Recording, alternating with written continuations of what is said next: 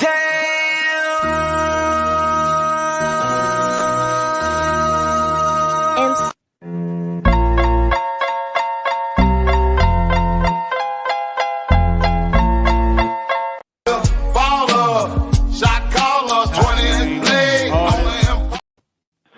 Yo, what is going on, everybody? Welcome to episode 131 of Miami Dolphins content. Your boy Bleezy and CT in the house every Monday at 8:30. Tonight's episode, we're always looking, but we're not hunting. Let's get it. For those of y'all watching on Twitch, Twitter, and all that other stuff, come on over to YouTube, smash that like button, subscribe if you haven't, hit that notification bell. Like I said, we're here every 8:30. We do impromptu shows throughout the week. We got it. We're pumping out that content. Happy Monday, every motherfucker. Damn, now Bleezy, I done stole Bleezy shit. But what's going on, Bleezy? How you doing, brother? Hey, now happy Monday, man. You know, hopefully everybody had a good weekend, holiday weekend. Happy Memorial Day, everybody. Hell yeah. You know, it's a holiday where we're trying to remember, you know, what happened with the people. You know, some people gave it all they had, man, and that's what today is all about. So yeah, that's cool. And you know, but there's still a little bit going on behind the scenes in the Miami Dolphins land, and we're gonna get into it tonight. So hell yeah, we'll start it off with the thumbnail quote. Mike McDaniel at his presser talked about how, when asked about improving the roster and cap flexibility and all kinds of stuff, he's essentially, you know, he called it like it is. He said, we're always looking for something to improve the team, but we're not hunting. So yeah. It kind of gives at least the fans a little bit of perspective. How much of that is coach speak and how much isn't, I don't know. But at the end of the day, it seems to me that the Dolphins aren't looking to go out here and pay a high price free agency guy. Right. For those wanting Justin Simmons and stuff like that, according to Mike McDaniel, you might want to not hold your breath. Yeah, you may want to hold off on that. I don't think that we're in the position to go out and drop a stack on a good player. Right, hit him with it, Bleezy. Hit him with it. We're not in a position to go out and drop a stack on a big player. And here's a couple of quotes, just so you don't think that we're just up here talking shit. Check it out. This is from the Phinsiders. Per the Phinsider, despite current needs, Dolphins may be wise to use money towards next year's bill, when considering they're already $11 million over the cap for 2025. See there?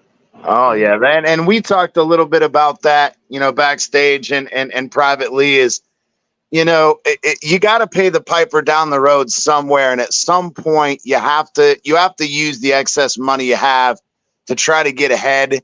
And the question is, you know, is that a possibility? And this further kind of proves the point of the Tua deal.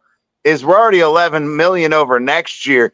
If we can re-sign to and extend to save some money this year, that's even more money we can roll over to next year to help with being over the cap next year. Granted, 11 million is not a lot, but we already know, you know, unless Tyreek's willing to rework his deal, he's not going to be back. What is going on? Cap for life at Memorial Day, motherfucker. Let's go.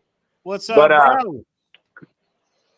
Yeah, man. But the thing is, you know, for those of them that are, you know, calling out for Justin Simmons, or thinking that, you know, we're going to pick up, you know, a center and a guard and this and that, like, that's not happening. So you guys can get over that. I mean, I really do think, in conjunction with the comment from Mike McDaniel a few weeks ago about them kind of that the fans are more worried about the offensive line than the team is.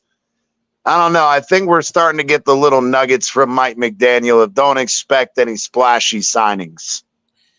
And so we also have this little nugget right there. What up, Cap?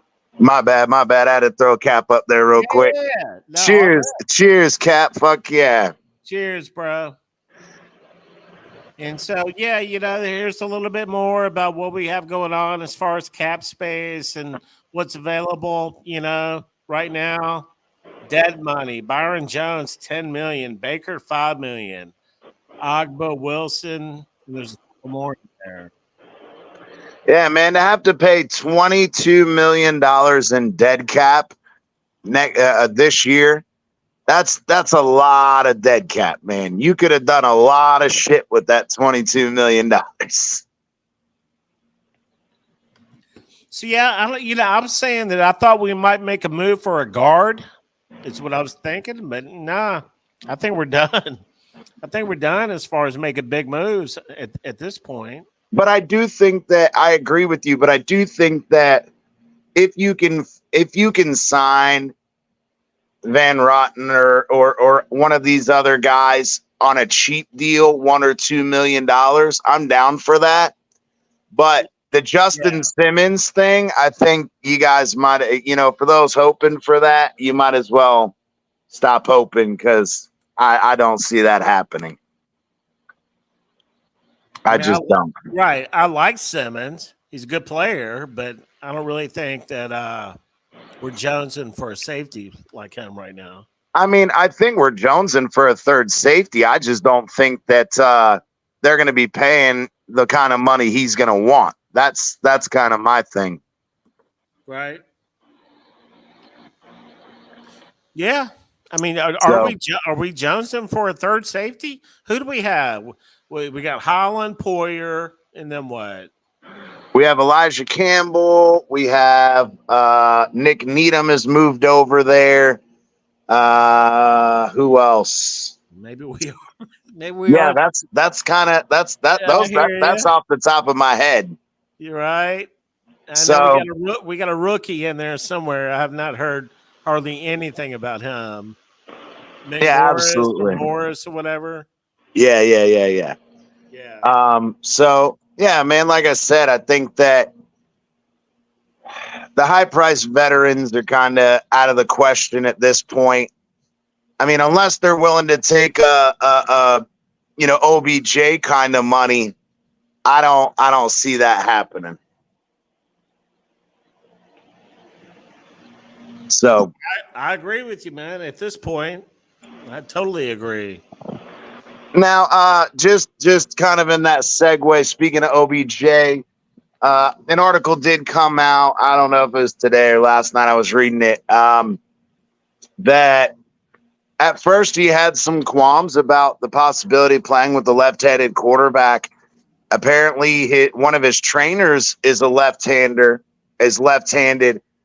and he felt like the spin on the ball and all that. We've been over this. People have talked about it.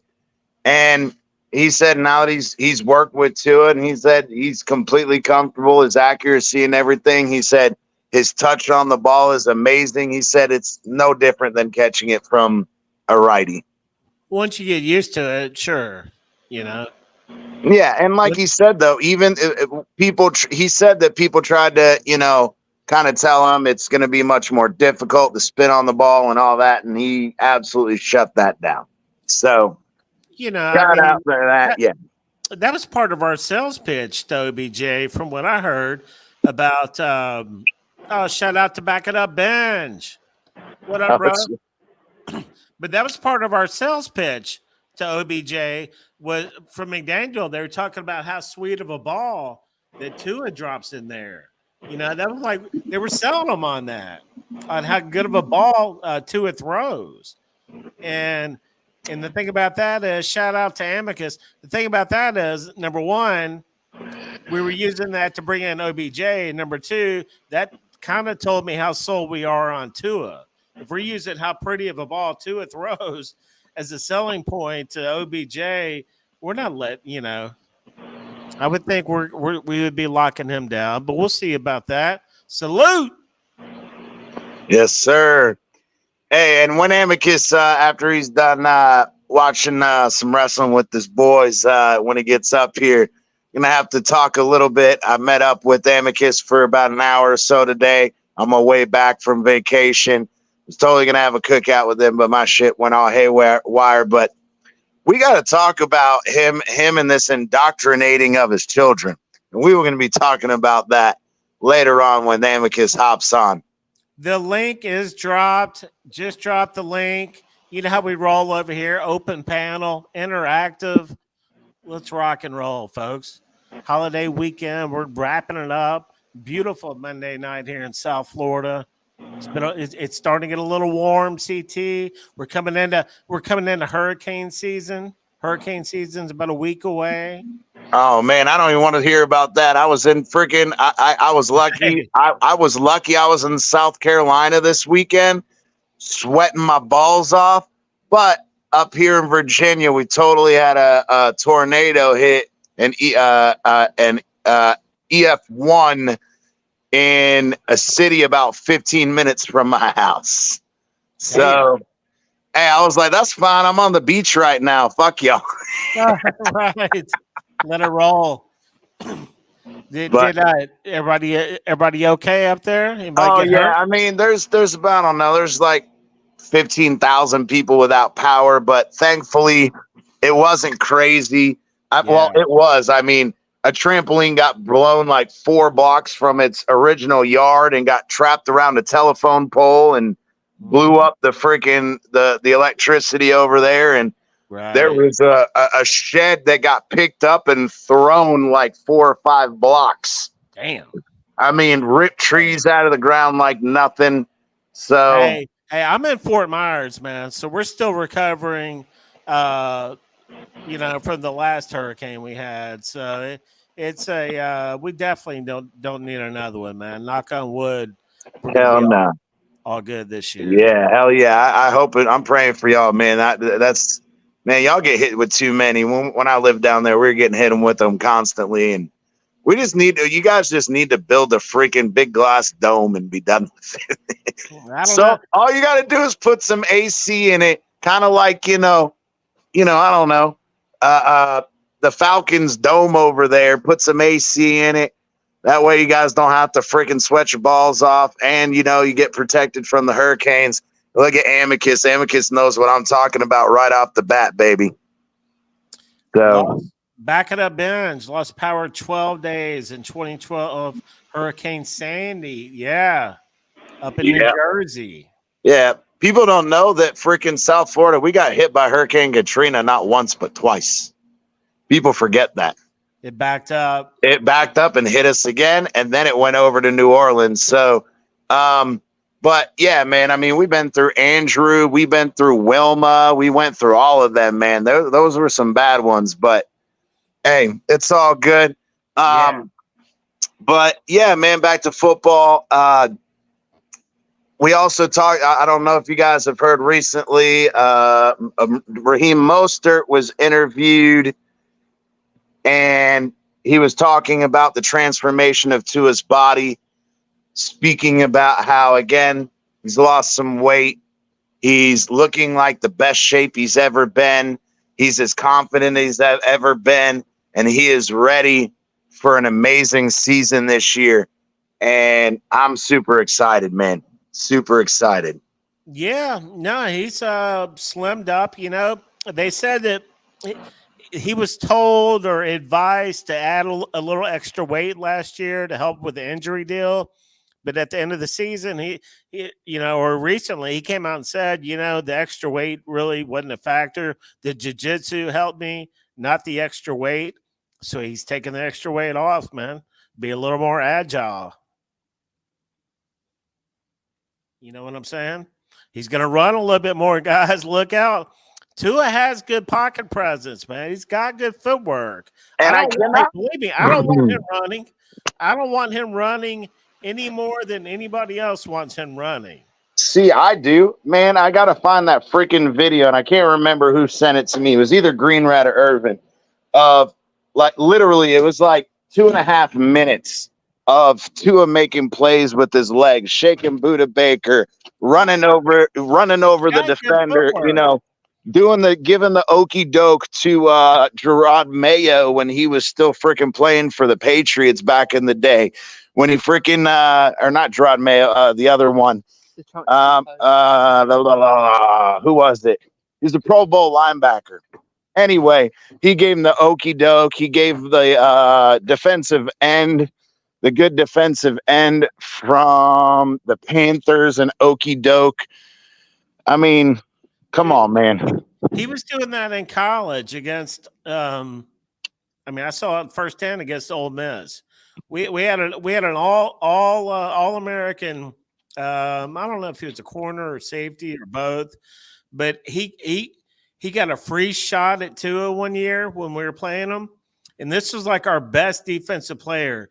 He had a free shot at Tua. This is in college at Ole Miss, and he had a free and Tua sidestepped him like he was a little bitch, man. Sidestepped him, man. Just fucking sidestepped him, then deep pass down the field. I was like, oh my God. I said that's our best player. He just did that too. You know. Cap, what up, bro? Hey guys, yes, I missed the Buda Baker Tua. I want to see that zigzagging. I'm not afraid to get head to head with somebody to get this first down in the fourth quarter. He's done it before. I've seen it. He just got to stop overthinking those crucial seconds when he holds onto the ball.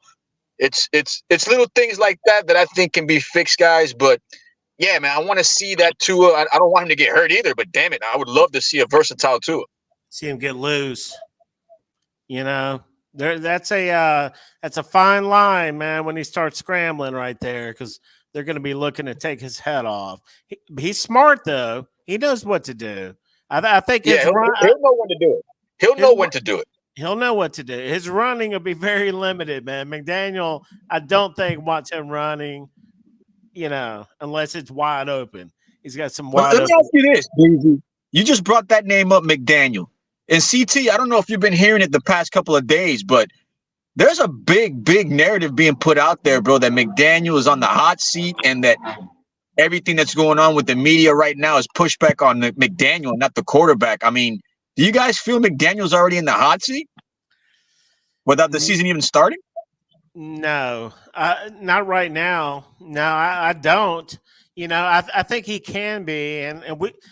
I've talked. I think it's a mistake, man, and it's kind of a problem because we're training the guy. We're the ones training him to be a head coach. He's learning on the job. He will be a head coach down the road, a good head coach down the road. That's why I would hate to fire him right now.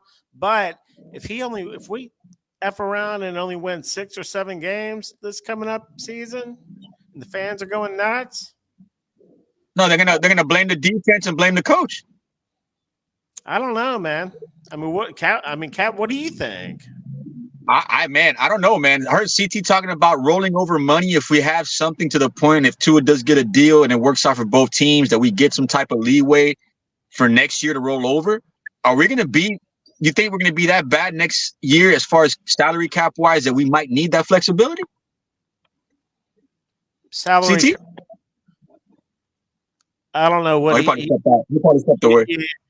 But the thing about that is, Cap, I don't think Greer is going to move off of McDaniel no matter what, almost at this point. I don't understand it, man. Like the big hoopla with Flores was he didn't communicate with the guys, and the big hoopla with Fangio was he couldn't communicate with the guys. So now you have a guy that can communicate with the players, and now you guys are quick to push him out the door. I'm not you guys per se, but man, yesterday I was hearing this. And it was baffling me, like the local media turning against McDaniel. I'm like, no, we're not hearing that down here, and I live here. So that narrative is a false narrative. Yeah, I think it is a false narrative. You know, especially in-house, man. I don't in-house. They're all in with McDaniel. I think the guy's a good coach. I think he's, like I'm saying, he's learning. He's young. He's getting experience through us. It's almost at this point, if we fire him, that'd be the worst thing we could do because we're the ones training them. You know, I mean, let's put it like this. You think we've been through public relations nightmares before? This would be a public relations nightmare. if that were to happen, us not tanking, but if the season were to end up being a tank fest, that would be a public relations nightmare, bro. It would be. It'd be crazy. Things would. Oh, come on! I'm gone in 1 minute. What in the hell is Cap talking? Freaking negative shit is Cap talking about? Cap Sanders talked out there about McDaniel being on the hot seat. Nah, I was just playing, Cap. I was just giving you some shit. Hey, no, but you were saying something about earlier. Like, are we gonna have some type of issue coming into next season with the salary cap moving forward with the numbers being projected? Like, are we gonna need that flexibility to roll over? Yes and no. The thing is we're already 11 million over the cap for next year. Now, does that mean you can't restructure guys and whatever at the end of next or beginning next off season? Yes. But the question is, and I've talked about this on numerous occasions, you can keep kicking the fucking can down the road, but at some point you have to pay the piper.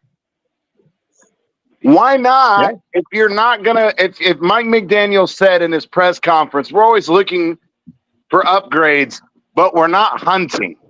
So that tells me, in conjunction with his comment a couple weeks ago about people outside the facility, fans and whatnot, are more concerned about the offensive line than we are.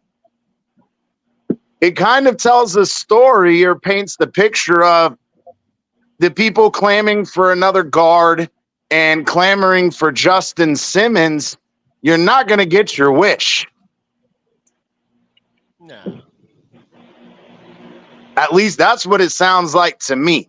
No, it sounds like we're trying to hang on to that money, or it sounds like we need to hang on to that money because there's not much of it. But here's the thing, though. See, this is where the conversation gets thick. In the fact that we've discussed it already. If you extend Tua this year, you're gonna get cap savings. So why wouldn't you re-sign Tua this year? You get that cap savings, and you can additionally roll that cap savings over as well. Why aren't we doing that? Well, that's the discussion to be had. Because we can't come to an agreement because we're too far apart with Tua and his agent price-wise, which is crazy. You know? I mean, maybe not. What else could be holding them back? That's like I've discussed. I think that there's two possibilities: is the Dolphins and Tua's agent were close. But then the Goff deal comes out, and now they're like, whoa. We're going to need a little bit more than that. But that doesn't necessarily mean that there's a huge divide, because just like we talked about with Drew Rosenhaus talking about with his clients, granted, he's not Tua's agent, but he said, look, if two sides are far apart, I would absolutely recommend that a player hold out. However, if players and the organization are close enough, but still off a little bit, I wouldn't recommend that they hold out, because all that's going to do is sour the team. And obviously we know Tua hasn't held out. Okay, well, that's what we're saying, though, because you just said if we had the deal done, it would free up money for us. So how come we're not getting the deal done? Why are we prolonging the shit? Well, that's the question: is are the Dolphins unwilling to pay the price he's asking based on? So say it again, Cap. What, Cap? I think it's the years. The years? Yeah, and that's kind of what I was getting at. Is it the 4-year thing that Tua and his agents have a problem with, or what? Like, there's so many possibilities. Maybe they want that extra year, and maybe the Dolphins are like, hey, we'll give you 3 with an extra option 4th if you do something this season. I really think it's the year. Could be. But the thing is, though, is Doc Brown was on here, and we had a long conversation with him, as well as others who are agents who've commented on it. And additionally, Drew Rosenhaus commented on it, saying that a 4-year deal actually works out better for Tua, because if they pay him, he gets the bag now. And if it's a 4-year with the third year out and Tua balls out, that means 2 years from now, the Dolphins have to come back to the negotiating table to try to get an extension done with Tua, and Tua can get a second bag in 2-3 years from now. I think that's a great idea. I think Doc nailed it with that one. Hell yeah. And then Drew Rosenhaus said like the same shit Doc did like a week later. Right. So it's like, you know, I don't know, man. I think it's complicated. I really do think that it has something to do with the golf thing and a little bit of the money thing, but I don't think that the money is so far apart that Tua didn't show up and participate for that matter. Like if they were like 20 million, 30 million guaranteed off, I guarantee you Tua would have held out. But if it's only 5-6 million a year that they're really worried about, then I mean, Tua's like, I'm not going to hold out, but I'm still going to show you, hey, I have the ability to hold out, but I'm not going to. But the thing about they're saying that they won't let him, even if he wanted to, they won't let him hold out. They can't. Really? They can't force him to come. They can fine him, but they can't go and kidnap him and make him go to practice. Yeah, but I think his dad and his family have that family moral of, you know, they hold their word. You know what I mean? Like I don't think they're going to hold out. I think they're going to honor their contract. Yeah. No, and I agree with that part, but I'm saying like off-season wise, I'm not talking about he's not going to sit in the regular season. It's like, you know, kind of like the Seiler and Christian Wilkins hold out last year. I think he might hold in, but I don't. It's almost exactly like Wilkins last year. But the thing is, though, Tua did participate in team activities, though, in OTAs when he was there. So he didn't hold in either. He actually fully participated. But that's to your point, though, man. I think it's to your point of the inconsistency. Like, if you're going to be at OTAs. Just don't go flying here and flying there. That's first off, it's not, you know, building up cohesion. And second, it's a liability if, God forbid, something happens on those flights. Like, yeah, but I think you can't argue with the fact, though, and this is where I think people get it out of context, is the dude went to a fucking charity event for his former head coach. It's not like he went to a freaking P. Diddy party. You know what I mean? Like, the dude went to a charity event, and people are trying to hold his ass to a fire over a fucking charity golf tournament. It's not more the charity event. It's more of the charity event than who he's going to go see that's holding the charity event. You know what I mean? That guy left us high and dry and lied to our face in the process to go coach his college alma mater. Yeah, and I understand that perspective, the hate and the vitriol for Nick Saban. I think the golf is just semantics. I think it's more the Nick Saban aspect. And I think, well, then that's fine. If people want to get upset about, oh, you're supporting Nick Saban and he's a piece of shit, then that's fine. I get that. But the thing is that wasn't the narrative. The narrative was he went to that tournament or whatever because he was trying to send a message to the Dolphins. I don't agree with that. What tournament are you talking about? When we played the Ravens a few years ago? No, the golf. There was a charity golf tournament or golf fucking whatever. It's not called a tournament. It's like they played 3 rounds or 2 rounds or some shit of golf. There was a guy that was on the Bet US podcast with TD and the guys. It was either Bet US or it was the AFC East Roundtable. It's usually a guy that comes on there named Glenn, and he was talking about that he's been to that event before, and that event is not solely based on charity, but he thinks that maybe those guys got paid as well. Well, I mean, I don't know if I want to go into that semantics, but it was something that Nick Saban held and hosted, and it was, you know, clamored as a charity event, which again, we all know too, and how big of a heart he has. The dude does all kinds of charity work.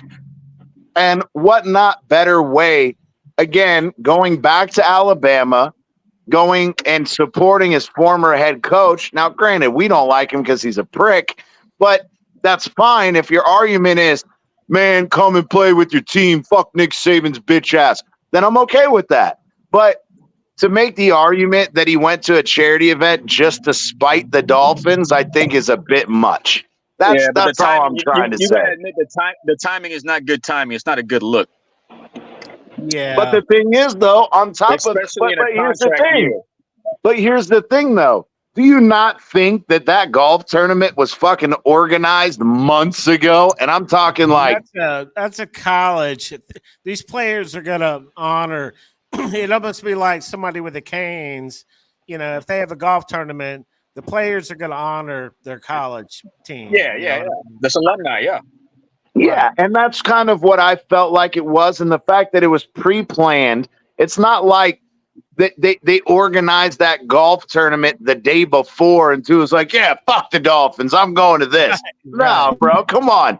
That thing is probably in place 6 to 8 months ago. Well, yeah, sure it was. Hell yeah. So, I mean, yes, and I agree with you, Cap. The timing, given the golf contract not the and best. all of that, I think the timing was bad in that aspect. But again, I think that people go to such disdain for Tua that they want to try to make something that something isn't. That's all. I agree with that. I agree, bro. Like, trust me, I don't want to be talking about this, but I wouldn't be talking about this if the media didn't get involved either. It's just it's a double-edged sword too, because it's not just the fans; it's the media pumping that out too. Yeah, but you got to remember though, that's the media's job, is to create clicks. They're going to come up with anything that could cause freaking pandemonium. That one report from CBS, as far as them being far apart, I mean, that right there has stirred up everything. Yeah, and that's the thing though, is they can say that they were far apart. What's going on, Spidey? Happy Memorial Day, brother. We'll get to you in 1 second. What's up, CT? What's up, CT? What's all the capping going on today? Hey, we'll get to you in 1 second. Let me finish this thought, and then you can hop on in. But my thing was about that, though, is you're good, bro. like Drew Rosenhaus said, though. Happy Memorial Day, fellas. Yeah, yes, sir. Did, bro. But like Drew Rosenhaus said, though, if he was my client and they're far apart, I would suggest that you hold out. Why? Because of the injury concern and whatnot. But if you're not too far apart, say it's a few million here or there, he goes, I'm not going to recommend you hold out or hold in, because all that's going to do is sour the negotiations, because it's going to leave a bitter taste in the Dolphins' mouth. So for me, and I hate to say this, I'm not knocking whoever wrote the article, but I'm taking the word over Drew Rosenhaus as established freaking NFL agent over some random fucking guy reporting on a newspaper.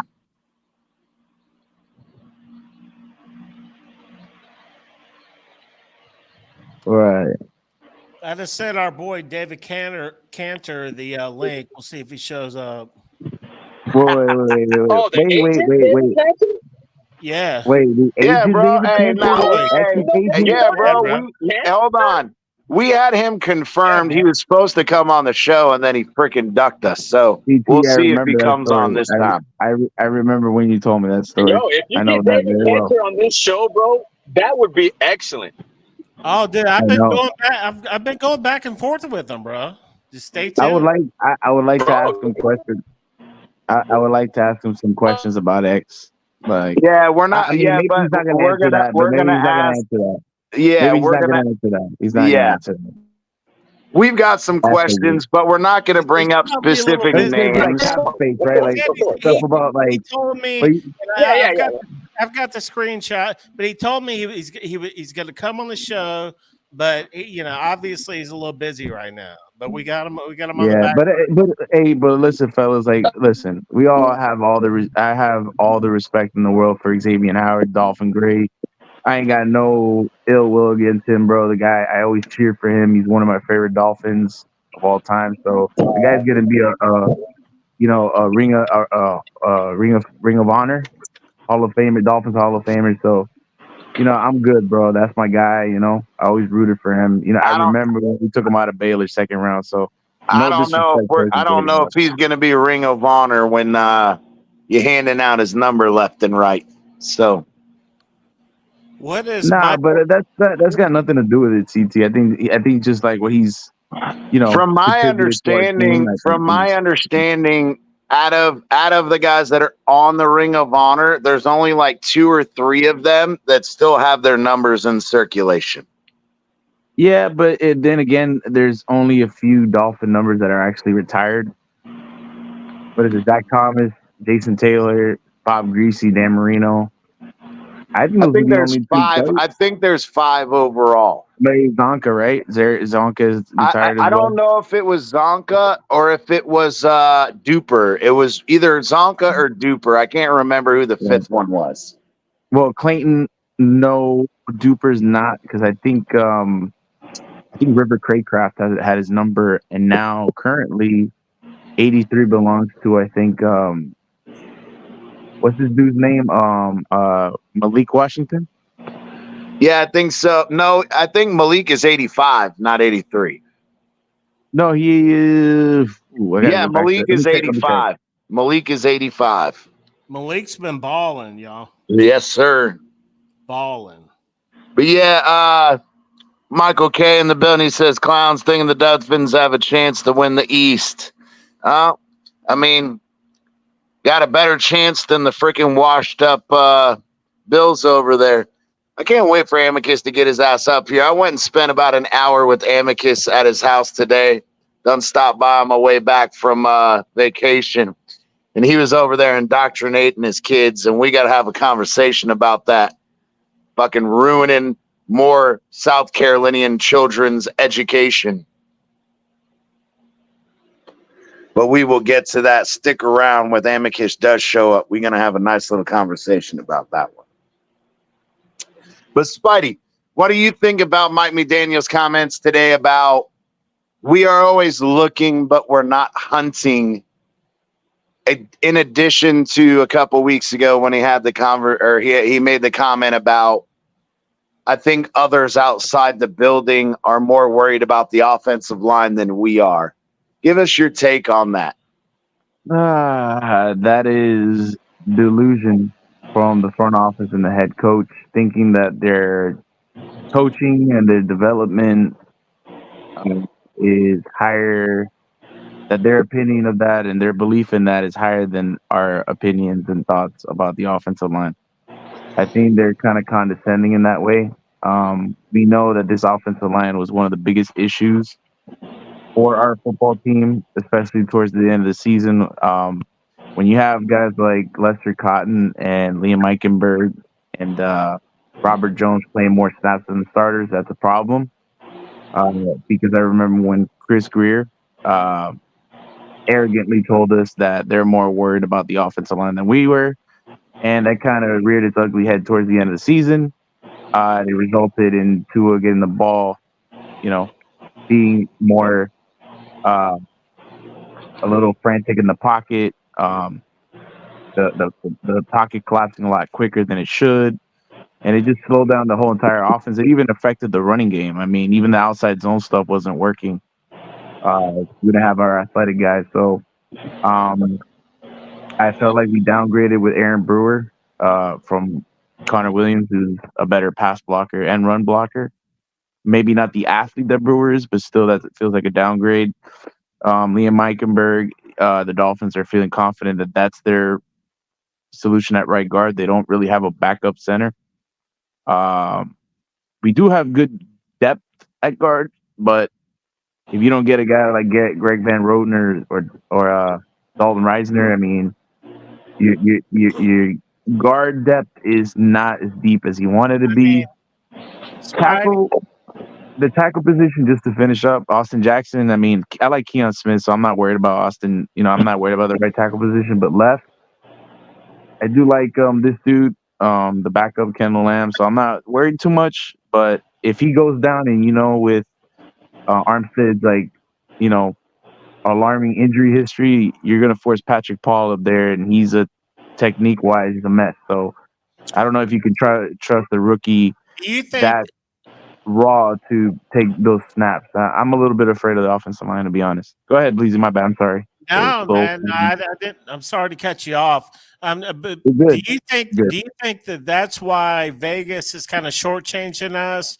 Because, like, look at this right here. They've got us. Or no, that's actually not even the most recent. I thought it was. Anyway, we're behind the Jets. The Jets are What? favored. Yeah, bro.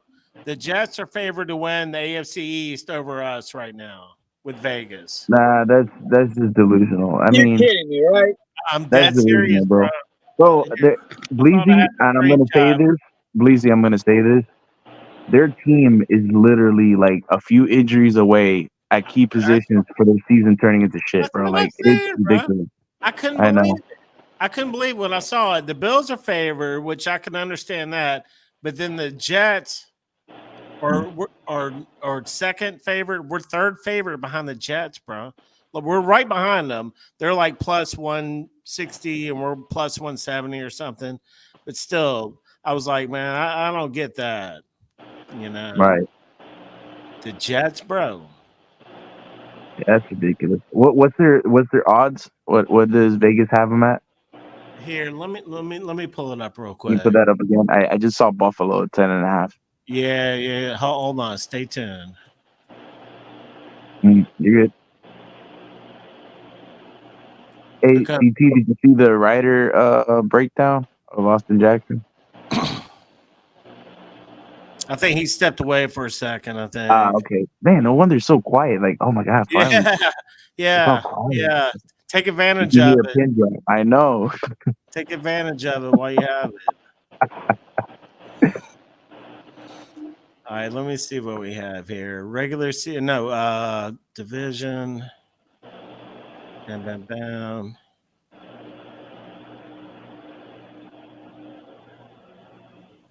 That was your how good you guys weekend.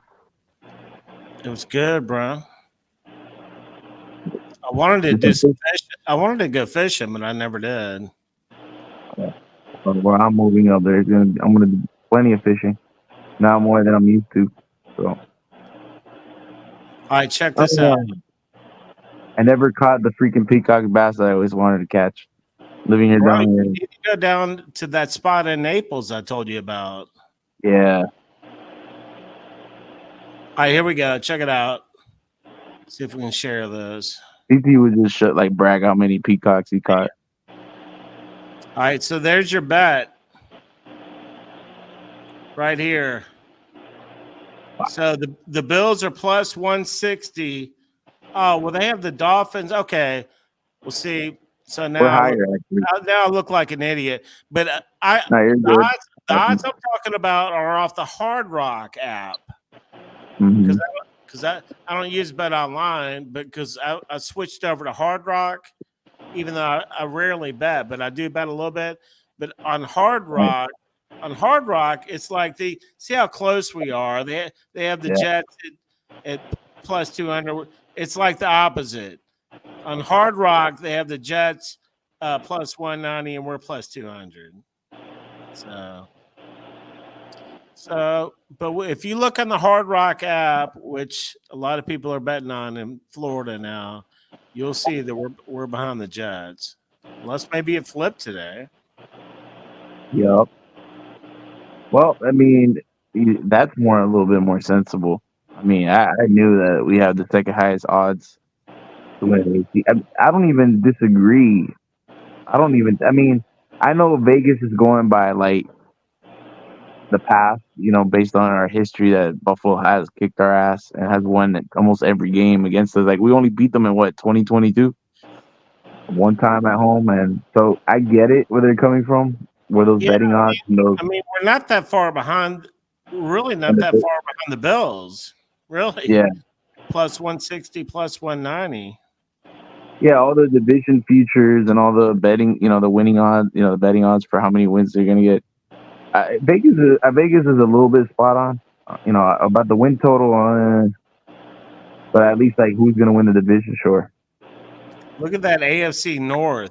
You got the Ravens, Cincy, Cleveland, Pitt. They're saying Cleveland's gonna be garbage. Look at that. You know what? I think they are. You think they are? You think that's Yeah. legit? Yeah, I think the bets are legit. I think the Browns are gonna win. I think the Bengals might bounce back, but who's winning the AFC South? Oh, the Houston They've got Texans. the Houston, they've got the Oh, they Texans, won't last. Mm-hmm. pretty big favorite, and then Jacksonville, Indy. Jacksonville's second. That's ridiculous. They got Tennessee way back. Yeah, I don't agree with that. That's don't the either. only part I don't agree with. Everything else is pretty spot on. On DraftKings, they got the Bills plus 170, the Jets plus 190, the Dolphins plus 200. See, Yeah, that's that's what we were ridiculous. just saying. That's They ridiculous. flip flopped. It's not. I mean, it's Yeah, so. Dolphins have been 11-4 against the Jets. I mean, that's ridiculous odds. I don't know how they have the I don't Jets. care how good Aaron Rodgers is. He's fucking past his prime. Damn, look at the Raiders, man. They got. Well, I guess they're not going to beat the Chiefs. I guess. What up, Michael K? What's good, man? What's up, Spidey? Long time no see. What up, Mikey? What's up, bro? I just watching the Oilers kick the shit out of the Stars. Yeah, Oh, my Panthers lost a heartbreaker last night to the Rangers. Hey, Spidey, be prepared that the Rangers win in 5, buddy. Yeah, it's starting to look like it, bro. Yeah, Down Bills 2 are games over to 1. 10.5. Dolphins are 9.5. Yeah. It's the Jets. What are the Jets? 9.5. Same as the Dolphins. Same thing? Yeah. See, but the thing is, though, is the fact that Michael K. What's up? Hey, Welcome all back, honesty, TT. brother. When it comes to Vegas, Vegas can freaking give all the odds in the world, but all it is odds. Doesn't match reality. No, you're right. But when's the last time Vegas lost? Yeah, they're normally pretty close. Yeah, but the thing is, though, yeah. no, I wouldn't say they're close. The thing is there's such a plethora of amount of games that Yeah. proportionally speaking, they're always going to end up winning. Does that mean that because again, we hear so many, this week Las Vegas lost quite a bit, but the next week they'll fucking gain it right back. And then the next week they'll lose some. And then the next next week they'll win big. You know, it's look at it. Almost every team has got like a 9-point or a 9-game over under, 9 or 10 game, and so we all know that's not going to happen. exactly, and that's the way they play the numbers. That's all. Right. Commanders have a 6. Cardinals have a 6. Yeah, so the obvious teams we know are shit fucking teams. Hey, I'll take the over on the Commanders. I'll take the over on the 6? Yeah. There's one. Oh, the Panthers are 5.5. Yeah, I'll take the under. Oh shit! Oh man. Am I still there? Yeah, you're still here. We can hear you. Hold on, my phone rang. I gotta back out and come back. All righty. Hey, bro. But no, it's so early. There's still moves to be made. Who knows? If we're going to pick anybody up, we're starting to look like we're probably not. And that's And my bad, because I had to hop out with an emergency. We've got a pretty big roster as it is that we have to cut down. For us to make a big addition. But if we do, we do. And I just don't see that happening, though, Spidey. What's going on, brother? But no, I was trying to say to you, Spidey, when you were, hey, cheers, motherfucker. He's got his coke, but cheers. Salute, boys. Cheers. Yes, sir. Cheers, brother. Memorial Day style. Cheers, baby. Hell yeah. Let's fucking go. To those hey, but Spidey, you missed it. I went and saw Amicus today. I was chilling with Amicus for a little while on my way back from vacation. You got to stick around for later when he hops on so we can talk about him freaking brainwashing his children and what was on the TV when I walked in. We're going to have a whole conversation about that. South Carolina's education system was already crap. But anyway, to comment when you came in, I really Don't tell me Yes, it's Bills propaganda. sir. Let's go, MC. Yes, Let's get this. sir. But Go, now, baby. so what I was trying to say, Spidey, the reason I ask you that question is the way that it sounds to me from Mike McDaniel is it sounds like to me he has no intent of signing Justin Simmons and or a guard. And you know, as much as that might infuriate Dolphins fans, that's kind of what the language sounds like to me. And on top of that, we talked about how, we're going to be 11 million over the cap next year. Yeah, they can go and roll over that money. But the thing is if Greer is concerned about the cap in the future, which we all know you can keep kicking the can down the road, but you got to pay the piper at some point. Yep. Is this the year that Greer's like, all right, well, let's try to roll it over and get in the positive. Let's get in the black instead of the red. Well, if that's the case, then why aren't you pushing harder to get this Tua deal done, knowing that saves you cap space this year, which is additional cap space you can roll over? What wouldn't a question, CT? Wouldn't Waddle's contract do that same thing as well? Wouldn't that create extra cap space? Yes, meaning that if you did an extension on top, because remember though, the 5th-year option once activated, you're still responsible for that money. But if you extend them and you sign them, give them a signing bonus, roster bonus, it can be spread out. Right. Whereas the 5th-year option money cannot be spread out. It's a 1 year. This is just like Tua. It's a fixed salary. Fully guaranteed. Yeah. This is the amount. This is your cap. Now, if you extend them, you can spread that money out.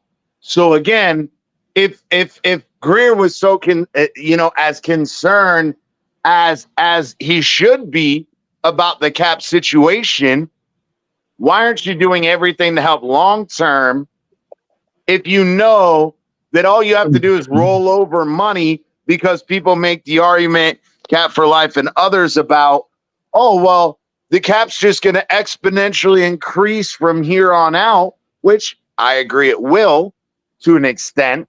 But if that's the case, wouldn't you want to try to roll over money this year into next year with a to an extension, as well as, because again, right now, we're only 1.8 or 1. Again, everybody gives different numbers, but it's between 1.8 and 1.2 million dollars right now. Once we get that 17.6 million or 8 million, something in there for Howard's release, you got to spend 5 or 6 million of that to sign your rookies. Right. Right. Then you only got like 12 or 13 million dollars left. Unless the Justin Simmons or Van Rotten or whatever are willing to take OBJ money, $2.5-3 million contracts, I don't really see how you're going to be able to afford that. You know what I mean? So if that's the case, why not extend Tua?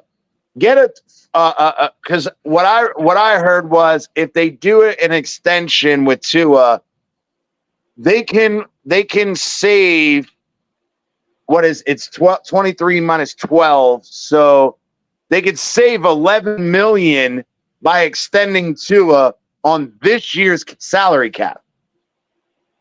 Bro, right, that would they can double. roll that out. They can roll that. They can roll that into next year. Whatever $10 to $12 million that they save with Tua's extension, they can roll that into next year. And already you're already itself lowering over the cap salary.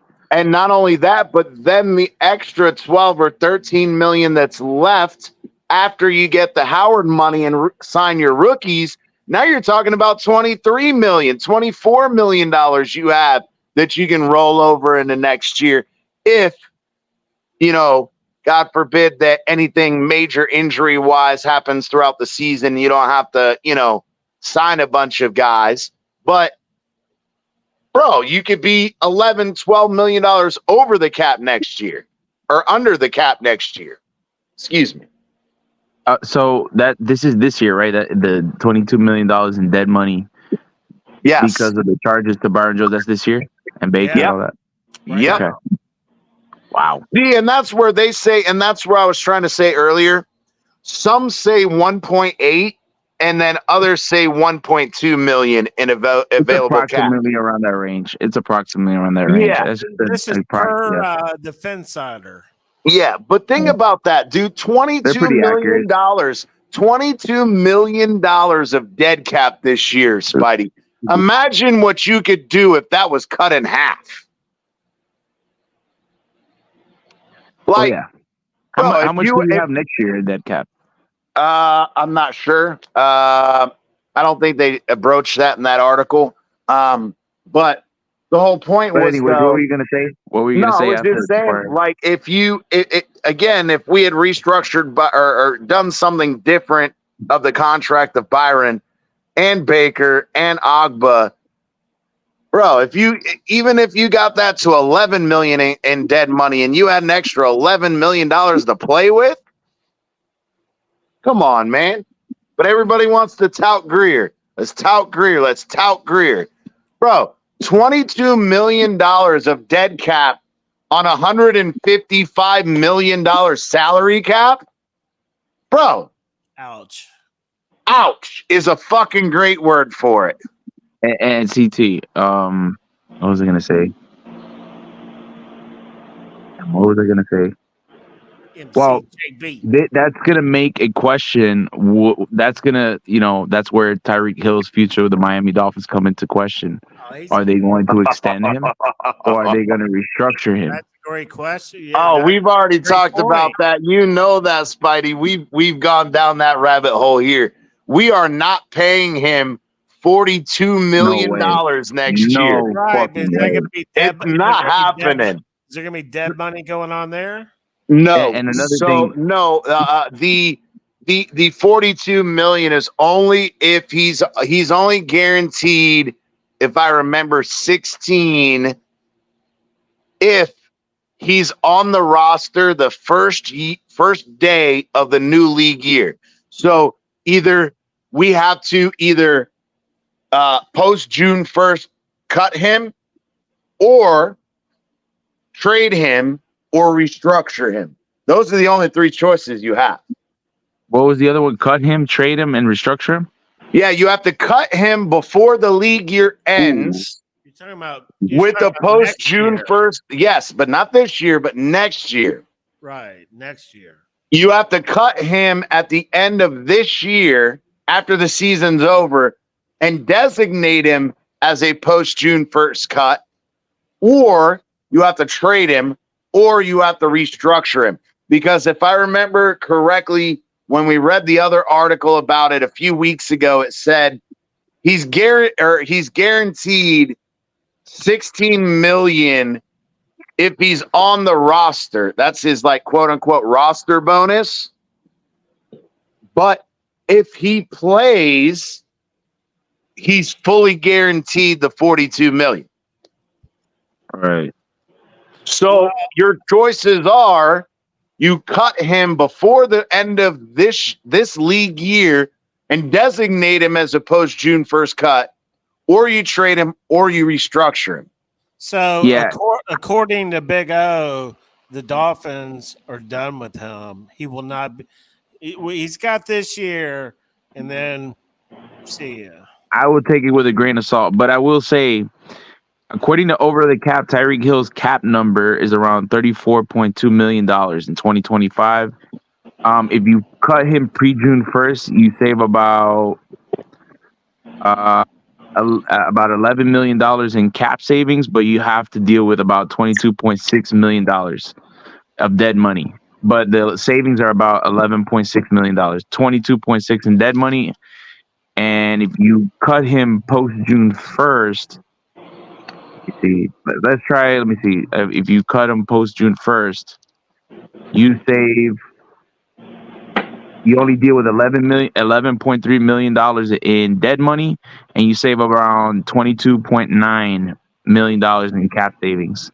And then Okay, for so next year, it's only 11, not 16. So So yeah, what's that? whatever. I mean, still, it's 11, 16 is 5 million off, but and real quick, just to 2026, right?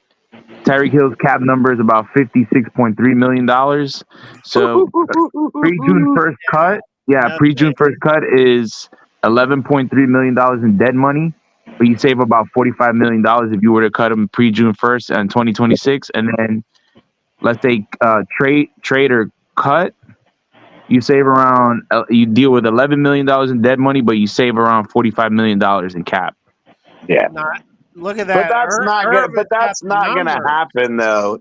He's not No, even just gonna saying. No, make it past I'm just this year. saying. I'm just saying. I'm just saying. No, Yeah. so Spidey. So based on what you just said, what would be the Dolphins' best move with him? Do you think? I mean, it depends on how productive he really is, and if he's not continuing to be a headache for the Dolphins, I could possibly see a restructure, or maybe use that money that he's owed, and maybe it create a new contract and use that money to split the difference, right? Just divide it.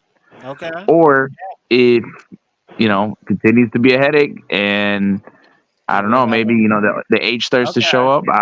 It would be All right. wise for Miami to move off of him. So you're See, saying it could go either way at this point. Yeah, I don't know. I don't think that's gonna happen because based off of that, you've only got it was 11 million in dead cap, not 16. 11 million of dead cap each of the next Right. 2 years, right? So Yeah, that's $22 million. So if you tell him, look, we'll give you a 3-year extension, okay? We'll give you $22 million, signing bonus, right? So you're getting the same amount of guaranteed money you were going to get anyway, and then put in, a non-guaranteed salary money of, say, an additional 20, 25 split between those 2 seasons. So he would end up getting $45 million to play 2 years and have that 3rd year out where there would be no guaranteed money. And you say, I'll pay you 40 a year, knowing he's never going to see that. That's what I would do as far as an extension. But the thing is if you can extend him or like you said, he becomes a headache or he still has, off the field issues or he continues to have drop or injury issues, then if you throw Tyreek in the mix, especially if we're talking about next year, I'm not even talking about this year. Think how many people we have to pay next year. Please, and it's not even that. You could even trade him, right? Let's say he's a head case but still productive, you could trade him and maybe get some valuable picks for it. And that's where I Kind of was like what trying to Buffalo say, did with though. Stephon Diggs, But you weren't, but you weren't letting me. But you didn't let me finish. Hey, what's up, Cal? Oh, my bad. Go ahead, CT. Did I cut you? I but didn't even know that's I where I cut was you trying off. to finish, though. No, you're fine. I was saying, but I don't see that happening. I really don't see an extension. I really see it as, unless you can get him for a great deal with an extension, if not, trade him. Because then that dead cap money is now transferred to the next team because they take on his current contract. Even if they can negotiate a new contract, they're still responsible for the guaranteed money, meaning there'd be 0 dead cap hit for the Dolphins. And if you can say get a la Diggs, which I think Tyreek would get more trade value than Diggs did, say you get a 1st rounder and a 3rd rounder. Yeah, that feels good. And you get to save all that money? Oh, yeah. I like that. I'm down. Me too. I mean, that's what's going to have to be done, bro. What do you think, Cap? What's going on with Tyreek? Where do you see this going? You should hear Cap for Life in the morning on Twitter Spaces. He's hyper. Go I ahead, mean, Cap. hey, but we almost had like 100 people in that room, man. It was fire. Hey, I know. I think for the most part, I think he's been sending out like subliminal messages saying that maybe this might be the last run. So it might be possible. You never know. I think it is. I do Yeah. too. I really, the only way that I could foresee an extension happening is Tyreek. If when we win the Super Bowl this year, Tyreek saying, "Let's keep this shit going. Give me an extension. I'll take less money. Let's fucking keep it going." That's the Right. only way I really see the You really extension think? situation working out. You really Right. think Tyreek's? Wow, really? A Super Bowl win? Wow. Tyreek's he'll be more than happy to go This- somewhere else and get that I'm t- shine. I'm saying it, bro. If and when we win the Super Bowl, I think that he'll be a little bit more willing to extend, knowing, like you said, he's only got $22 million left guaranteed on his contract, which is what dead cap is fully Right. guaranteed money. If you go up to him, you win a Super Bowl, hey, let's sign a 3-year extension. We'll give you a $22 million signing bonus. We can spread that over 3 years, right? I mean, And then we'll give you on average between 20 and 25 million a year each year. That's not guaranteed, but you already got your guaranteed money up front. And as long as you keep productive, we'll keep paying you. again, it's going to come down to what the market dictates, and he's going to want to break the bank, and I don't blame him. No, he's not. Every player is going to be looking to break the bank as much as they possibly can. Yeah. But and I don't blame him.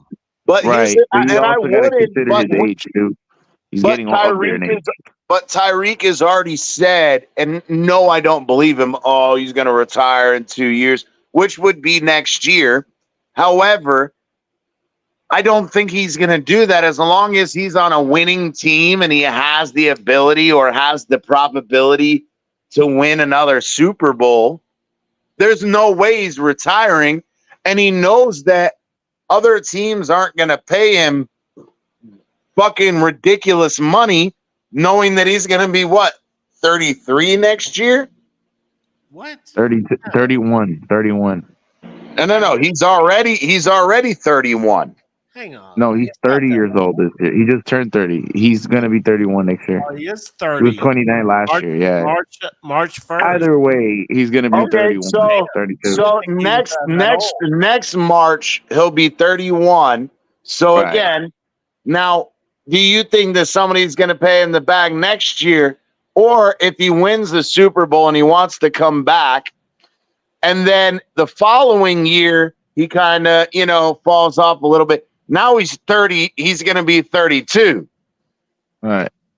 The following March. So I don't know, man. I don't know. He's going to try to get one more big bag. You got to start beginning the process after next year. You got to start beginning the process of phasing out Tyreek's contract and start to get into Waddle's contract. He's the one that's soon going to be destined to pick up Tyreek's role. You know what I mean? Yeah. But that's where I like the pick of Washington, because it's almost like right. Washington is supposed to be Waddle's replacement, and then have Waddle take Tyreek's spot. But it you know what's a great thing, CT? That Malik Washington was basically Virginia's offense, right? He caught 60% of the target like he had 60% of the target shares, like the volume. Yeah. He had over 1,400 yards of offense. I mean, he had over 100 receptions, a bunch of touchdowns. Like, the guy, he was a playmaker for that offense. He ran everything, all types of routes, outside, inside. They motioned him. I mean, they did everything with him, and he's not afraid to be a vertical threat, catch out footballs outside the numbers. catch footballs in the intermediate areas of the field in traffic. Like he could be a number one wide receiver. I know because of his height and his catch radius, they have him, locked into the slot. But I think he's a playmaker, bro. I think with his route running ability and his short area quickness, his hands, I mean, his run after catch ability, all that stuff collectively, he can be a star in this league. And he runs a 4.47, so he's not necessarily slow. You know what I mean? Like he's got all the tools, bro. Good release package, route running, hands, short area burst of quickness, yak ability. He can jump for the football, catch balls in traffic, high point, body control, all that shit that you want in a receiver to be that number 2 role in Waddle. And Waddle picks up. And you saw Waddle the way he he executed Tyreek's role, right? The motioning, all the routes that Tyreek is supposed to run. Waddle had 142 yards and 1 touchdown, burning Sauce and burning fucking DJ Reed. So he'll be fine, bro. I think our offense is going to be fine without. And now we have in the backfield, we got Worthy, Jalen Wright, and Devon Achane. We're going to be fine, bro. I think our offense is going to be fine with Tua at the helm. So I'm not worried, bro, if we got to move off of Tyreek and shit. I mean, I think I am until you have a solidified guy. But Cap for Life, let us know, how do you feel about this Tyreek situation? I mean, if we know that he's going to be here maybe max 2 seasons, aren't we supposed to be prepared for him, like, life after Tyreek anyway? Like, who's our next guy? Like, are we going to really focus on Waddle? Like, what are we doing?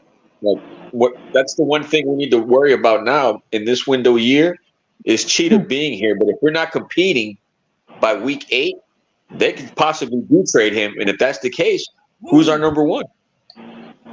Waddle.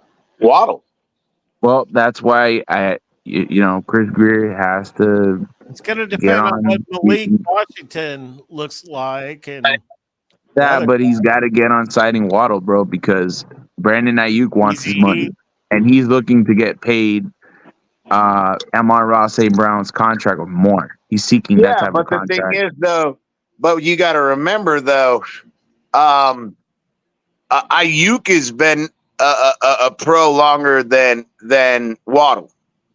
A year longer, just a year longer. Yeah, but that year is the difference. Right. Yeah. You're getting a fucking guy a year younger. What? Again, Waddle's going to be what? 25, 24, 25? 26. He's already 26. He's 26 now? Damn, he was old when he's 40. He's only 25. Yeah, he was 23 when he got drafted. He's 20. He just said 25. 25. Yeah, he's turning 26 this year. Okay, but still, even in that, so you got a 25-year-old guy versus who's going to turn 26 versus a 26-year-old guy who's going to turn 27. Jalen Waddell. That makes a big fucking difference, dude. Waddell. Yeah. Waddle is his stage name, baby. November Waddell, 25th. Yeah. Hey, Cap, you never knew that, Cap? He's born November 25th. You never knew that Jalen Waddle's last name was Waddell? Whoa. What did you say? His birthday's... Yeah, his last name is Waddell. Jalen Waddell. Everybody knew. They would yell from the box like, Jalen Waddle, and we would say, Waddell! Waddle is his stage name.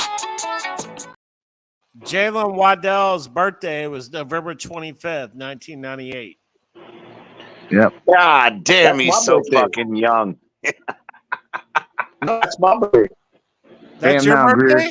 Those are his sisters, right? Yeah. That's your not the same year, but the same day. Same day?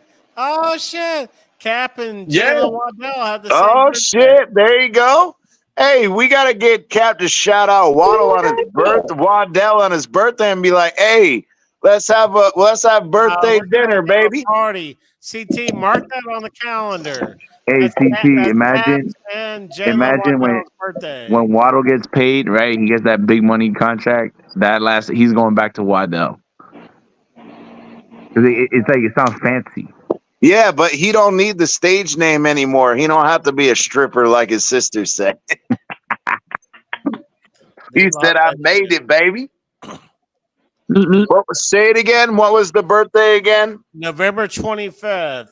All right, I got He you. is I'll put it on young. my Google Calendar right now. He's gonna be 25 for most of the season. He's young, bro. He's young. We're good. We're good with Waddle, bro. You know, Waddle. I love Waddle. The only thing that scares me about him is how beat up is he? You know, he's Waddle's a good name for him because he's always waddling around. He's always limping around. He was doing that in college, man. It's called the pimp walk. Stop it, bro. Right? If you ever watch that, let me tell you something. He always had that limp going back to fucking. Hold on. He always had that limp going back to college. Missouri, you Missouri motherfuckers got to watch Cat Williams every once in a while and learn what a pimp step is, brother. Yeah, I was about to say, bro. I think it's a Sagittarius thing, bro. It's a Sagittarius thing because I have a pimp limp too. How you do it? You like DJ Hey, it Laz, must be. It must be that day. Hey, it must be that day of the year y'all are born on. Apparently, those born on November 5th got pimp limps. Is that what it is? Was it November 25th or November 5th, Bleezy? 25th. Oh, sorry, my bad. November 25th is. I got confused. You know my what? bad. National Pimp Limp Day. Let's get it. Hashtag November 25, Pimp Limp Day. No, I mean, I'm joking he just became, around. Waddle right now, bro. Bro, watching Waddle at Alabama was so fucking fun, bro. I loved watching fucking Waddle State, bro. Yeah, bro. Yeah, Tua used to depend on him a lot on third down. Yeah. Hey, I'm gonna get depend on him on third down. We all got to chip in and get fucking Cap a Waddle jersey for his birthday. Hey, Cap, that's my guy too, bro. That's my guy. Well, I'm super jealous. You know, I'm a Waddle near. You know what I mean? Instead of like a Tua near, Waddle near. Same birthday. You got to find something better. The Waddle near doesn't fucking sound right. The Waddle. I don't know. Waddle. I'm down with Waddle. The Waddle near, baby. The Waddle near. So we play always like on the 24th, right? I always like the players we draft. Hell yeah. We play New England on the 24th, right? What day? Hold on, let me Google it because I don't remember the days. I know the weeks, but I don't know which day it is. Hold on. He's getting old, so he's forgetting shit. You know what? Fuck you, bitch. You'll get there one day too, asshole. You're gonna get there one day too. And when you got CRS, I'ma fucking let you have it. So it is October 6th. We play them October 6th, and we play them November 24th. Yeah. The day before y'all's birthday. That's what's up, bro. Oh, damn. That should be a Waddell dub, baby. Yep. Shout out to Jalen. All I gotta ask is CBS Sports, please do not show Ross doing the Waddle. That shit is terrible. Yeah, bro. I'm worried about him breaking a fucking hip, bro. I know, bro. That shit's terrible, dude. Ross does a good Waddle. No, he does not. Stop it. Stop it. Please stop terrible, it. Bro. He's so he's so old that he doesn't do the hip waddle. All he does is slide his shoulders in and out with his hands. There's no lower body. He looks like he looks like a fucking Egyptian from Michael Jackson's video.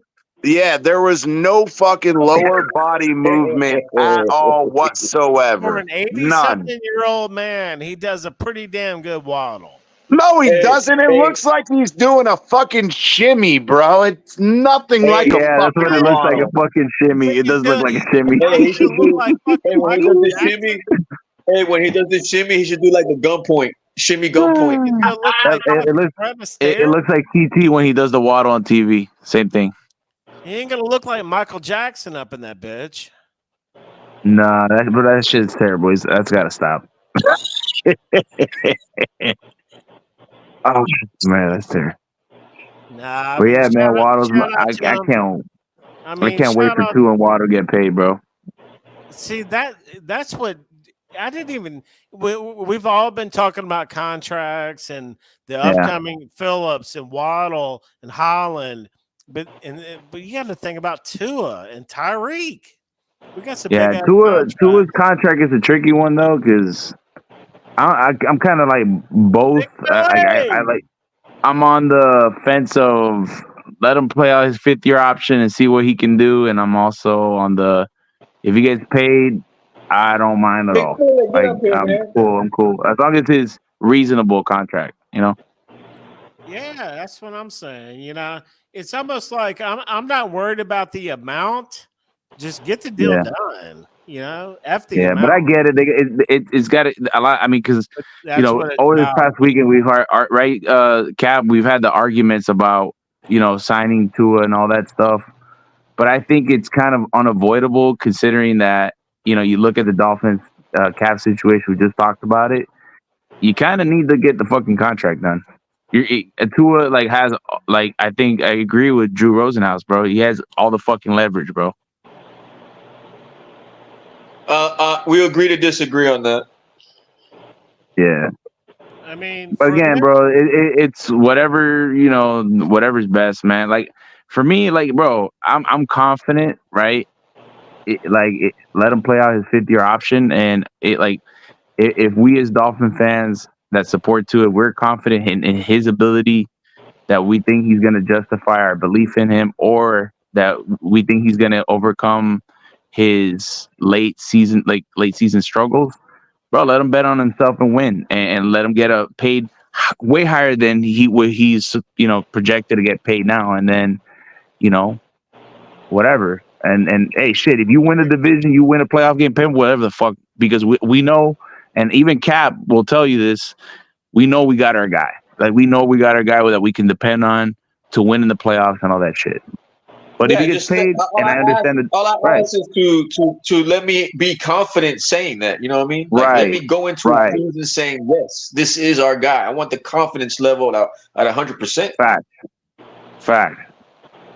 What's up, Amicus? The final boss is here. What's up, guys? What's up?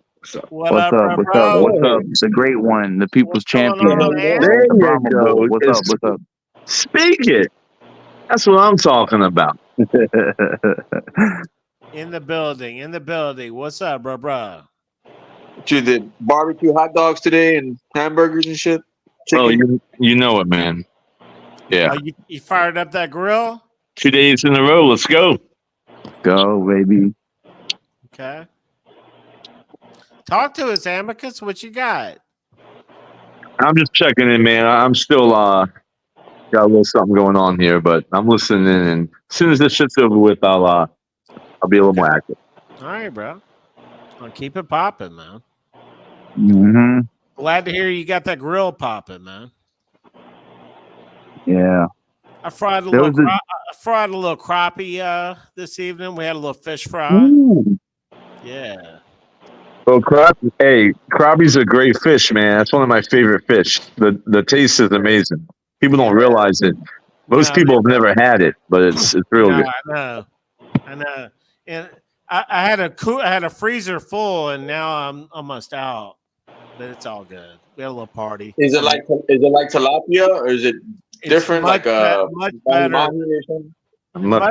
Much better than tilapia. It's I don't even know how to describe it, but a lot better than tilapia, man. It's a you got to target them to catch them. You got to use the right kind of. It's a game fish. Yeah.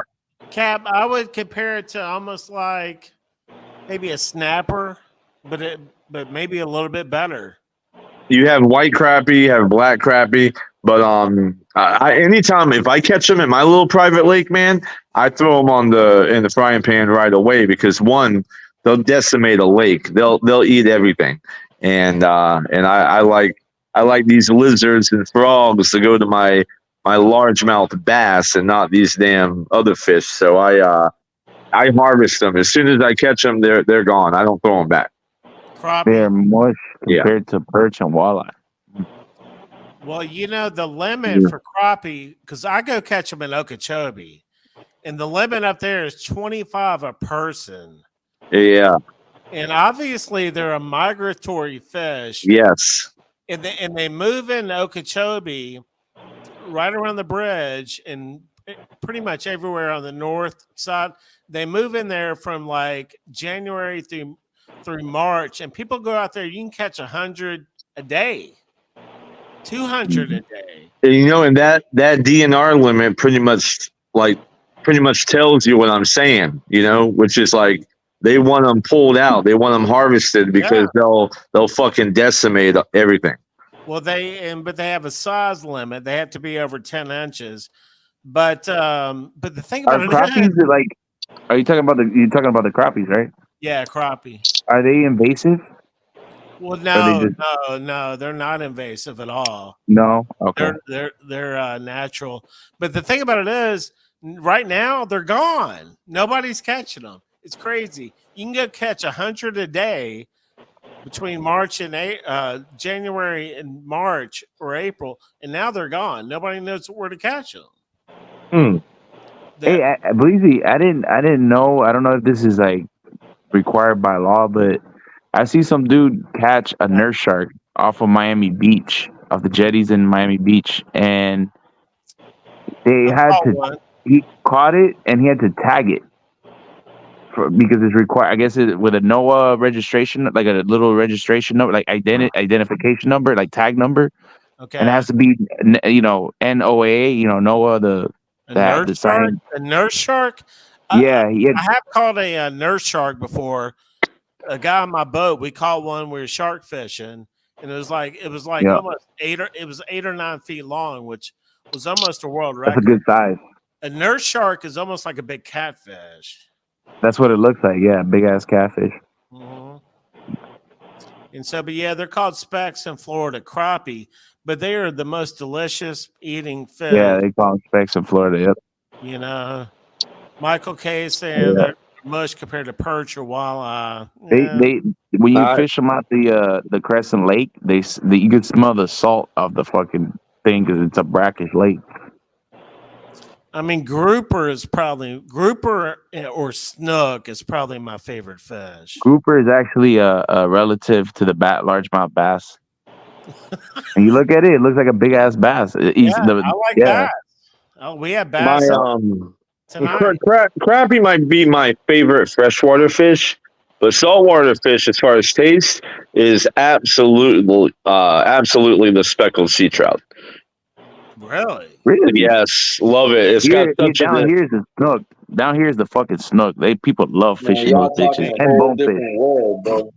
People love fishing in the flats and in like Biscayne Bay and fish bonefish. I went to Naples. No, not Naples. Fort Myers Beach, and I was fishing in the Gulf of Mexico, bro. And there was fucking bonefish everywhere. I was catching bonefish straight from the beach, bonefish and ladyfish, and a lot of catfish too, like saltwater, like hard nosed catfish and all that shit. A lot of catfish over there. Michael K is saying hogfish, and I've heard that hogfish, which is a hog snapper, is supposed to be one of the big or best eating fish. Yeah, in the ocean. There's the standard hogfish, and then there's like there's the purple one and yellow one. It's called the Spanish hogfish.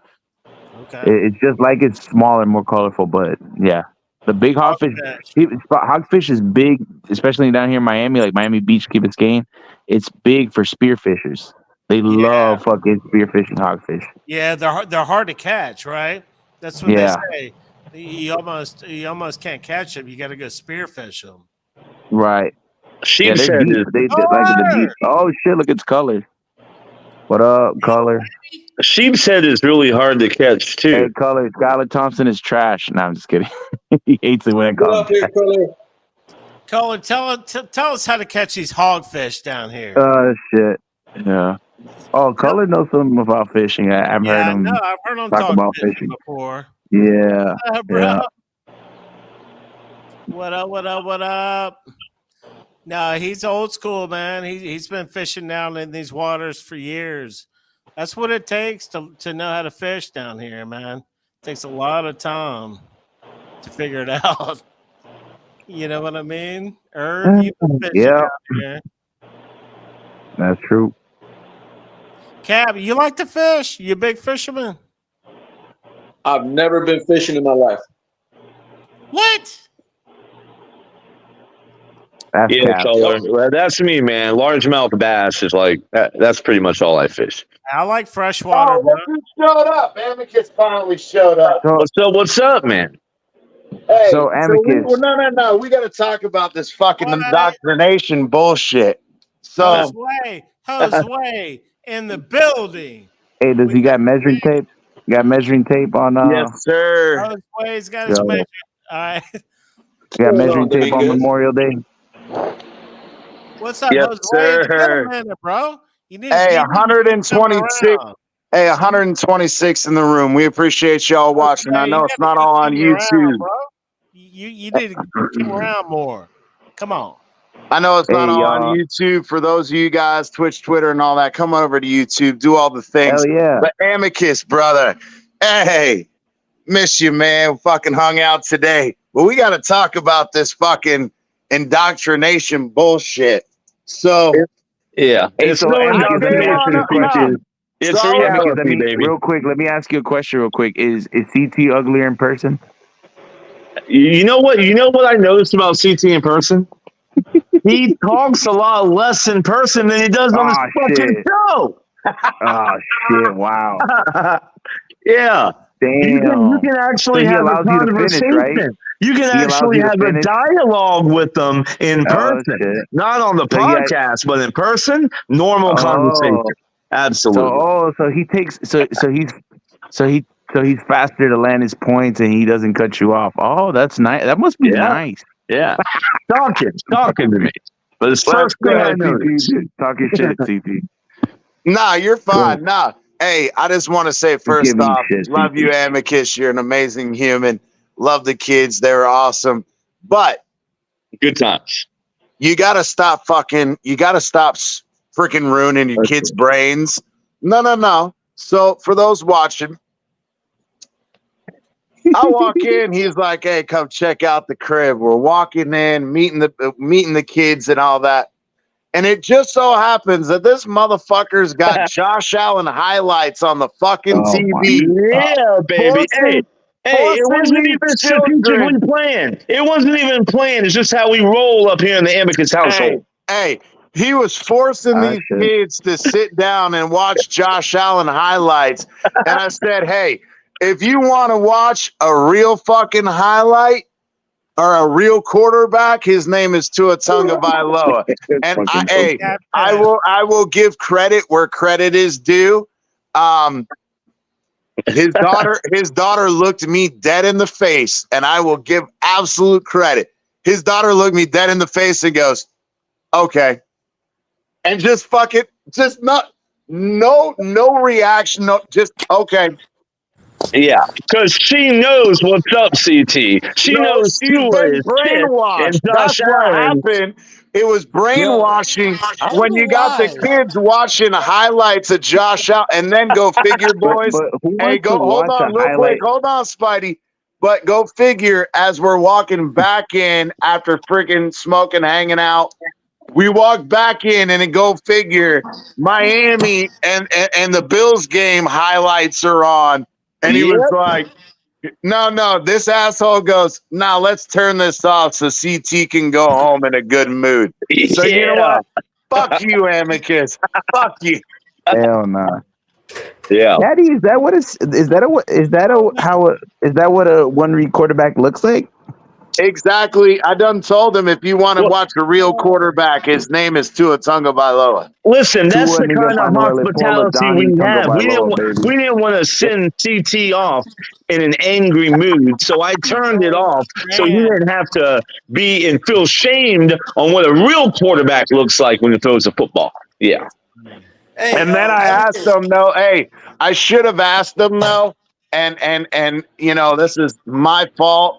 I should have asked them, not only is your dad forcing you to watch this, but then I should have asked him, has he actually shown you the plays where he throws interceptions like, a dumbass? They watch every play. They watch all the games, CT. I know. All I'm right, just. let's welcome Yo, Big Amicus, Philly. let me ask you a question. you mean when he Such a great chucks it up? quarterback. Philly. What's up, Big Yo. Philly? Yo, such a great quarterback. How many Super Bowls does he have? Oh. Whoa. Who asked that question? You already know, motherfucker. Once he loses his wheels, he's done. Josh Allen. That's what I'm Josue not said. Josh Allen familiar. has a can. Hey, hold That's on, hold what on. I will. Josue Hey, said. listen. Do I think he's There the you best go. quarterback? No, but he does have a fucking cannon. I'll tell you that much. I gotta pay Color said, respect. hold on, my Yeah. bad, Big Philly. Color asked if she sent me the help me signal. Nah, Well, beautiful y'all were family. talking about I was Fizz gonna The help earlier. me. say, Y'all were talking The about help Fizz me earlier. signal. Hey, beautiful. Color. That's Hey, hilarious. hey, beautiful family, amazing human. Just stop indoctrinating your kids. The South Carolina education system is already as bad as it is. You don't need to make it any worse. Actually, you want to know the truth, CT? I My know, daughter, hold they're on, listen. homeschooled. I know. My daughter comes up to me and says, "Hey, so CT's going to be here in like 30 minutes, ain't a right?" I'm like, Cuban. "Yeah." And she goes, "Should I make a welcoming gift for him, like a poster that says the Dolphins suck?" And I'm like, "No, we got to go easy on this cat. We got to go easy on him."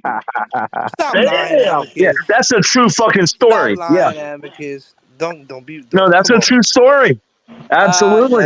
Hey, the next time I see her, I'm asking her. You can ask her. She'll tell you. She was about to color it up, but Yo, all you gotta she do, didn't have enough CT, time. is next time you go see him, bro, you just bring a nice little #1 jersey to their house just for them. That's it. Huh?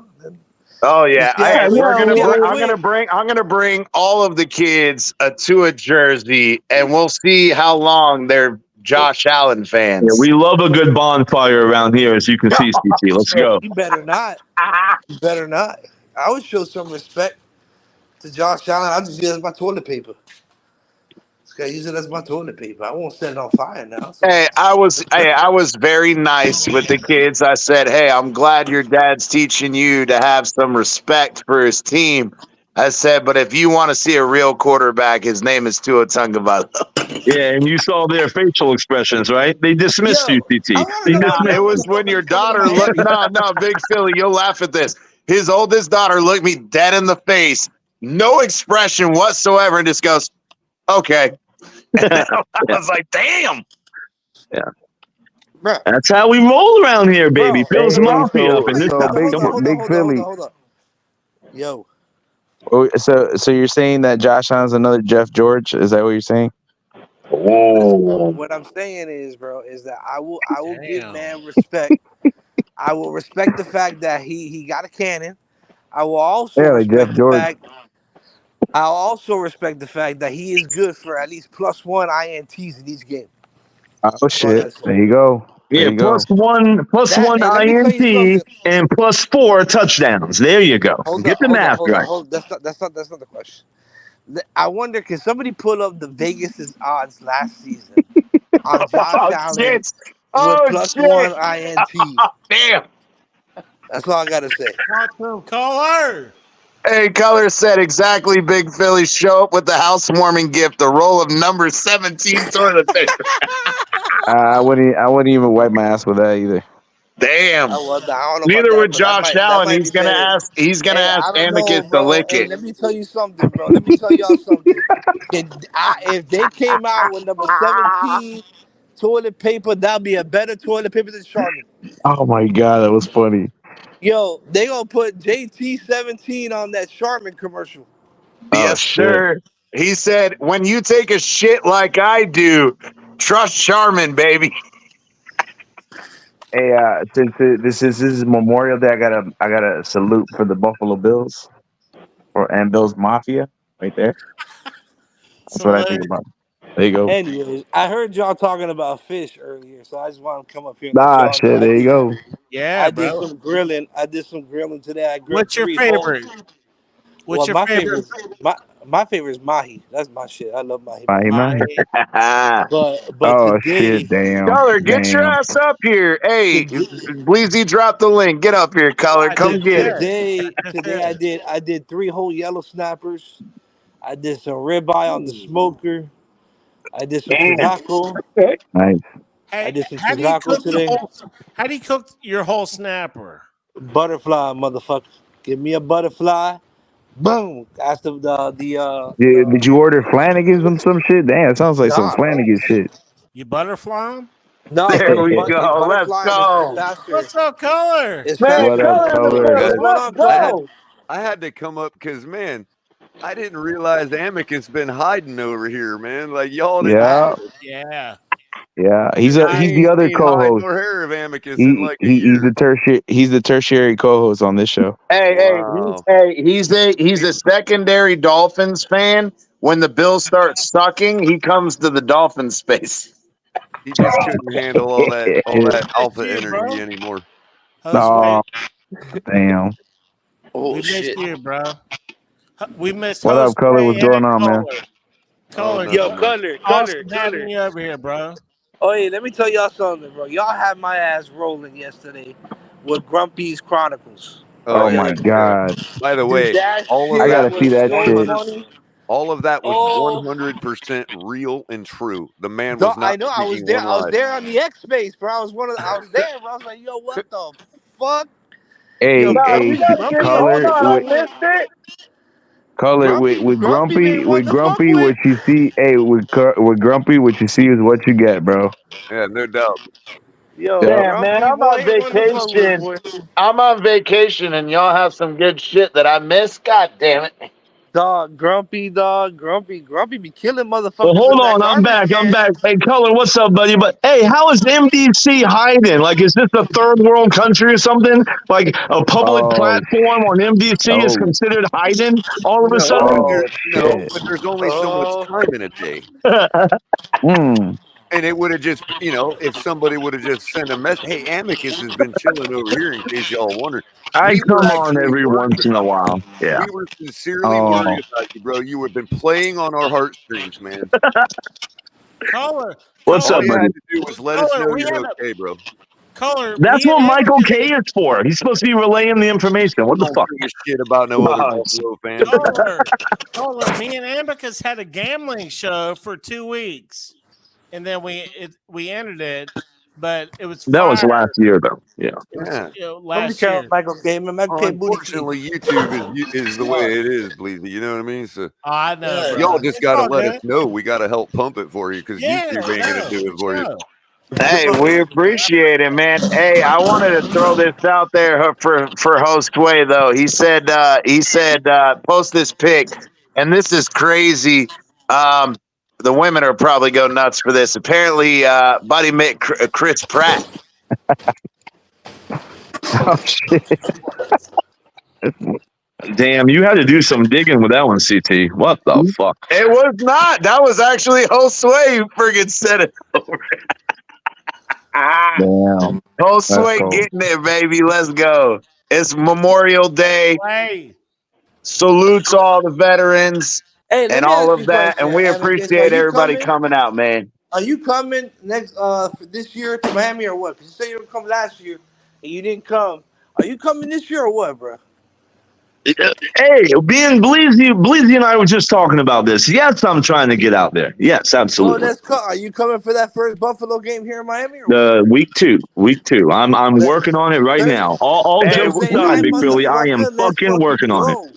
Let's hey, fucking Kohler, go, bro. Kohler, hey, hey, hold on real quick. Big Hey, Philly, I we need to told hook him. up on the tickets, I man. was going to Fucking trying to make say, me pay $300. Hey, Big Philly, we told him you'll sell him your oh, look at Big tickets. Get me Philly. the hookup, bro.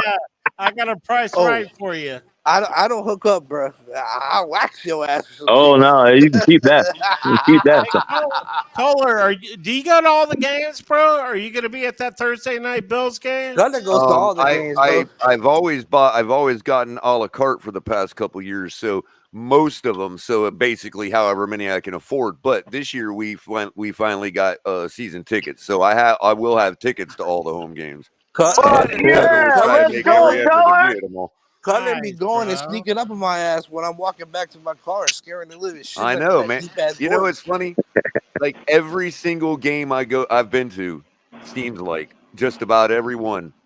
We're coming out the stadium, walking to the parking lot, and somehow I end up in the crowd Always of finds people me. with Big Philly every single time. Big Philly. Hey, Yeah, Big Every Philly. Hey, fucking he's day. riding your coattails, Color. He's riding your coattails. That's what it is. I mean, like yo, we'll dude, literally the other just be day, walking, no, the and the other next day, thing you know, we're walking next to each other, and we're like, "Yo, what's up, yo, man?" for real, That's that Buffalo right. game, was it the Buffalo game or Tennessee? I was Probably walking, I was both. heated. I was heated as shit. I was walking, and all of a sudden I hear Cutler behind me, and I'm like, whose fucking So what's up, radio voice caller? is that? And I Oh turn yeah, around, I'm like, it's fucking Cutler. and tell him, Big Philly, like in my crowd of 100 people that we're walking with, I'm the one like everybody's hearing my shit because I'm like basically on a soapbox while I'm walking back to the car, man.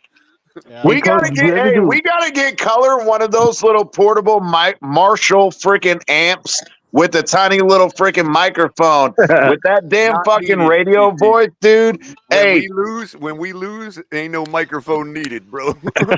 No, I know. hey, Trust me, I'm I just know. Hey, saying. Hey, Color. you gotta get the amp on one side and the tip jar on the other, and just walk through, bro. That So voice is fucking CT, golden, bro. basically, That Color said voice is you golden. will hear him loud and clear week 2. Oh Bro, shit. shit. Hey, there's Yeah, no need for that. I Nah, hear him you loud yeah. and said clear you on the said fucking you knew spaces, y'all bro. were gonna lose week With that 2. mic Stop that it. he has. Week Hey, two, hey, y'all gonna Color. lose. Have you ever done Week radio like nine, broadcast? week nine in Buffalo, that's a different story. But week two, y'all gonna Nope, lose. just what I do with the Fins tailgate. I haven't. I Ah, mean, I'm kind shit. of I never like. I grew up in a world where it wasn't so easy to start such ventures as it is now. So Right. I'm trying to work on something. You know what I mean?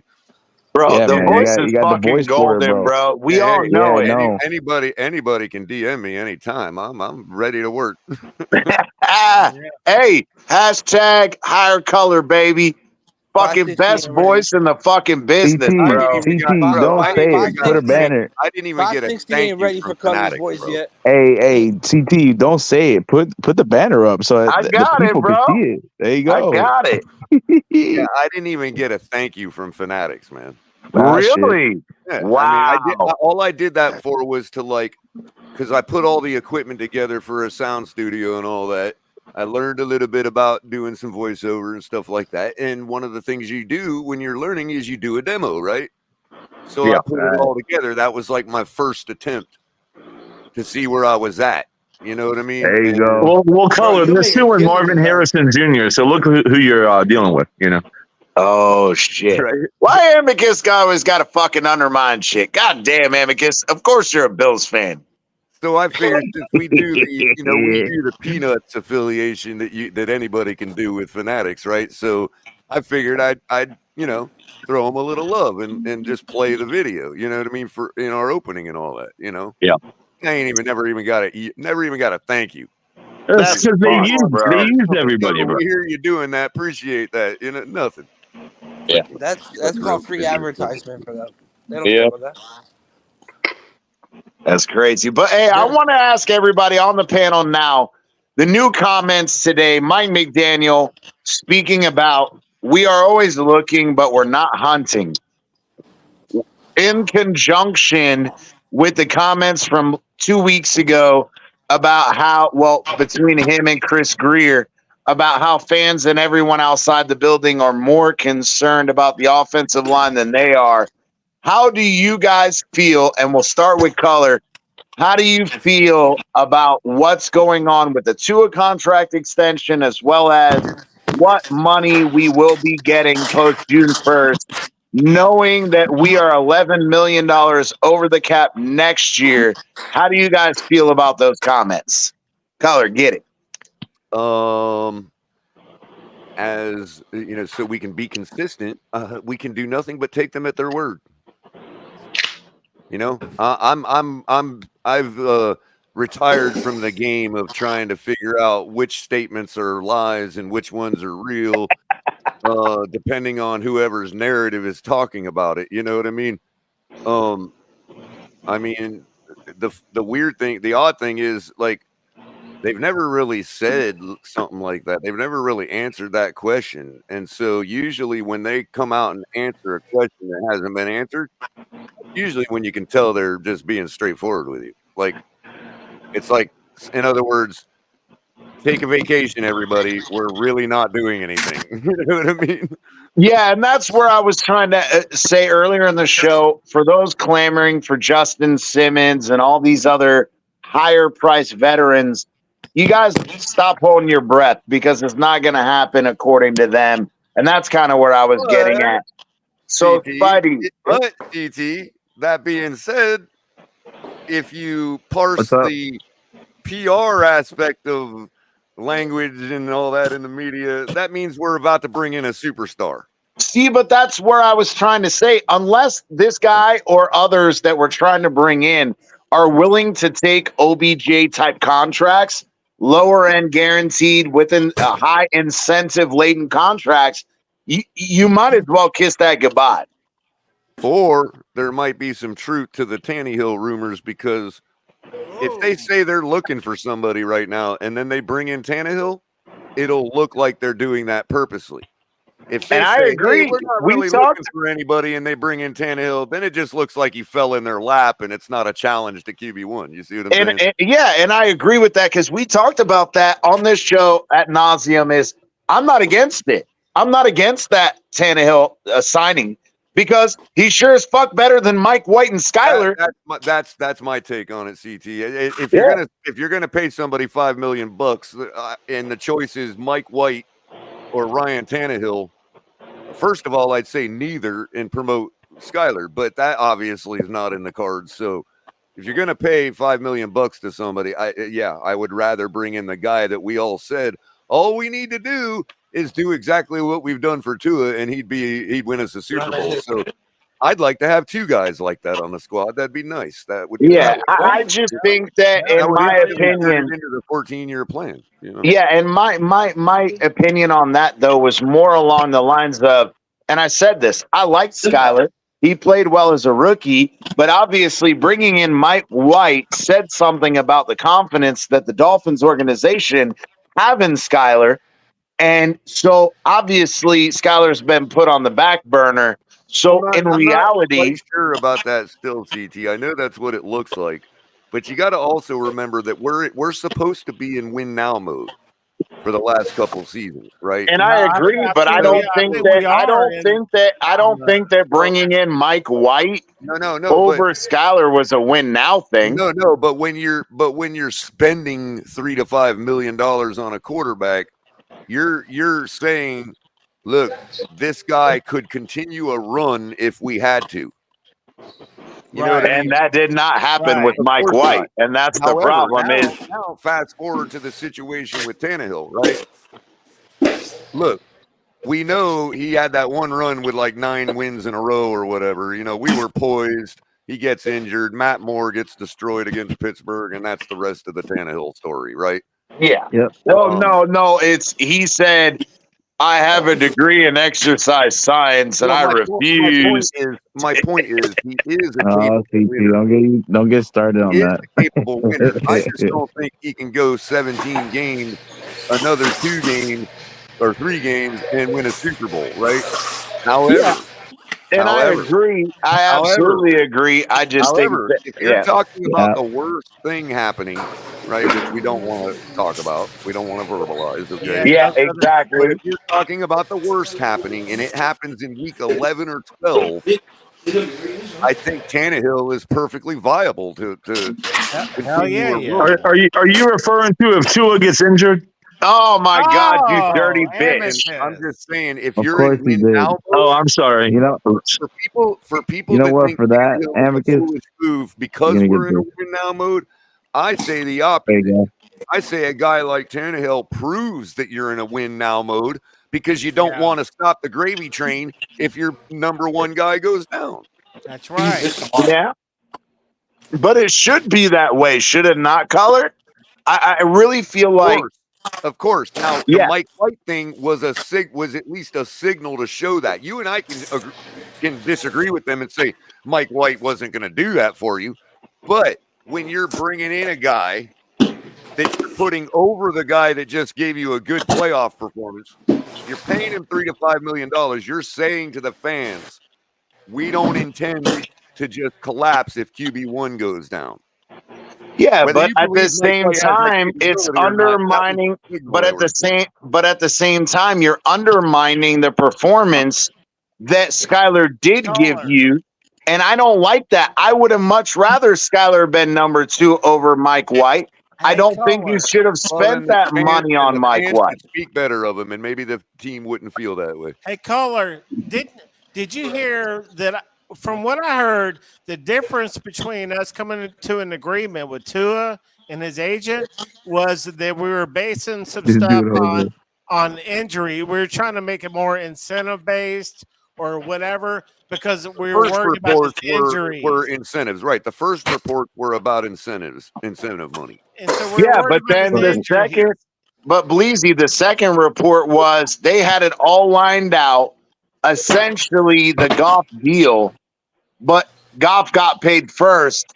Now, Tua's agents are like, nah, we want a little bit more than that. Or the Dolphins expected Goff to get more. And now they're like, if that's all Goff got, we got to go lower. It could be a combination of both. See, but I asked this color though. So hold on real quick, Spidey. I've asked everybody I didn't this. say anything. I didn't say anything. Bruised thumb took about 7 days to turn into a fractured thumb.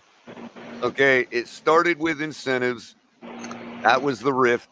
A couple weeks goes by, nothing happens. Everybody in the fan, but it's going to happen. It's going to happen. It's going to be for this amount. Now the masks are all off, and everybody on every side is reporting they're far away from each other. See, but that's where I don't necessarily agree, because if you've heard the comments by Drew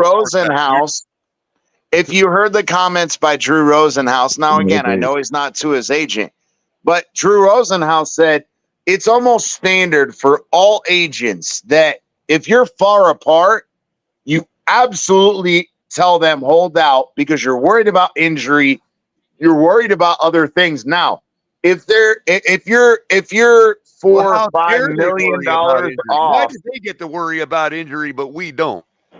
And I agree with that. I'm not arguing that. What I'm saying is, but Drew Rosenhaus said, if you're close enough, right? If you're $4 or $5 million a year off and it's not a huge gap, I'm not going to suggest that you hold out or hold in, because that's going to sour the end of the negotiation tactics. Why did Tua show up when everybody wanted to say, oh, it was about a charity golf event that could have been 6-8 months planned in advance, but people want to take it and create a narrative out of something that's not really there to create a narrative about. That's my issue. Well, I mean, I don't know about the holding out thing and all that. I don't think we've begun to know whether he was going to hold out or not. And I mean, the guy shows up in involuntary OTAs, and then he doesn't show up, and then he does. That looks like a guy that's precisely has other things going on in his life, and you know, exactly, because voluntary. And I I don't didn't hold no water to it. Exactly. We're not going to know if he's holding out or holding in until the first snap of the ball when he's sitting on the bench. Yeah, and that was my thing, though, is so some people were reporting that apparently, and we don't know the exact date of his child's birth, but apparently it was his child's first birthday early in the off season when he wasn't there. I'm not going to be naive to think that wasn't at least running up a flag up the flagpole, bro. Exactly, and that's my thing, though, is the mood of the country is. You see what I'm saying? Yeah, and I agree, and that's where it's like, look, the same thing with the charity golf event with Nick Saban. Look, if people were pissed off, like I had the conversation with Cap and Bleezy and Spidey, if you were pissed off because he went to Nick Saban's charity event because Nick Saban fucked us over, then okay, I understand your frustration and anger, but to try to turn or twist this into, Saban made Tua's career. Why would Tua give a damn what Nick Saban did to us? Exactly. And that's what I was trying to say is not only that, but on the other flip side of that is to try to say that him going to a charity event was him somehow trying to signal to the Dolphins he's unhappy about the contract. I do agree that it's poor timing given the golf, signing and whatever. I don't think it was a signal to the Dolphins. I think when I say running a flag up the flagpole, I'm saying he wanted to know how much support or anti-support he was going to get in the community. I mean, I could agree to that, but do we really think that he's that secular and being a Christian? If he was sending a signal to the Dolphins, he wouldn't have showed up one day. Exactly. That's what I was trying to make. The point I was trying to make is the fact that they wanted to twist something into being something it's not. These are done like 6, 8. But he knew that was going to happen. So he's going to use that as to say, okay, how much support do I really have in the fan base?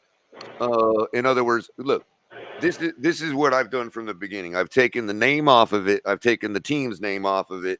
And I've looked at it just based on patterns and track records of every time any team in the NFL has been in this situation.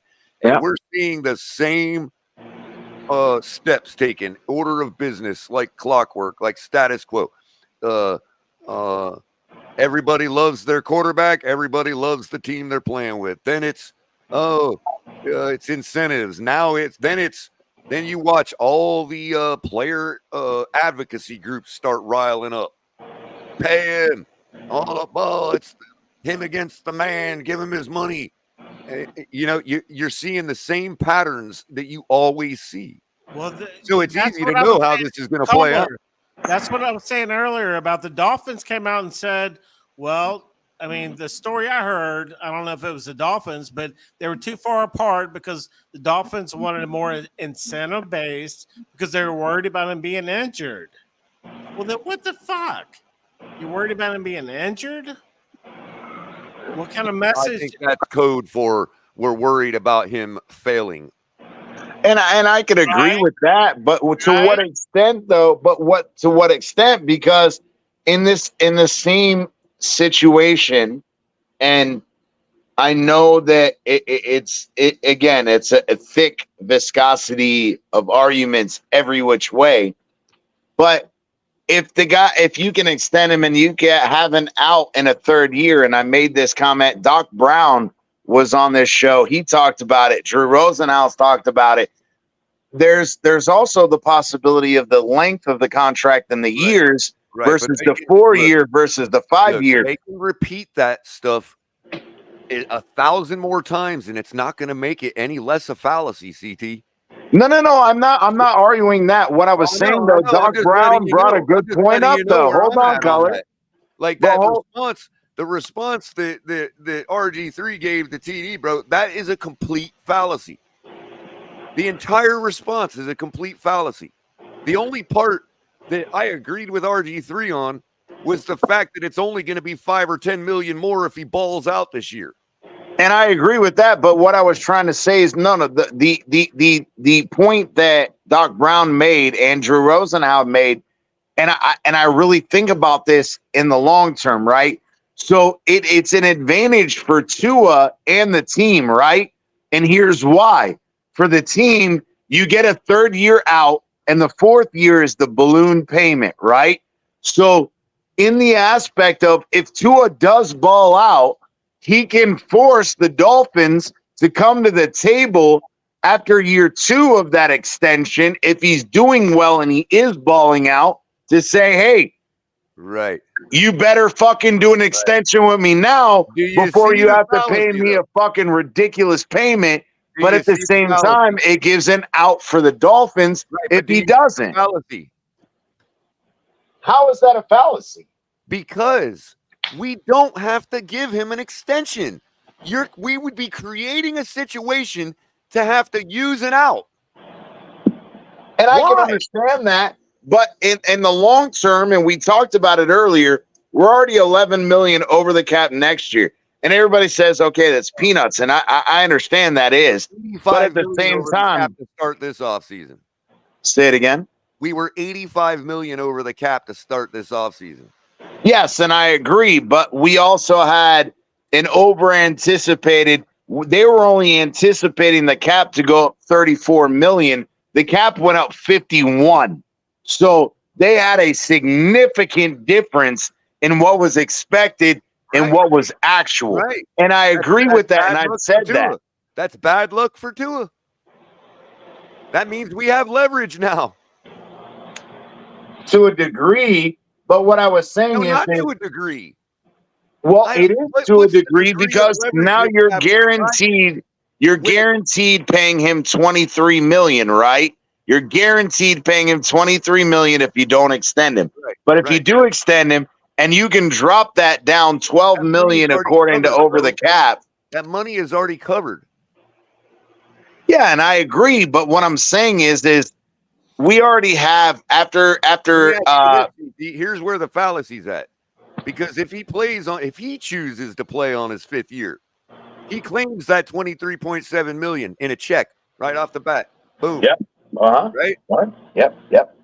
If we extend him right now, that 23.7 gets wrapped up in his new contract and disappears.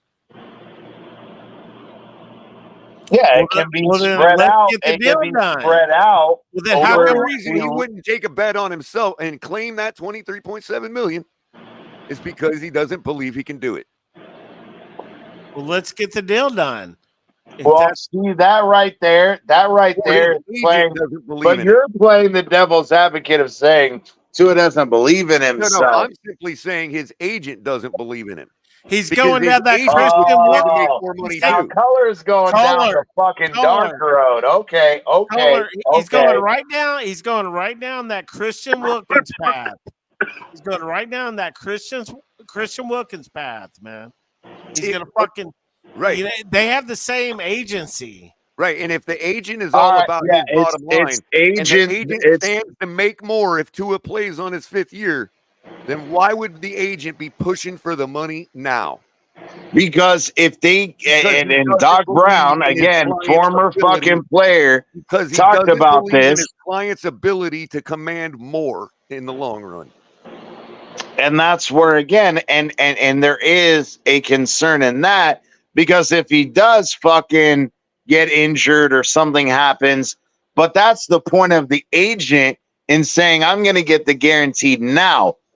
However, you can get the same amount of guaranteed money, a la we talked about the Tyreek. Tyreek's dead cap is 11 million for the next 2 years, even though his contract pays 42 and then like 48 the year after. So yeah, you can pay him 48 if he's on the roster and he is playing and he plays every game. Then yeah, you're gonna have to pay him that 48. But why not offer an extension to Tyreek the same way you would with Tua? Is saying, I'll give you a signing bonus for the rest of your guaranteed money, but we can spread it out. Tyreek Hill is the best wide receiver in the entire league. And I agree. I agree with that. That's why you do that. I mean, he's also 30 years old. Well, fair enough. I mean, that the debate is separate about whether we should do something like that for a 30-year-old wide receiver, regardless if he's the best in the league. That's a fair statement, Bleezy. I didn't realize he was that old, Color. Right. I'm just saying that we're acting like, again, we are sticking our heads in the dirt and imagining that Tua has earned what you're talking about, CT. And no, I'm not saying he's earned it, because I don't believe, and I've made this known. And again, the Dolphins, in some respects, agree with you guys. That's why they've put an offer out there. If Tua's not going to accept that offer, what incentive do we have to raise it? Now the question with that though, Color, and let me ask you this. As an agent or any reasonable human, you never accept the first offer. That's fucking point in case. Okay, it's the 5th offer now. That offer has been adjusted. And that's where, and again, I agree. If they're far apart, then that means that another offer was made. Okay, I get the whole you turn down the first offers. What I'm saying is, at that point, your Christian Wilkins route. Let Tua gamble on himself. Right. And we've said that, and I got no problem with that. On the back end, if Tua gambles on himself, we make him bet on himself. And let's say he wins the bet, right? Don't we have our guy?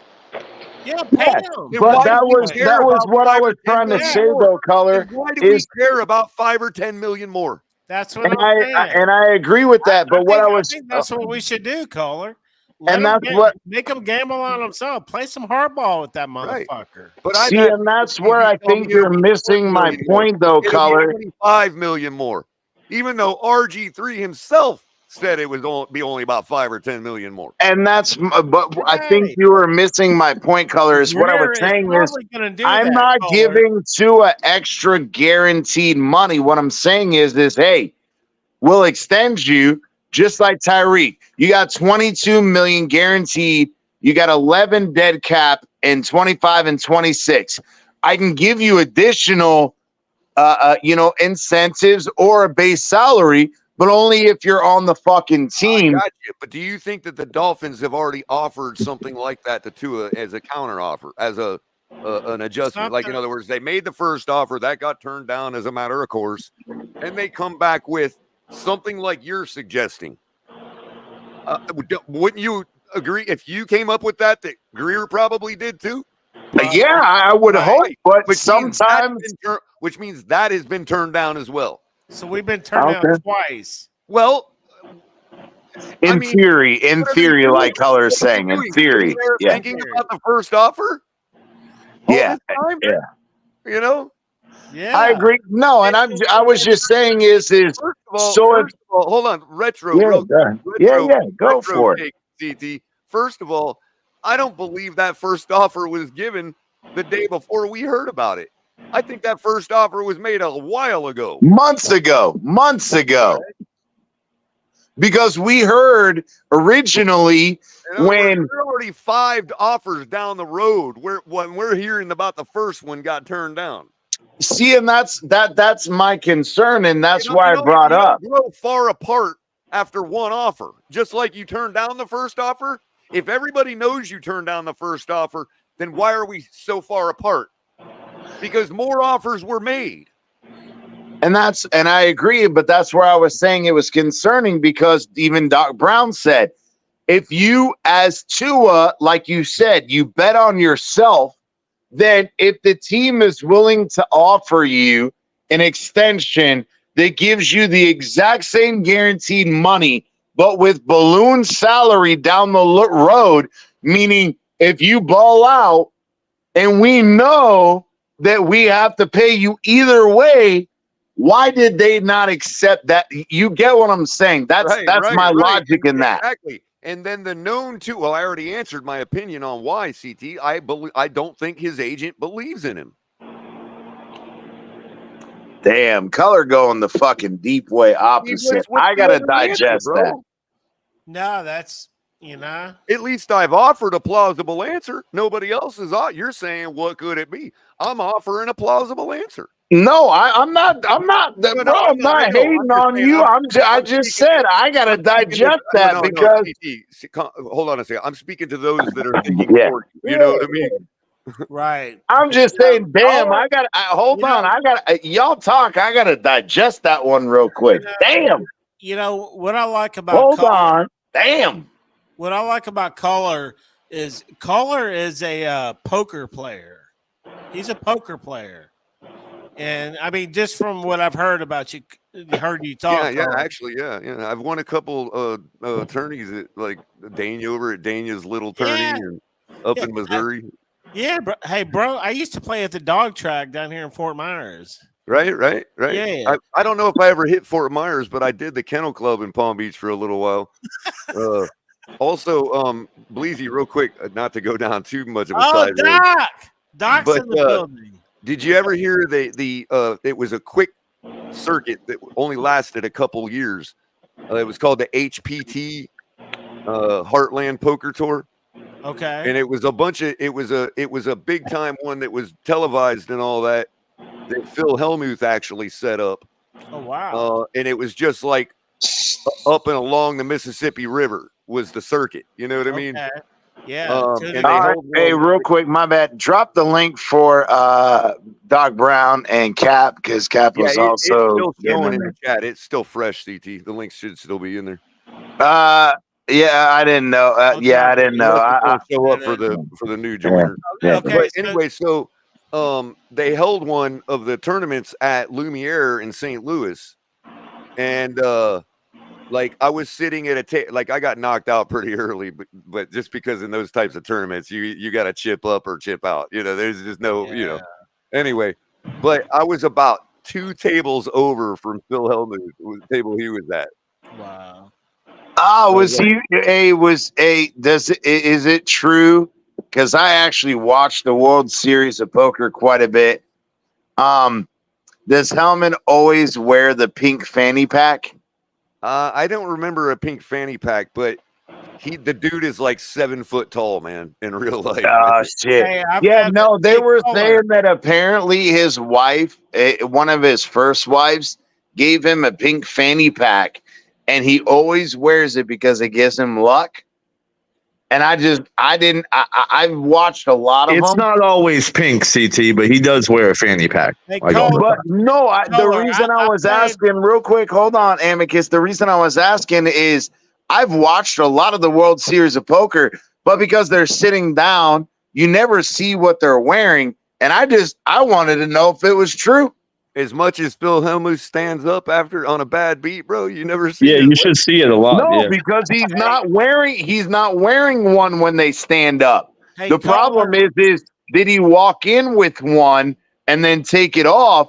Because he gave an interview in Entertainment Magazine a couple years ago, and he talked about the fanny pack. Hey, I was just wondering if it was true. Hey, caller, real quick. I played with Scotty Wynn in Immokalee. Really? Yeah, they had a World Series tournament in Immokalee, and I went down there to get into a satellite tournament to try to get into the big tournament. And I'm sitting there at the satellite tournament playing and doing decent, and I look up, and Scotty Wynn sitting there putting chips down at the table and sits down right across from me. Wow. That's right, baby. Go all in, baby. I'm like, what's up, baby? I was like, are you kidding me? I love Scotty Wynn. I knew about him. I was like, Scotty, what's up, baby? He was like, what's up, baby? Was he as flaky in real life as he seems on TV? Oh, dude, he was so freaking cool, dude. He was cool as shit. And he was sitting there. He was like, I said, Scotty, you're my favorite poker. Because he really is, dude. I said, you're my favorite poker player, bro. I said, you really? He's like, cheers, baby, cheers. And I was cheersing him up. And I ended up getting into a big hand color, long story short. And the dealer was about to F it up. It was about to be a misdeal. And Scotty Wynn stepped in and straightened it all out. And I ended up going all in and won that badge. Wow. Yeah, that was Let's go. It was the greatest poker hand of my life. I'll break it down for you maybe at a later date. Right on. It's hard to say I have like a favorite, but I would love to sit down and have a talk with Daniel Negreanu, man. That dude. The kid, what was his name? Literally read your mind, man. I don't know how hey, the other one that I can't remember his real name, but they always called him the Kid. Kid Poker. Is that Kid? Yeah, Kid Poker. Damn. Yeah, bro, I used to watch that shit, bro. Damn. This dude will literally tell you that you've got him beat. He'll push all in on you and be like, "You've got me beat. I know what you've got," and the dude will fold. Oh, it's like how? And he's right. He was right. The guy had him beat. You know, the same exact cards he knew he had. It's like you got this and that, and you got me beat, but I'm going all in anyway. And the dude will fold. It's like, man, hey, I'm doing this. No, hold on. Hey, tournament. Cap throwing this out there, bro. We're going to go to a game, all of us. All of us motherfuckers, we're going to a I haven't game. touched the felt in a long time, man. Bro, come on. It's just for fun with us. No, we should do it But, bro, online. We should do it online where we all come in and have a tournament. Bleezy, yeah, but how are you going to do that fairly? What got me off the felt for a long time, bro. I had a couple bad beats right in a row that, like, when I explain them to you, you'll understand, man. Nah, hey, I want to hear him too, Color. But nah, I would love to do it, bro. If we can get to a game together. Hold on. God damn it, Blazy. If we can get together on a game and then the night before, like, partying it up, fucking pre-gaming and whatever, bro. If we could do a poker tournament with the boys, with the fucking Dolphins community, bro, I'm all fucking down for it. I will figure that out. We all know there ain't no loyalties at the poker table. I'm taking hell no. Hey, you fucking enter friends, you fucking are enemies, and then you leave friends too, bro. That's all it is. We're going for Except the difference is I leave with all y'all's money. No, I'm taking all the Damn. Hey, I would love it. Hey, I am fucking down for a fucking. At the end of the tournament, it'll be me and Caller going toe up. See, but yeah. I'd like to sit down at that table if I could. Absolutely. I play a lot of fucking Texas Hold'em. I play a lot of Texas Hold'em, but y'all don't want to play fucking 21 with me, bro. Blackjack, y'all are fucking done. Get off my table, y'all bro. gotta be careful with me. I haven't played in so long. I'll start playing real loose and like a noob. He said, "Fuck yeah!" Right? I'll be like, "Yeah, I'll chase this straight down." Are you kidding me? Shit. Why not? I'll be a call station. I've never played poker in my life, but I'd like to sit down and play with y'all. I'll hit this up. No, I'm dead serious. Hey, the next time I come down, Amicus, when we in there and we barbecuing and everything, fishing, yeah, you're gonna have to go easy on me though. No. What I was saying, you and your wife know how to play spades. You know, there's I'm a little familiar. Yeah, there's got to be something. See, you don't want to play me if you're only a little familiar. Oh man. But I'll play you in poker. I've only played, what do you call it? No Limit Hold'em? It's called Texas Hold'em. There's two. Yeah. I've played it a couple of times, but I'd like to sit down and we can play for maybe $1,000. Oh, yeah. He kept putting out the money. Bro, you already know, Amicus. Hey, Amicus, you already know. Hey, you already know personally how much I put down on this vacation. That fucking grand ain't shit. Yeah, let's play for 1,000. Let's do it. We can like make it I said, $100 buy-in. If we get 2 tables, that's good for a good $1,500 purse. No, what I want to do. No, what I want to do is I want to get to a fucking. All of us come down for a Dolphins game. I'll rent a fucking badass fucking place, dude. Amicus, he knows I got the shit end of the deal on my Airbnb, but bro, down in Miami, I got fucking family, bro. We go out there and have a badass time and do it privately. We're not going out to fucking. No, I mean, okay, well that's all good. I'm talking about online. We could do it in our because you could do a private game online, right? You could set up a private. Yeah, how do we do that? I wonder if you could do that in a casino, though, Bleezy. Like if you could rent out a space and have them host a private tournament. Where?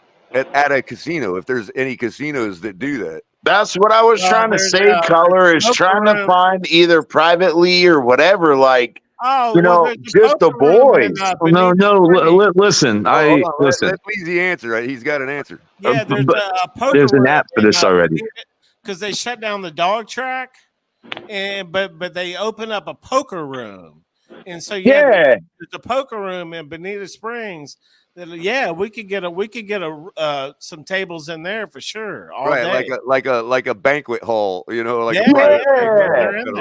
what they're trying. That's what I was trying to say is if we can all go to a game together, and then, bro, if we go out and just have a tournament, just to have fucking fun, like right where they shut down the dog track. Well, yeah, because the dogs were juicing, bro, and the fucking dogs broke like 8 legs in fucking one day. Yeah, And the track said that was enough of that. They shut down the dog racing at the Palm Beach Kennel Club too, but they Yeah, there is no more dog racing. Yeah, in you're Florida. right. They opened up the gambling. Turned it into a full casino, and you can still bet. Like they have TVs there, you can still bet on the national dog races.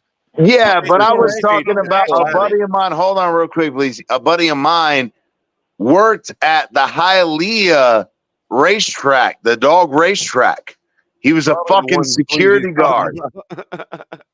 When I grew up in Memphis, it was called West Memphis. There's a dog track over there. We used to go over there and bet on the dogs all the fucking time.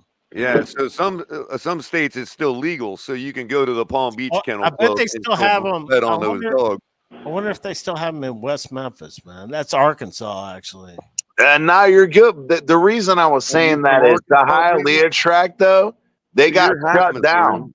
The reason I was bringing it up is my buddy was security guard there, and they shut it down. You a Cardinals fan, Bleezy?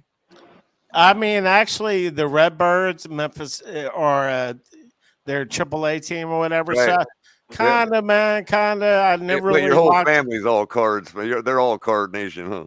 Like that whole area in Arkansas. Yeah. I mean, they are, but Memphis. But I really never locked on to the Cardinals that much. Right. So in mid Arkansas, they're either going to go for the Rangers or the Cardinals. No, Memphis is huge with the Cardinals. Yeah. Well, Memphis, Tennessee. Yeah, definitely. That's where their AAA clubs are. The Redbirds. That's where I was born and raised. It's a 5-hour drive to Busch Stadium from there. About 5 hours. Yeah. I drove up there. They just run a busload of them up I-55. Yeah, I drove up there and went to Six Flags back in the day with my old lady. That would be in Union, Missouri. Wherever it was, we had a good time. It's right outside of St. Louis. Yeah, that was cool. Is it still up there? I-44. Oh, I-44 goes down to Six Flags. They had just opened up Mr. Freeze, the roller coaster. But I-44 will take you into Joplin, I believe, and Oklahoma City eventually. That would have been freaking 99, 2000, somewhere around there.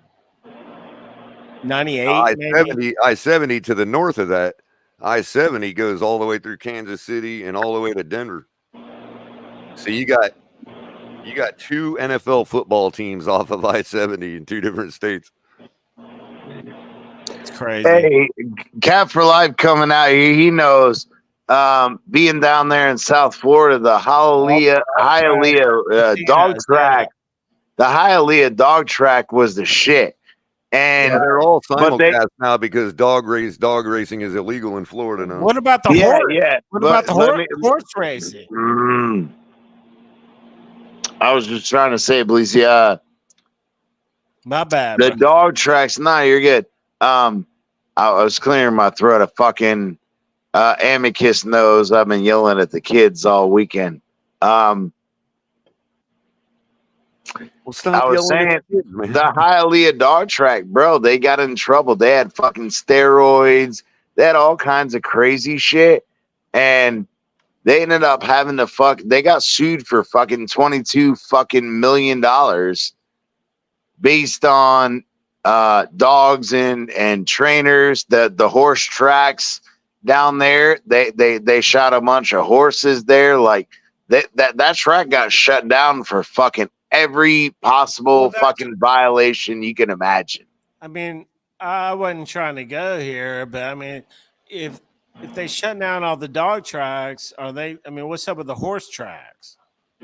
Well, to be honest, a lot of it has to do with the rich fuckers who own horses that run these dudes.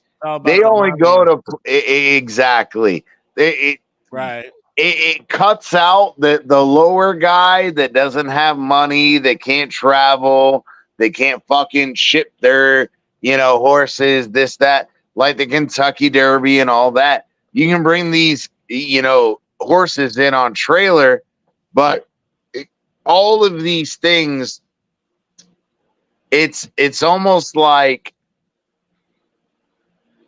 all of them, the horse races, the dog races, they all have fucking steroid usage. They have shooting fucking, horses on the side because they won't take the bride, is what they said. Like the metal thing. I mean, we're not going to get into the graphics, but I'm sure it's brutal behind the scenes. Exactly. That was my point, and I apologize. I'm not trying to fuck up the show, but yeah, it's brutal, bro. It's brutal. I know. It's crazy. And as an animal lover, look, I'm all about the sport and whatever, but when y'all are as brutal as you are, No, I'm just saying that's why I kind of brought it up. They shut down all the dog tracks. I wonder how much longer the horse racing is going to keep going. It's not going to be long. It's not. Right. Yeah, it really is about the humane treatment in the training, because the racing itself is really not. I mean, I guess you could have your own opinion, but it's really not. The racing itself is not so much inhumane, because these dogs are genetically disposed to want to run. They enjoy running. Like you said, Color, it's the training. Like taking away you breathing air to them. You know what I mean? Yeah. Like, they want to run. Right. But like you said, it's the training aspect and how they're treated, the way they house them, the way they feed. Yeah, I mean, it's all the hormones and all the shit that they had, bro. It's not like rooster fighting or nothing, bro. You know what I mean? No. But I had my kind of best friends. I took a dog sled guide tour in Colorado in the mountains, man, and like they told us about these huskies they use, the Australian huskies or whatever they are. They're like they're Canadian. They're Canadian huskies, right? They're real thin, and they're like have real less hair. They're not like the Siberian huskies. You know what I mean? Oh, okay. But they're genetically bred and predisposed to want to run, dude. You get them strapped up on that sled, and they're ready to go, bro. They don't, you got to have a break. They have like a break all day. You know what I mean? Like they fucking bite each other and fucking fuck each other up. They're ready, dude. They pee, they take dumps, everything while they're running. You know what I mean? Like they're genetically built for that, and that like it's hitting their endorphin, their dopamine, and all of that. From running. Yeah. You know what I mean? Yeah. And they'll even scoop up snow while they're running to quench their thirst. Yeah, absolutely. The reason I was bringing that up is that's where, we've watched, again, I had a Siberian Husky as a rescue, and I used to have to shave that bitch because he lived in Miami. I had to shave that bitch like he was fucking bald because he couldn't deal with it. But at the same time, that dog, even when I let it get 3 or 4 inches long, running back and forth. I had an 1.5 acres. He can run back and forth. He did whatever he wanted. But no matter what I did, I had to fucking build taller fences. He would jump the fucking fence. And he just fucking go hang out with the neighbors. And thank God the neighbors were cool. But it doesn't matter how high that fucking fence is. It doesn't matter what you're doing. They are born and bred to do this shit. But then when you get into inhumane treatment of, the way they're, housed, like you said, color and all those issues. These sled owners like treat their dogs like gold, And that's where that's what I was getting at, Color. The difference. You saw Alaska Wild, Color, when they were out there, like, dude, the fucking dogs eat better than the fucking humans do. Like, they know these dogs. The tour guides were kind of, they're kind of Colorado hippie-ish, so they definitely took care of them dogs, man. Oh yeah, but bro, I used to watch Bear Wild Alaska and a lot of other things that have true shit, and they take care of their dogs better than they take care of their families because they know if their dogs aren't fed, their families aren't fed. No, And we used to go. Oh, go ahead.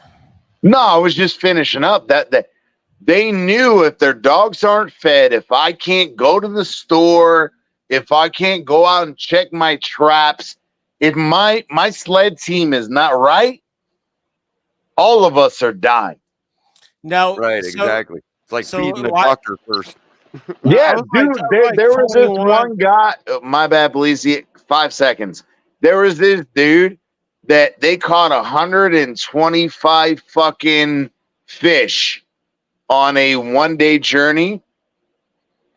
And they said, I'm giving each dog 4 fucking fish today. And I'm going to take 4 fucking fish for every day for the next 2 weeks to keep them fed and fucking ready to go. And this is what fucked me up, though. He allotted 16 out of the 24 fish that he caught that day. And again, they're big. Like, he can cut them up and portion it out. But out of the 26 fish he caught, he said 14 are going to my dogs for the next 2 weeks. The rest of them, my family will eat for 3 or 4 days. He knows that these dogs are my survival. Right. And people don't get that. People really don't understand that. I just discovered that CT is a god because his 5 seconds just took like 4,000 years. Hey, you know what? You're right.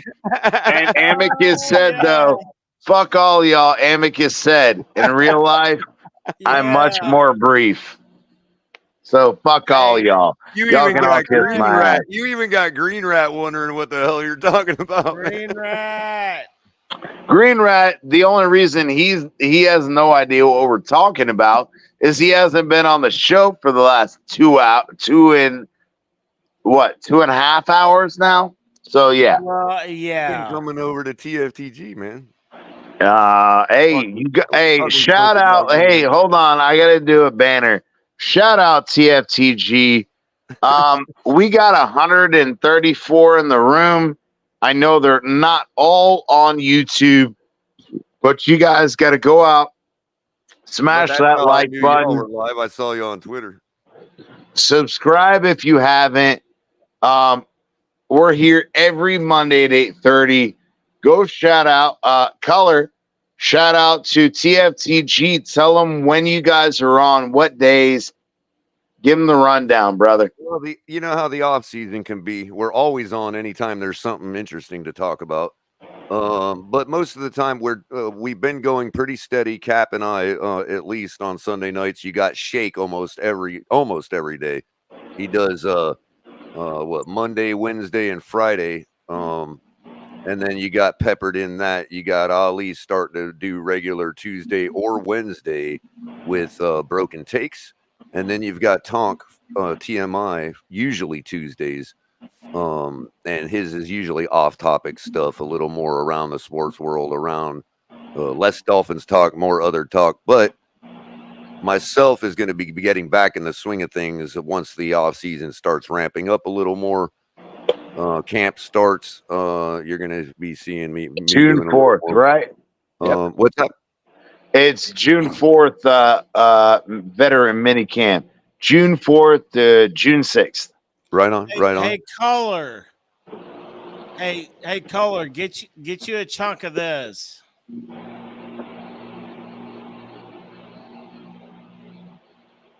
Get him a chunk of your face. Oh. Bonita Springs, Naples. Wow.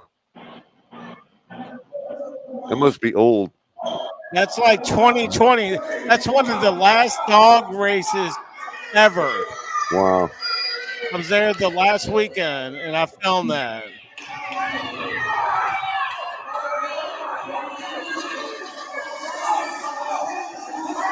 There they go. That's crazy. Yes, sir. But hey, shout out to TFTG.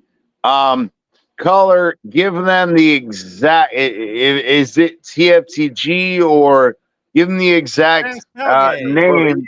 The easiest thing to do is just to go to tftgnetwork.com because we have a website now. And Oh, good shit. There you go. Hold on. What was it? tftgnetwork.com. All right, hold on. All right, we got you, bro. YouTube.com/TFTG would work too. FTG Is Net. that not crazy? That little footage I had right there. What's that, Bleezy? Is that not crazy? That little footage I had right there. Yeah. Hey, hold on, my bad, Bleezy. That's correct, right, Color? That would be correct. We also have, that's where you can find our shop too, to get things like the Cook and Folk apron with Lewis, and with Lewis's logo on it. And you got we got a new shirt, Lando Takes. It's got yours truly's image in the center of it. Hey, if it's got Color's fucking face on it, you don't want it. I'm just saying. Color, real quick, is Lewis coming out with the shirts? Captain Saberhole, is he coming? Are you guys gonna sell those shirts? We might already have it. Oh, you do? Oh my god, I want to get. I love those shirts, bro. I love that logo. That design. Hey, I'm just saying. Hey, check out TFTG. They're awesome fucking dudes. All of them, top to bottom. Yeah, man. Check out it. It's tftgnetwork.com. And is it YouTube? No, that's actually a website, and there'll be links to all our socials, including our. Well, yeah, give them the YouTube link. That would just be youtube.com/TFTG. Would be the quickest way to get there. All right, hold on. I gotta edit that. My bad. TFTG YouTube. I want to get a coffee cup. I want to get a cup of color. Well, we have one. The original was discontinued, and it sucks because I broke mine and can't currently get it. Which had the main. It was black with the main logo on it and the Phins tailgate logo on the opposite side. Is it YouTube/TFTG? Well, how about if they just search the Phins tailgate? Okay, hold on, Amicus. Hey, Amicus, shut the fuck up. We'll promote your channel next. Can you let Color finish? We'll promote your channel next. Go ahead. Go to our channel and just copy YouTube TFTG. You should be subscribed to it. Just go to our channel and copy. I am, but I'm not trying to copy paste. It's Memorial Day weekend. I just got off a fucking vacation. Keep it simple. Amicus, fuck you. I was fucking sober when I fucking met you, and I told you I had a fucking shit weekend. I did everything I could, and I was coming home and chilling. It's Memorial Day night. All the boys in the building, TFTG, all of the boys, Amicus, all of them, man. Phins Tailgate. It is YouTube/TFTG. Yeah, it's youtube.com/@the-Phins tailgate. Okay, sorry, damn. See, that's why I was telling you. Hold on, I had to look. I can't fucking. I'm gonna put it in the private chat, CT. There you go. Oh, there you go. All right, CA Color. You gotta fucking do me a solid, bro. If I'm gonna fucking promote it, I gotta do it fucking solid. Go ahead, Spidey. Listen, real quick. We do have another. Go ahead, Color. Go ahead, Color. Shopping vendors, right? And the cup, we do have a Cup of Color coffee mug. It's just a different design. The one we have now says "Up O Uller," and the handle is the C. Okay, yes, that's the one I want. Right. Hey, yeah, that one's still available. Hey, I was just gonna say, I just wanted to say, not just only TFTG, but also give love to Color Commentary's own channel. Make sure to subscribe. Yes, sir. Any like button on his videos. Watch this. I might actually get some more content on there eventually. Yes, sir. Hey, Also, he's gotta invite an interesting guest like CT. Well, it's That not. that Just, Oh yeah. look, I mean, I've been helping to build the Phins tailgate. That's my true home and my true channel. Yeah, for sure. I'm probably gonna parlay my channel into like, just color commentary IRL. You know what I mean? Like, yeah. forget my Dolphins takes. You might, if you want, like, that's my life and my channel. So that's Yep. probably what I'm gonna parlay it Hey, into. and It'll be Dolphins talk, but from my Kohler own gives personal a perspective. a high level take. right. I'm serious. Hey, I'm dead serious. If you listen to his takes, they're a high. He's giving you a take highly at a high fucking intellectual level. take, highly It's educated take. well analyzed. Yep, You know what I'm yep, he saying? does. Hey, Good and stuff. not That's only good stuff. that, I am a fucking Tua supporter. I'm not a Tuaneer. Yes, you But are. Shut color, hold on, shut the fuck up, Spidey. Isn't that right, Spidey can, and Amicus. Amicus knows. I just told his fucking kids, if you want to see a real quarterback, watch Tua. But I agree with you. At some point, you have to have clarity from the organization. Either he's the guy or he's not. And I've had And that private clarity has to come conversations. from Tua, though, bro. He has to provide that clarity. And I agree. Right. And that's where I agree on Amicus that. knows that I said, look, you guys know my former profession because now I'm in management. We're all in on Tua. I was all in on Tua just because of the understanding of the clarity of what he could or couldn't be. No, he's never going to be a Josh Allen. He's never going to be a Lamar Jackson. He's never going to be a Patrick Mahomes. And that's fine. But at what point do we say... But they're never going to be him either. Exactly. They don't want to be. Yeah, right. There's something he's got that you want for your quarterback, bro. Come on. Yeah, Tyreek Hill. We'll take him. And I agree with that. My whole philosophy, though, was even Amicus, and I'm going to call you out, Amicus, as a Bills fan. You were the host earlier this week when your boy CT was going on vacation and you were holding it down with the boys, and I appreciate and love you for that. But you were honest, and we've clipped up a lot of that fucking show, okay? You're not ready for the clips we took.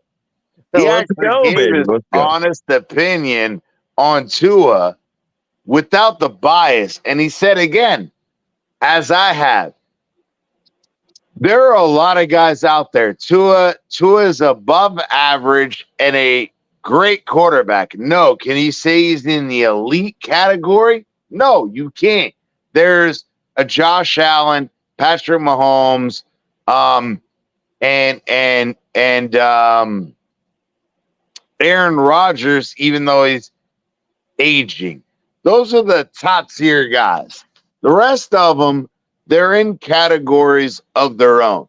And we can all argue over those categories. That's fine. But they're only 2 or 3 elite quarterbacks. Then you got Lamar Jackson, Joe Burrow, Tua, all these other guys. You can break all of these categories down. But at the end of the day, you're not going to find anybody better than Tua at this moment. Period. End of story. Can't argue. Which is why you should pay him. I agree. Exactly. And this is coming from a Bills fan. Bro, you realize, CT, that just makes you look like a sucker, dude. Did you just hear his joy and excitement to say those words? Oh, yeah. Dude? No. We've already had private conversations. He's totally playing you, bro. He wants us to sign Tua. Of course he wants us to sign Tua. He wants us to sign Tua to a long-term quarterback. In his estimation, he wants us to sign the worst 53 players in the league. Well, if you come over to MDC if you come over to MDC and you watch the fucking footage, we have so many clips of him saying how He's Tua's sitting there snapping elite his finger right now, going, "Damn it, color." accuracy and everything else. I I had a mean, really. Bills fan Hey, talking Bleezy, good can you zoom in on the about a Dolphins Jets fucking game? Dolphins quarterback. Bleezy, can you zoom in on this? Amicus was trying to suck fucking to his dick like he does fucking Josh Allen's. He was hosting and he was giving you every Rolling right fucking into his way. No, color, real quick. Here was my take. It's very simple. You got to pay the guy because what's your alternative? They don't grow on trees, this NFL quarterback thing, come right? on, man. So, well, hold on. If you don't have Tua and you don't pay him, who do you have? Who do you get? They don't grow on trees, but you know what? Trees grow. Oh.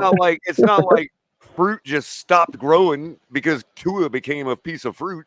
Well, who do you get then? If not Tua, who? I look. If Exactly. I'm dealing with Tua for 3 years, Exactly. if I'm dealing with Tua for 3 years, or I'm dealing with looking for a quarterback for 3 years, what's the difference?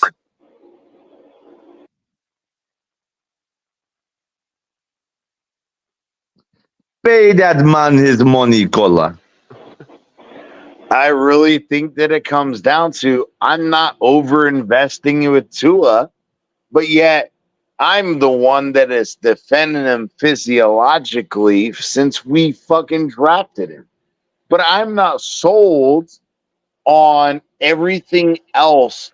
He has the charisma, he has the faith value, he has all the things that you would love in a quarterback. Not really. But I want a guy that can play quarterback. You can throw all that other stuff out the window, man. And I kind of agree with you to that extent.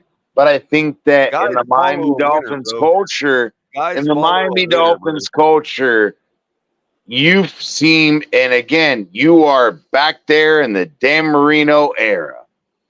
It didn't matter whether he won a championship or not.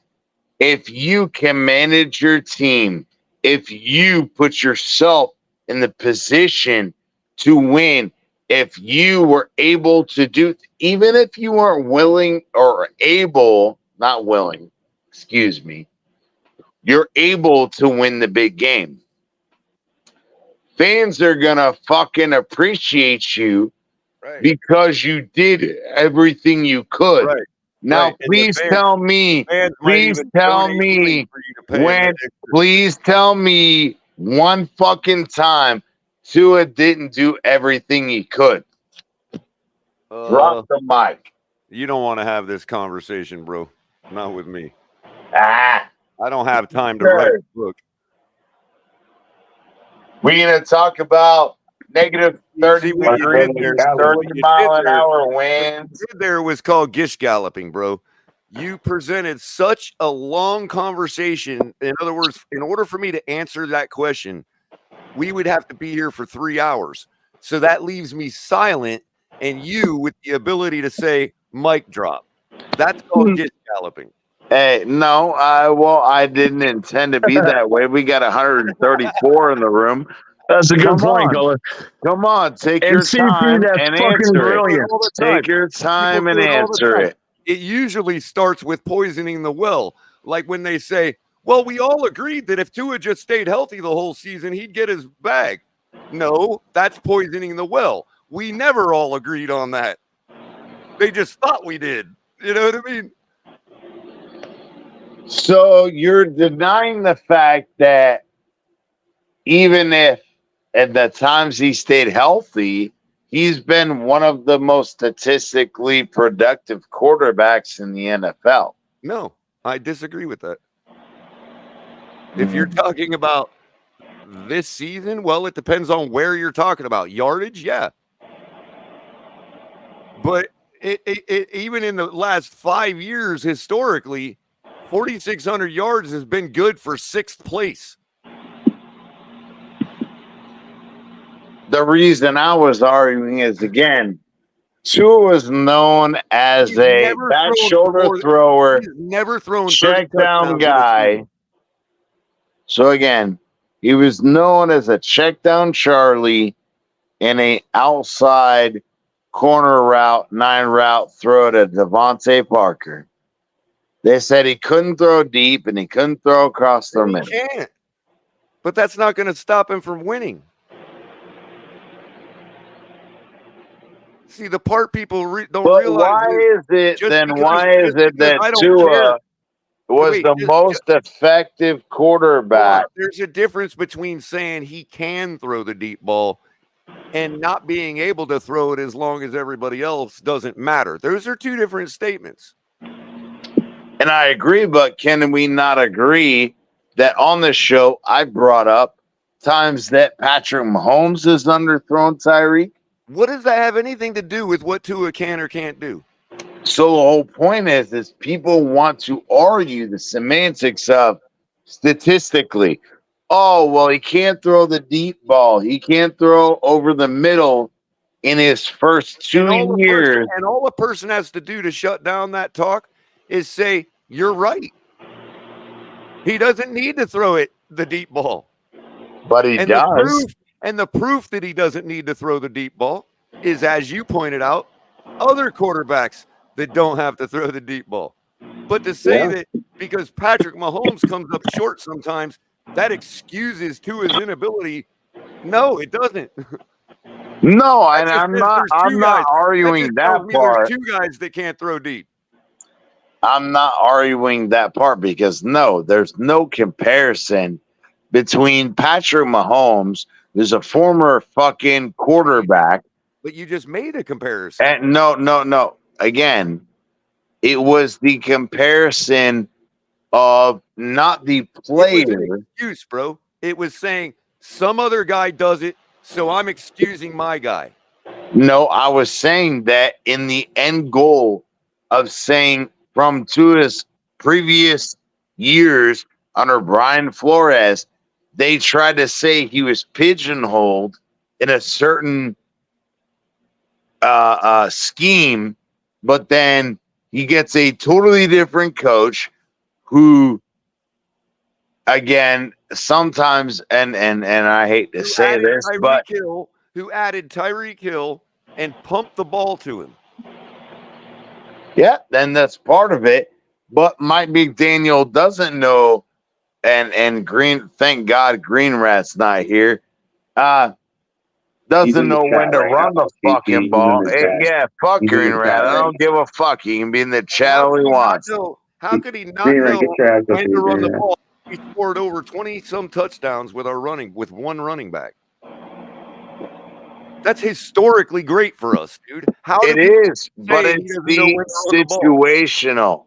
It's the situational. Yeah, that's the issue. How many touchdowns did Mostert have? 21, if I believe correct. 21 times Mike McDaniel was correct. Yeah, when you're on the fucking 1, 2, 3 yard line. That's historically great for our organization. And I agree. But it's the fact that when we are in the 20s to the 20s, historically great, it doesn't matter. But when you say what he's doing with Tua is historically great, or when you say that our offensive line is historically bad, it does matter.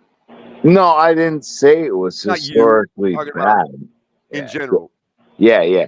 And I agree with your argument is, yes, they're ignorant fans who want to take one side or the other, but don't understand that it's a balance.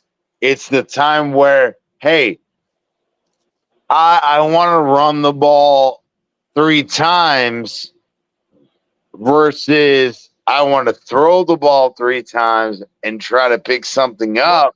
I've also illustrated with the play-by-play from several different games that people bring up that's just simply not true. I've already done the deep dive on this, CT. It is not true whatsoever that he abandoned the run at any point in the games that people bring up. And I think that he does because our run was defeated by the defense, and so we changed what we were doing. But he did not abandon the run. And I agree with that. That was my argument. Is he hold on real quick, Blazy. Color, I agree with you, but the argument that I've always had is it's not that the run game isn't dynamic. It's when Mike McDaniel finds a run play that works well. He goes to the well a few too many times, and he doesn't have an offshoot. That's contradictory to the narrative that he abandons the run. No, I never said that he abandoned the run. I said that it's not effective. That contradicts the narrative, right? Hey, Cole, let me help you out here, bro. Let me help you out. Contradicts the narrative. CT, hold on. Look, I agree with Color. He didn't really abandon the run. He ran the ball outside the tackles. They didn't have the athletes to consistently do that, get out in space and get to the second level and block. That's why their outside zone wasn't as effective. I think what Mike McDaniel got away was the inside zone, gap stuff in between the tackles. That's where he got away from. But no, I agree. He didn't get away from the run game. I think Miami was like 15th in the NFL in rushing attempts. And that sixth best rush attack in the league. It was the type of the rushing play. If you look at the type of the rushing play. CT, if you look at, for instance, the Buffalo game, right? The narrative is that we didn't run the ball a single time after halftime. No, we did. We just ran it outside in the same play. Nothing but the run before we started passing. Go look at the play-by-play. Yeah, and it was the same fucking rushing plays that he had success with in the first half, and he did not anticipate the Buffalo Bills being prepared because remember, he had that back half toss. He figured if they suck up and adjust to stop this run, I got them where I want them because I've got a Tua and a Tyreek and a Waddle and everything else. Right. Yeah. I agree. Yeah, but the part of that is we know that Raheem, Mostert, and fucking Tyreek and Waddle were all fucking injured. And they were not fucking ready to play. They were all fucking in no that. Reports of that before the game, man. I'm not even going to entertain this. Hey, Bleezy, did you see this design? The whole the Jets. The Jets. No, my bad. Go there. So hey, caller. I mean, how you feeling right now? I was pulling up the AFC East odds with Vegas. I mean, how are you feeling, man? I mean, they haven't set it in 9.5 this year. Yeah, which ain't much movement as to what it's been. But if you look at the 3-year track record, it's about what. See, I don't hold too much water to it this early because the bettors really haven't gotten in on it yet. So that the line is set basically mathematically on a 3-year running average. Exactly. And that's exactly what I brought up earlier, Colin. Hey, Cap, fuck that, man. We gotta play some dominoes, baby. Been doing the past couple of seasons that I've done. Hey, Cap, we gonna get that coquito and we gonna play some dominoes and you gonna see a Venezuelan whoop that ass. That's all I'm saying on that. Shit. Caller, you think we're going to go into the season about a 10.5 game favorite or 10.5? If the bettors get involved, yeah, because here's the thing. We've been at about 8 or 9 games to start every season for the past 3 seasons, right? Well, last year, there's the difference between this year and last year is that last year we had a 9.5 game expectation or whatever, or an 8.5 game expectation. And we only had won 9 games the season before. Now we have a 9.5 game expectation coming off a season where we blew through that. So the bettors are going to be like, it's very likely, if they don't necessarily factor the schedule as much, it's very likely we're going to get that 10th win because we blew through 9.5 the year before. And they know that Do 9.5 is do you set by think- a 3-year average. So they're like, the bettors are like, yeah, 10 is probably a good bet. If they're giving me 9.5, I'm probably going the over on that. Color, how are the Jets at 9.5? Same. Well, again, there's probably a little more to do with intangibles, being Aaron It's Rodgers money. and all that. It's You know what I money. mean? All it is Here's- money. And I had a buddy of mine who's a New York's a bigger, physiologist. better market. They could have already had a whole bunch of people betting on it when the line first started. And that's what I was trying to say. Is it's the money line. That's where Vegas doesn't always take into account talent and all the predictabilities. That'd probably be a good bet. Hold on, real quick, Bleezy. They take into account 9 out of 10 times how the customer feels, and they change their odds and everything It's based started on by that the first- alone. You're half right, CT. It's usually started by the first bet, but the first bet is usually done by some whale that uses nothing but pure math and analytics to make that bet. So that sets the line. You know what I mean? And whoever's doing that is probably just being that they're probably not like deep dive on the Dolphins. That'd probably be a good They're like, bet. yeah, Take- 3-year take the- average. I'll bet that. You know what I mean? Take the Jets under. Take the Jets under.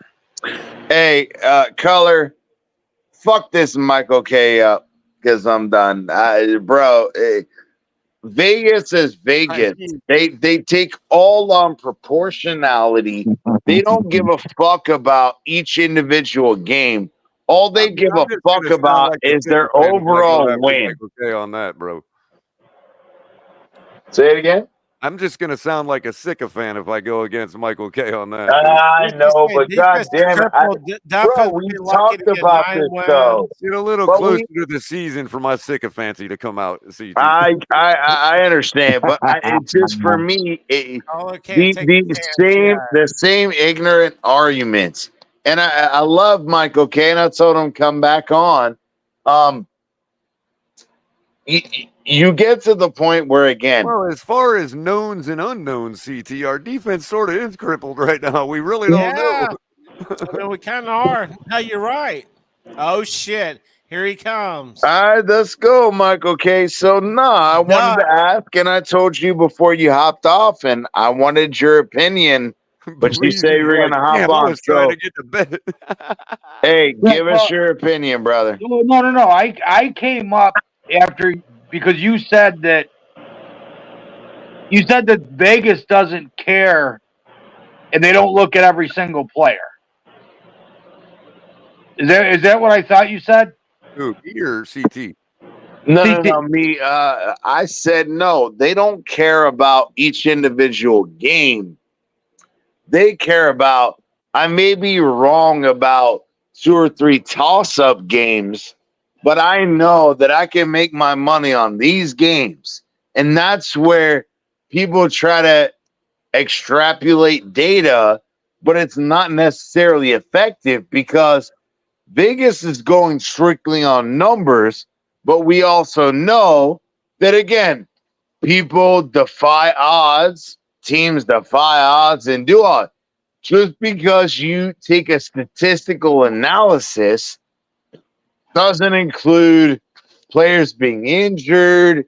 Oh, some guy's unhappy. Oh, the last game, this guy came up a bit But gimpy. it does take some intangibles in. So, for instance, when they're talking about the Jets and how they came up with 9-some wins for them, it has less to do with their 3-year average and more to do with what they expect Aaron Rodgers' WAR number to be. And I agree. So what did they get last year? 7 wins or something? More? Yeah, but CT, let me help you out real quick. Hold on. How many games do you expect them to get above replacement for Aaron Rodgers? If it's 2 games, that's your 9 games right there. Yeah, no, I agree. But go ahead. I think what CT is trying to say is that Vegas is going to set the line. I mean, fuck the numbers, fuck the public, whatever. They're going to set the line to ensure that the public is split 50-50. Because all they care about is collecting the juice at the end of the day. They want it to be in a perfect world. It's 50 on one team, 50 on the other team. They collect the juice. And how would you generate a 50-50 result? Well, okay, that's a different. Hold on, that's a different conversation. I'm just saying their intent is based on that. That's not necessarily true. Hold on, Michael K. Generally speaking, you would set the line at an average. Fair enough. I'm just saying that's their intent. That's what they try to do. It's not 50-50. Vegas essentially is trying to get money to go a certain way. It's not 50-50. They don't give a fuck if it goes. They want it to be split, Michael K. That's a fact. This has been documented many times. Okay, a beautiful mind. If they want it to be split, if they want it to be split, and it comes out on the plus side, they lose a shitload of money. Man, that bills on bills crime. No, bro. They collect money on the juice. If the books are fucking balanced, you fucking idiot, they collect on the losing juice. Okay, if it's minus 140, how much do you have to put down to win $100? The book is balanced, Michael K. You got to count at 101. Go fucking take a class. I don't know what to tell you. How is it balanced? If it's minus 140 or plus 150, how is that balanced? Not the fucking spread itself, you idiot. The books. Somebody fucking educate this on the bitch. Oh my god. The 9.5 is not spread. The fucking spread. The 9.5. The over under is the spread. The books. The books, Michael K. The totality of the books. All the bets combined. Hey, just so you know, you can go back and watch them color. You can watch them color. I had this Bill's crime since they've been doing this fucking 5 months ago. Hold on, I don't give a shit. Right now. Hold on a minute. NFL. Oh, fuck. My argument is the NFL does not give a fuck about the prediction of the actual game. And this is where people. Hold on a minute. We're gonna go with the Chicago. We're gonna go with the Chicago Bears right out of the gate. Let Michael K and Amicus kill each other. We're gonna go with the Chicago Bears right out of the gate. The Chicago Bears over under is 8.5. If you put money for it to go over, it's minus 165. If you put them to go, what's the money line on the over for the Dolphins? All right. Well, you want to do the Let me find the Dolphins. Yeah, because I suspect it's low. I suspect it's like minus 110. Hold on a minute. Miami Dolphins 135 to plus 115. What's the plus 115? Under 9.5. Under. The under is plus odds. That's what I'm saying. The over is the better bet. That's what I thought. Right, but you gotta put more money up to win less. But that's only because we blew through the average at 9.5 last year with 11 wins, Michael K. So it's very easy to bet that we're going to get give him the business. You know what I mean? Yeah. Color, give him the business, bro. Nah, stop. And the spreads are balanced. The books. Under is actually the riskier bet. And I get that, but the reason that I say this is, again, bet it. Plus, what you say, Michael K? Plus what? Plus 115. That's a little low. I want it to be plus 150, and I'd take it, bro. That'd be beautiful. Now, the reason that I say that for those, but if I were to, that's what I'd make. The under is minus one, or the over is minus 135. Right. So it's a little high. That's actually like, dude, that's like a sure bet almost, man. You know what I mean?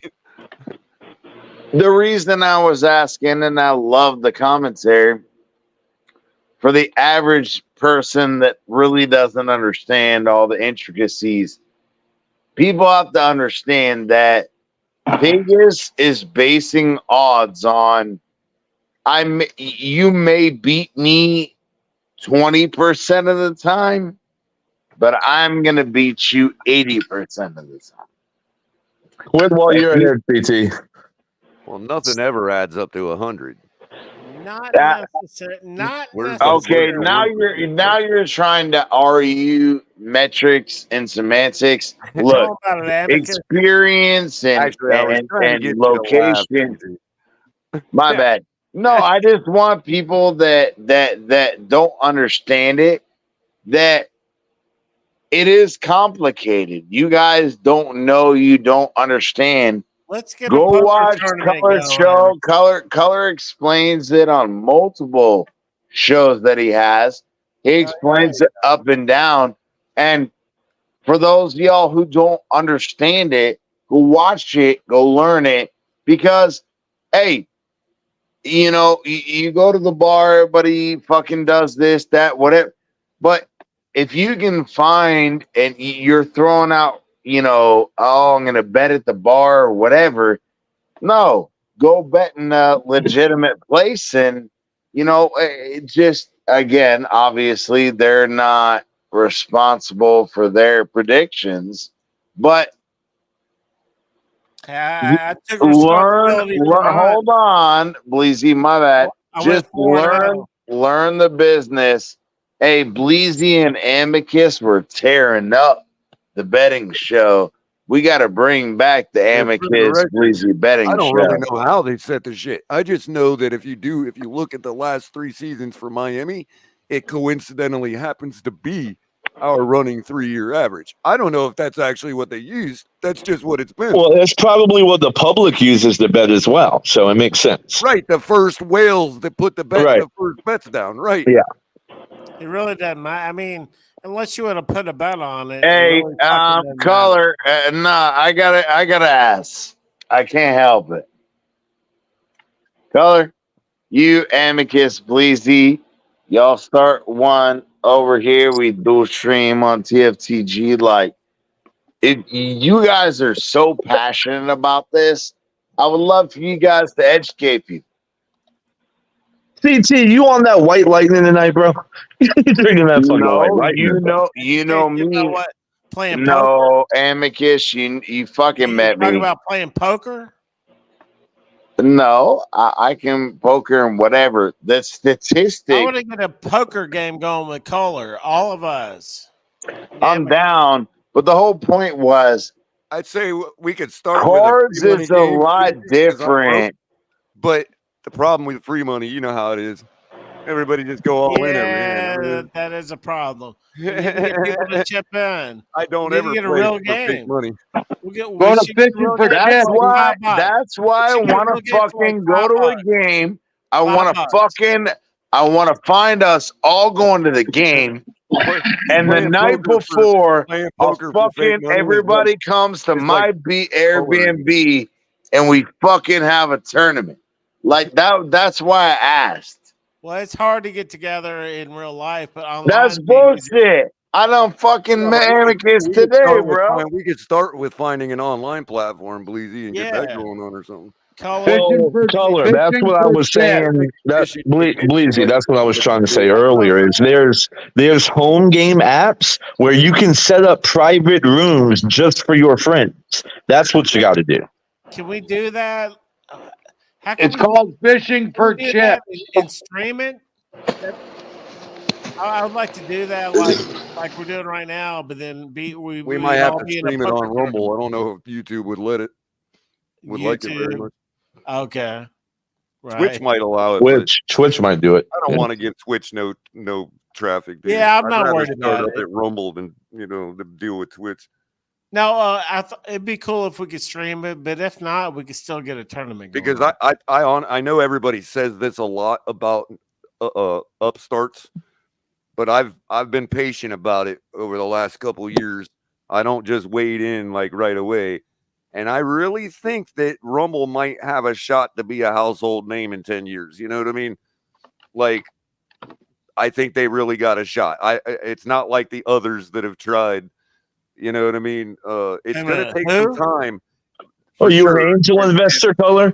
And for right now, I'm talking about as far as using it, having a user base and being viable to actually do what we're doing like we do on YouTube. You know what I mean?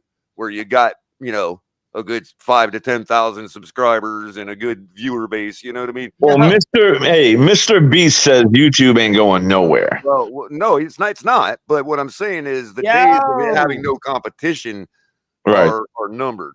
Yeah. I really believe this time because of the way they're building Rumble, and also the fact that there's a couple sectors already on Rumble that do have large viewer bases. You know what I mean? So it's just a matter of time before, if we, it's still going to be like for at least 2 or 3 more years, you're going to go there and be like, this is a ghost town. F this. Well, let me tell you how Rumble can overtake it in 10 years. If they pay out more than YouTube.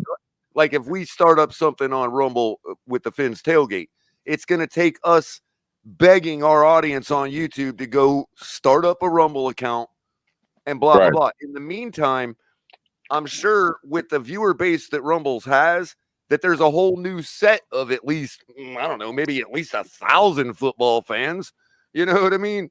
Yeah. That are going to be like, holy crap, there's a Dolphins channel. You know what I mean? Or whatever. It's just going to take time. But I think platform-wise, infrastructure-wise, Rumble is not like the rest of them who have tried to compete. I think they really have a shot. It's just going to take a lot of fucking time. I mean, look how long it took YouTube to get where they're at. You know? Yeah. Well, if, like I said, if Rumble pays out more than YouTube, that's a good start. I mean, it'll never be like obviously the people that are into Rumble and the makers of it and all that, they're obviously intending to win a competition. Otherwise, it wouldn't be in business. But if I were to make predictions and all that, I think that you're going to have both viable places, just like Twitter and Instagram, or Twitter and TikTok, or Twitter and Facebook. I mean, they're going to have a large enough base that it's going to be like there are going to be people that are able to start a channel on Rumble and not even do anything with YouTube eventually. Yeah. And in some sectors, there's already people like that who, because of YouTube themselves, have been forced to do that because of cancellation and all that. So, in the political world, it's actually growing quicker because obviously YouTube does what they do. So, there's no place for those people to go to. Well, that's how TikTok got so popular. They just didn't censor as much. TikTok's cool, but YouTube is the boss, man. Twitch. Well, here's the thing. Rumble is protected by the TikTok problem in that Rumble is wholly owned, operated, and created by Americans. And matter of fact, the guy that started the startup, that it basically is the creator, if you will, investment wise, or at least one of the main ones, is Dave Rubin, who's one of the, I don't want to get political, but he's one of these, left leaning liberals that wasn't left enough, if you know what I mean. So they kind of canceled him out. He started his old thing, YouTube. Yeah, he rode the fence. He didn't have a home. What he did was he said, everybody's sitting here complaining about getting canceled, but nobody's doing anything about it. He wasn't even a techie. He was just like, why don't we just build our own thing? And instead of using like Google AdSense for money and all that, they're totally privately, they're finding other ways to be funded besides Google. Matter of fact, they just had to sue Google because they sued Google for slander because Google sued some other news network for slander because they tried to claim that it was a lie that Rumble was getting money from Google AdSense, and that wasn't true. So they sued him for slander. I mean, that's how serious they are about, building something real. You know what I mean? And so they're basically saying the only way to compete, because everybody's in cahoots, even if you solve the YouTube problem or the Google problem, your hosting still has to come from AWS, from Amazon, or somebody like that. And they're all of like mind. So Rumble's like, okay, how do you beat that? You build your own warehouses and bury a bunch of servers in the desert. You know what I mean? And that's why it's taken a while for them to build their, something that's the user are going to want to be comfortable with using. Hey, shout out to Rumble, man. A year and a half ago, their app, like as Capitan was telling me, he tried it out, their user app for the phone, and it's full of bugs and it's crappy and it feels like you're using something that's all, Chinese knockoff or something. Yeah. But already in a year and a half, they've been able to, rectify all that because it just takes time to be able to pay the good programmers. You know what I mean? That's the other advantage Google and all these other companies have, is that in the tech sector, their political leanings just happen to be what all the good programmers are too. You know what I mean? Right. So you just got to get good programmers that are like-minded with you. My boy, and stay tuned. My boy Woody is teaming up with Joe Namath, and they're getting a fucking betting app put together. Right. Caller, stay tuned. Dude, yes, sir. And they, Woody and the man, the myth, the legend, and Woody, the man, the myth, the legend. I downloaded the Hard Rock app. I used it for a week. Never got my password wrong, and they locked it. I have no idea why. That happened to me too, and I was like done with it, and I just logged back on. It's a lot smoother now than when it first opened. Right. Maybe they just had a bug or something because I never got the password wrong. Yeah, it was crazy. You had to put in your password every time you logged in. It's not like that anymore. You can just click on it and you're in there.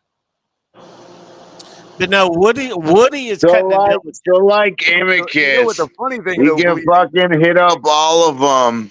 The funny thing is, and it's one fucking click and fail. My account unlocked, right, for having apparently put in the wrong password, right? But they have no problem still sending me notifications, push notifications for their deals. I'm like, whoa, ain't this supposed to be a two-way street? Right. You know what I mean? Right. I can't even log in. I would love to take advantage of your deal if I could log in. Right. Hey, I'm gonna send Woody the link. Let's see if he'll log in. Hey, No,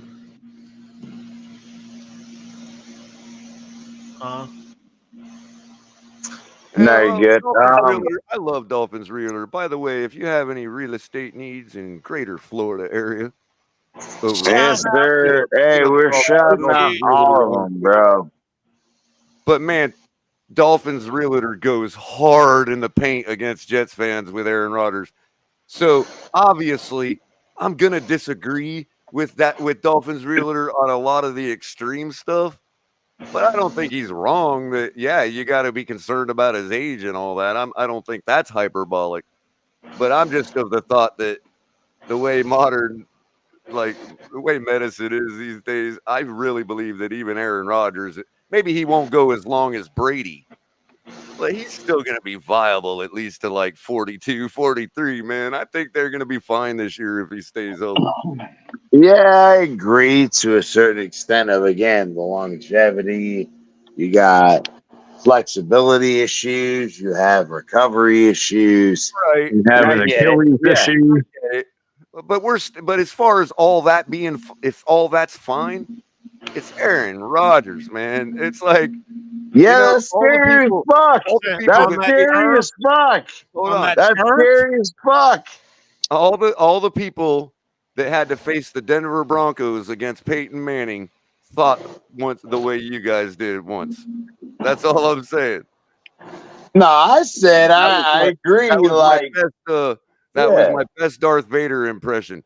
Obi-Wan once thought as you do. Well, let me tell you what's going to happen, Color. Their offense will be better this year, but their defense will regress. So it will balance out.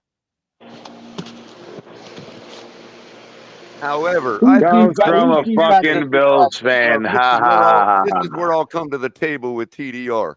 Okay. I think that I probably prematurely put Aaron Rodgers as high as I did on my hierarchy because the guy has elite ball placement skills. Nobody's going to lie that this dude really understands the physics of throwing a football, and he can put the thing anywhere in time and space, right? I get it. Right. But I was recently watching some Brett Favre highlight reels, man, and I forgot just how good that dude was. Like, Aaron Rodgers can't even touch Brett Favre, bro. He can sling it, man. How old is Aaron now? He was 40. 41, I think. He's still 40. Okay. Bro, he's drinking all them fucking ayahuasca, mushroom, Just fucking watching that Brett Favre highlight concentrates. reel, I bumped Aaron Rodgers like 5 slots down on my list. I'm like, man, You know, a good quarterback DM, still play when they're DMC 40. the shit, bro. DMC the shit, bro. Hey, when they're 40, But it makes you stupider. he can still play but Aaron's beat up. He looks old as fuck. and If you you know look what? at him, man. And you know what? I was, we all get amazed over the way Patrick Mahomes throws the ball because obviously, he's thrown different types of balls, including his own, for his whole life. You know what I mean? Yeah. Being his father, because he's the baseball player. right? He comes from a baseball background, shortstop exclusively, so that's going to be where you're going to make those amazing throws. You know what I mean? Yeah, the underhanded and the ability to take quick overthrow no doubt shows. the guy has that ability. He has that gift that I'm talking about. But even looking at that Brett Favre footage the other day, it's not like he's the only one. Bro. Brett Favre was doing that on a week-to-week basis, bro. Yeah. Every single game. Yeah, I agree with that, but then you gotta. Now, my question to you, Shout out to Dollar, Brett Favre. is I agree. And then people want to say 45 yards down the field, man. And I agree. That's what I was trying to ask is every quarterback has to be in a good situation. Obviously, you're getting drafted to a shitty team because you're, top draft pick. Where do you define the line or draw the line of where does a quarterback make the difference between being the guy and then being the one who fucked it up? I mean, throwing into I don't know, man. It's hard to say. No, bro, give it. If I start giving examples, then it looks like I'm cherry picking one game and all that, and I don't want to do that. You know what I mean? Cherry pick one game. Well, the last game we played against you guys. Yeah. There was no reason to throw that football, dude. None. That's how I feel about the Chiefs game in the playoffs. I was gonna say maybe TDR said Color said I was radical and laughed, right? Maybe it's just the Twitter algorithm doing it to me, TDR. Maybe hey, real quick, Bleezy. Can you take that banner down? There's no more Bills on Bills crime. I've already outlined the body with chalk, and they shipped that bitch to the morgue. No, you didn't. Hey, that was my fault. I apologize, Amicus. Thank you. I put the phone down. I was dealing with other shit. Algorithm has figured out what really gets me a reaction. You know what I mean? Because all I get all day long is "Who is God?" Not from TDR. I'm saying from everybody. Like "Who is God?" Did I remind you guys? "Who is God?" You know what I mean? Like all day long on my Twitter timeline. It's crazy. It figured out what bothers me.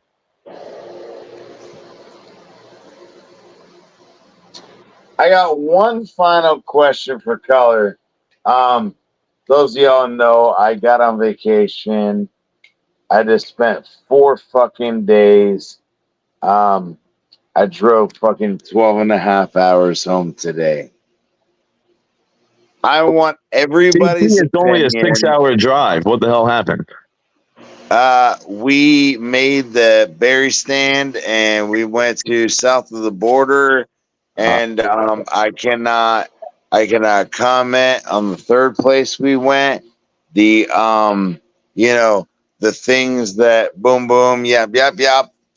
Oh, the porn store at the truck stops. Yeah, no, Mikey, he's a lot lizard. He's a lot lizard. Yeah, I am. But like I said, Amicus, the pop boom boom.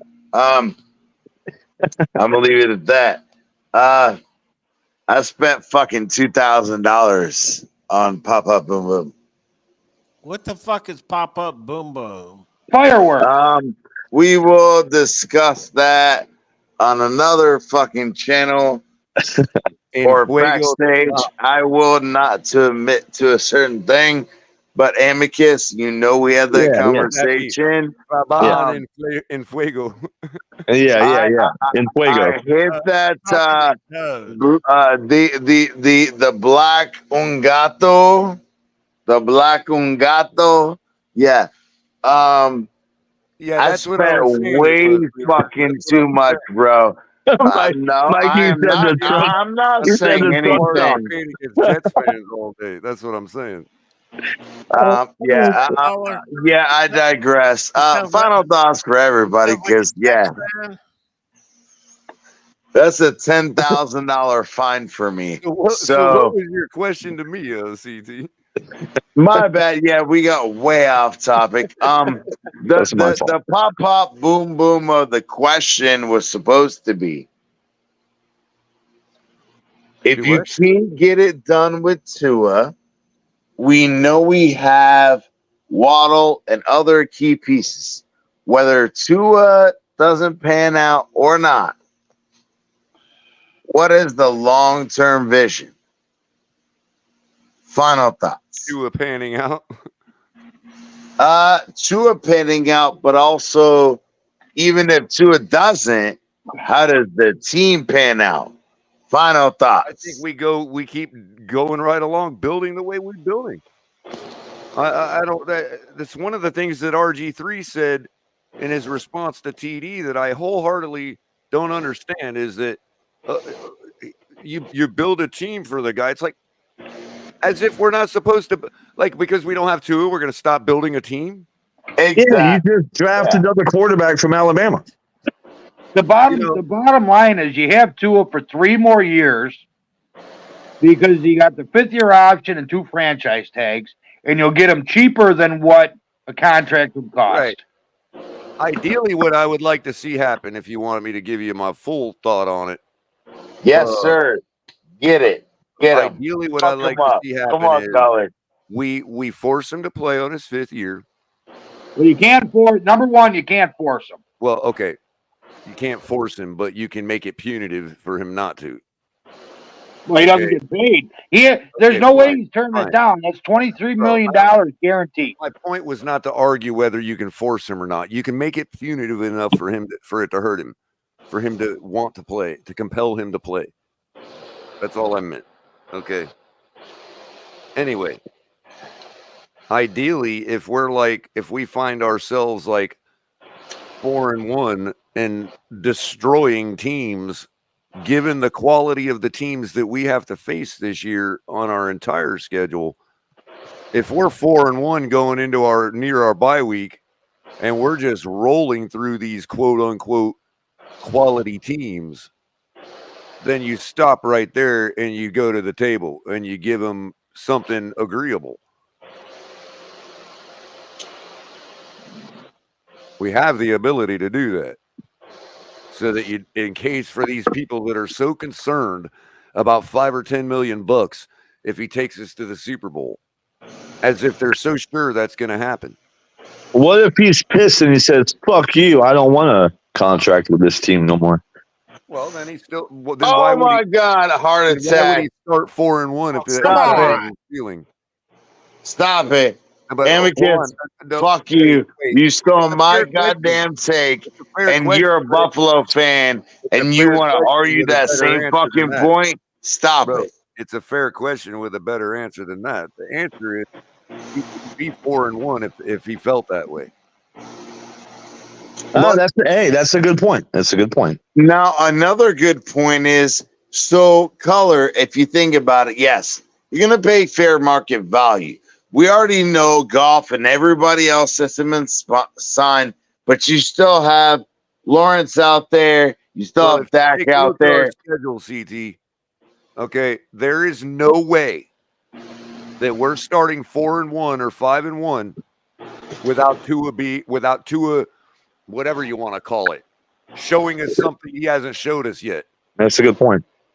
And I agree. And hold on real quick. My point is, go ahead, finish. Given our schedule, if we're 4-1, 5-1 going into the bye, right, then that's enough to show me that All of what we've seen in the past matters not.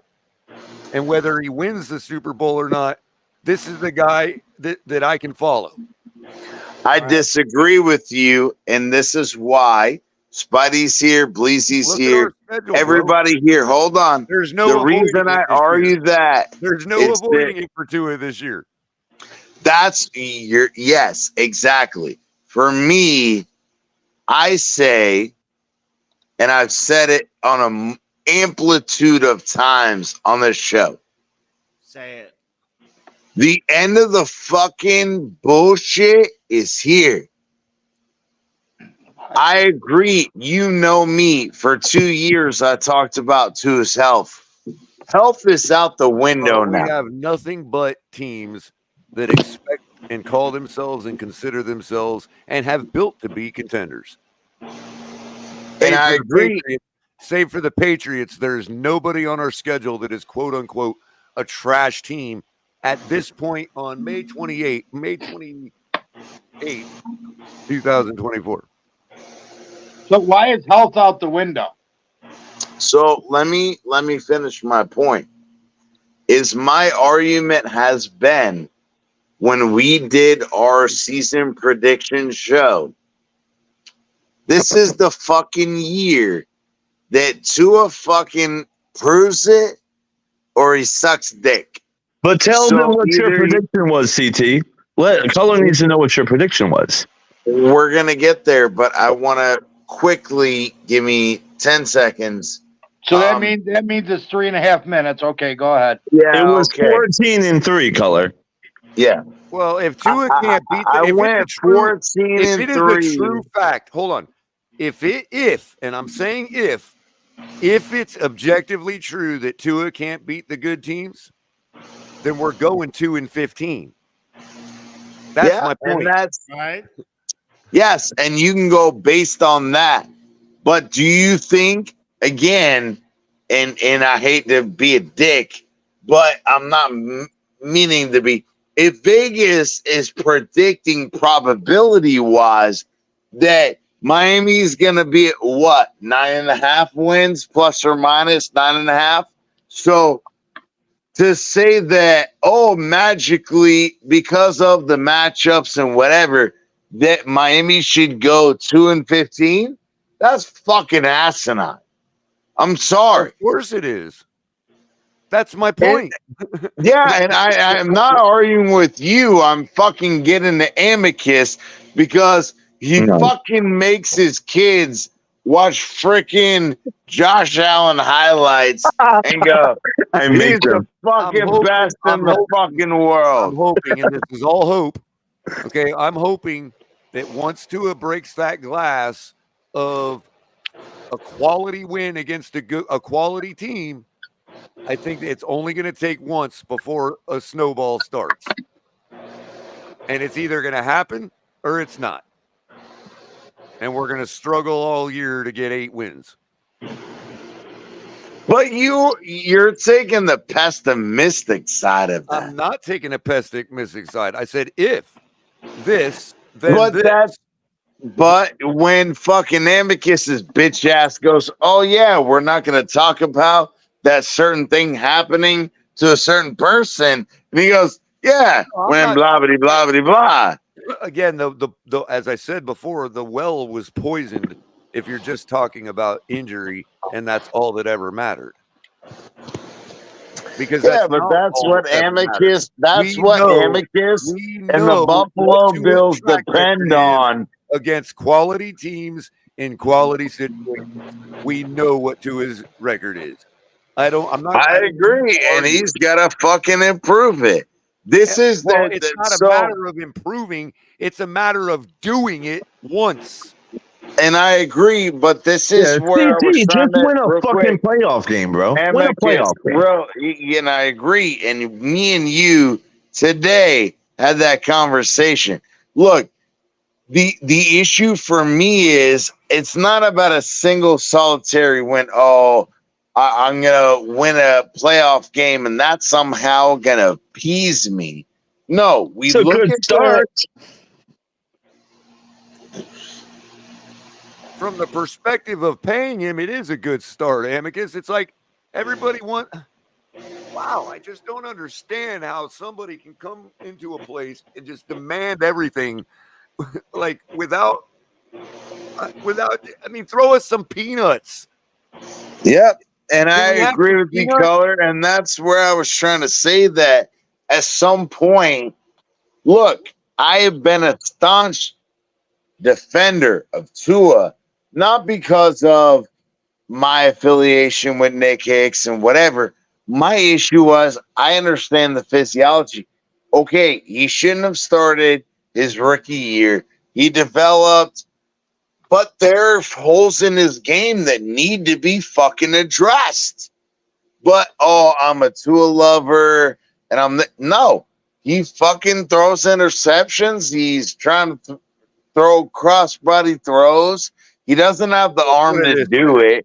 If you knew right now, if it was a 100% known right now that Tua was Dan Marino, would you give him $60 million? If I knew he was? If you knew he was, would you give him $60 million? Absolutely. Okay, and would you be happy to do it? Yes. Would you be upset in any way as a fan?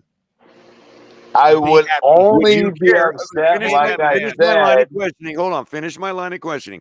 Would you care at all if the price of a jersey went up $100? No. Hang on. So then what? So then the question is, do you want to pay $23.7 million, or do you want to pay a 4 or 5 year contract worth a couple $100 million to find that out? And I agree with that concept. Wow. And that's where I really feel like the Dolphins giving the 4-year deal. And hold on. Real quick, TD. The only reason I'm breaking it down to that is because every time I have this debate with somebody, I knock everything down, and the last thing they have to say to me is the money we could save. No, I'm not going that route. That's not my argument. My argument is I think it's a philosophical difference. I brought it up earlier in the show where and by the way, Dan Marino was just Drew Rosenhaus, guy. Drew Rosenhaus, and all these guys, former players, and all that they talked about it, where you're not going to get the same guaranteed money.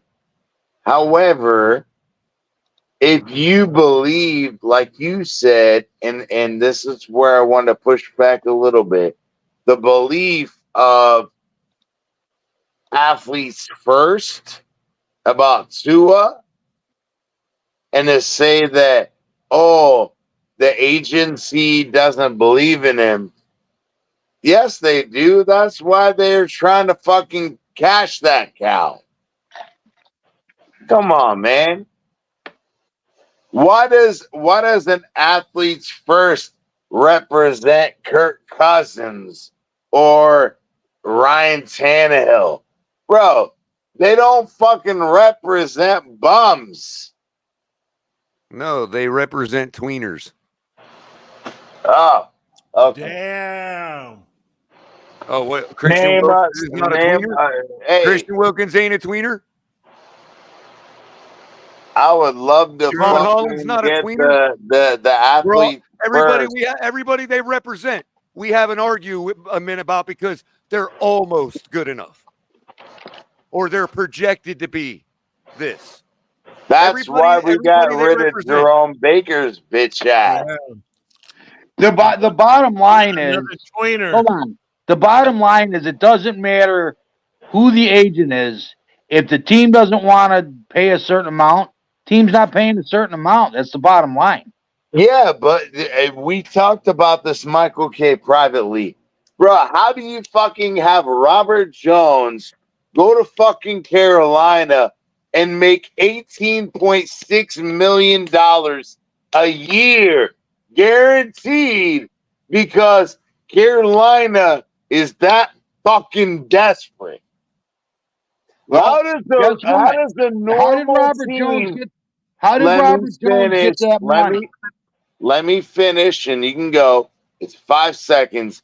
How do you say that the overspending of Carolina is the fault of the Miami Dolphins? Answer that question. You don't. It isn't. It doesn't go from organization to organization. But the bottom line is, if the Miami Dolphins wanted to pay Christian Wilkins 23 or 25 million, whatever he got a year, they would have figured it out.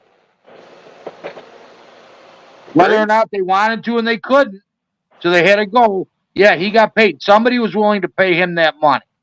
But the bottom line is, if the Dolphins don't want to pay Tua what the agents think he's worth, the Miami Dolphins ain't paying it. They're not going to be nice guys and give them money that they don't think he deserves. I'm not arguing that aspect, but you also have to argue the other aspect of, was there a deal in place that was set on Goff? Because the exact Goff numbers were reported offered to Tua the night before. And that came from who? The Omar Kelly and was he in the room? Was he in the room? Did he see the piece of paper was written on? We're gonna go down that, bro. We don't believe half the shit we hear and half the shit we see. Tua should get paid more than Goff. If I was shout agent, back out to our previous shows, bro. Come on, Goff went to 2 Super Bowls with 2 different teams. Didn't Goff just go to the NFC he went to the Super Bowl with the fucking ready-made team. When Tua came in, no. Shut the fuck up for a minute. I love you, shut the fuck up. Last Super Bowl, NFC Championship game is what I meant to say. Stop it. Tua came in. Tua came in to a shit team that needed a fucking quarterback. They brought in Fitzmagic, and I liked fucking Fitzpatrick. Bro, they moved the entire franchise to another city with Jared Goff. He don't get no grace for that. No, I agree. I said that Tua on the original, the offer or the rumored offer was 120 to 140 million guaranteed over 4 years. And that, long story short, even if Tua was willing to take a little less, Goff was drafted by Jeff Fisher, who was then paid to tank the team in order to get the political clout to move the team to another city. Do you really think that? Tua's dealt with all this hardship. Okay. Well, I mean, I think Goff has played his way into his contract. Absolutely, he has. He has, but again, the argument to say that Super Bowl, and what did he get for that? Traded. Yeah. Why? Because he couldn't get it done, and that's my argument. Well, Tua can't get it done, CT. He can't win a fucking playoff game. And I agree, and you won't let me finish. That's where I agree with you. This is why. Hold on. Can I get 60 seconds? Can I get 60 seconds? When we did the predictions for the schedule this year. Oh God. This is the prove it year for Miami and Tua. No. The NFL has given you every opportunity to kill every narrative against you. Oh, they can't win on the road. They can't win in December. Why sign a new contract if it's a prove it year? I agree with you. I never said that you shouldn't. I never said that you shouldn't. Teams not prove it anymore. Here's one for you. Maybe Miami's worried about what Tua's going to be when Tyreek Hill's not there anymore. That's a good point, Mikey. I've said that for the past how long, CT? That's true. I'll meet you at It is, but you also said that Michael K doesn't know what the fuck he's talking about. That's and true too. That's true as well. Yeah, he doesn't know what he's talking about. Absolutely. Okay. Because at this point, look, you know what? I know I'm not smart enough to pretend that I know what the Dolphins want to do with Tua. No, I didn't say that. I've on multiple occasions given every options because there are fucking thousands of options. Please tell me one fucking predictability you've had, Michael K, that's accurate. We can talk about all the information. We can create our own opinions. Here's that's one. all we got. It's the fucking off season. Hold on. I'll tell you what. My bad, please. Hold on. It's the fucking off season, dude.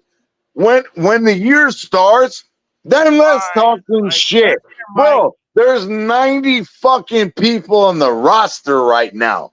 Please, let's not have a fucking ignorant conversation. What do you think about Tua, Mikey? What I think about Tua is I don't get, you know what, as far as I'm concerned, sign him for the next 7 years, give him $50 million a year, $300 million guaranteed, and just let the Bills take the East, let the Bills have the East for the next 6 or 7 years. Yeah, I agree. You know, that's truly what I think. But the bottom line is, if the Dolphins knew they had something in Tua, they would have made sure that they, you know what, why is Lawrence already in contract talks going into his 4th year? Why is Lawrence going to have? What about Dak? Dak's not in contract talk yet. Yeah, they haven't paid Trevor, bro. That's different. Dak's not on his rookie contract right now.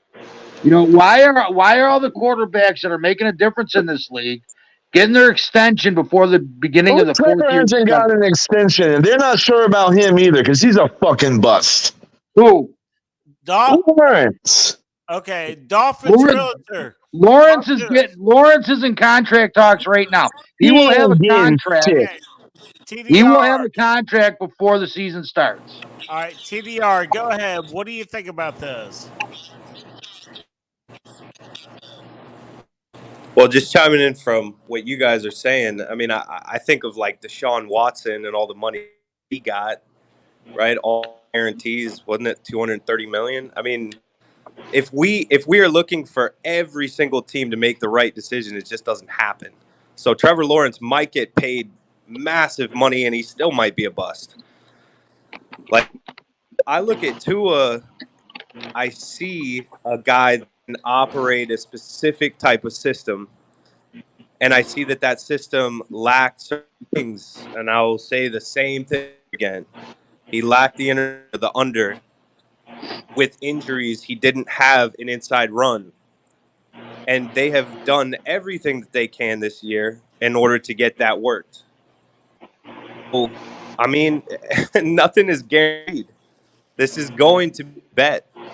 But I am willing to bet that Tua is a lot better than what you guys are giving him credit for. And I'm willing to bet that still, even though I like Tua, I don't sign him for $70 million a year because I want a right guard and a safety. And I love this team. Get him, I'd like CDR. To see us succeed. Get him, CDR. Get him. Hey, TDR. Let me ask you. No, shut the fuck up, Michael K. Let CDR get him. TDR, because you can respond. Get him, CDR. Get him. Because you actually speak with intelligence. If Tyreek wasn't on the team last year, how many yards do you think Tua would have ended up with? Well, I saw that Jets game against a really good defense when Tyreek Hill out, and I saw Jalen Waddle really move into a good position for him. I think the problem is, like we said, without the intermediate, without being able to stretch the field or stretch it horizontally, they did a lot of stupid things like these bubble passes to the same guys, to Tyreek Hill and Jalen Waddle. Yeah. So I think, if we get a good tight end or a contested catch specialist. Where were you when What's that? When I'm arguing with Pete's whole crew about the Jets defense, man. God, I'm in total agreement with you on that. I don't think the Jets shut down their defense like people claim. I actually thought that, like I've said all along, I think the Jets bro, are a good defense. That game told me more about what Tua's potential is than beating any of the good teams because of what we did against that Jets defense. 100%. We put up a total of 64 points on that Jets defense across 2 games. And you know what? And you're right. Color, but I still want him to fucking prove it. Hold on. Was it the first Jets game or the second one? Michael K, can I finish real quick? No. Throughout his career. TDR, first Jets game or the second one? The second one, Jalen Waddle was the had all the focus. Go ahead now. Go ahead, CT. Let me look at these stats. No, you're fine. All I was trying to say is every game is different. Every injuries, weather conditions. There's so many variables that trying to throw in a realistic computation of outcome is impossible. But we all know that Amicus is showing highlights to his children of Josh Allen. Who cares? He's a Bills fan. But what happens? Right, we're Bills fans, bro. Boy, like get off the fucking Josh Allen. Amicus. I'm just having fun. Did you ask him? God damn it, Michael K. Did you Amicus, we talked about it earlier. Did you ask Amicus what highlights you showed when his daughter's Slow down.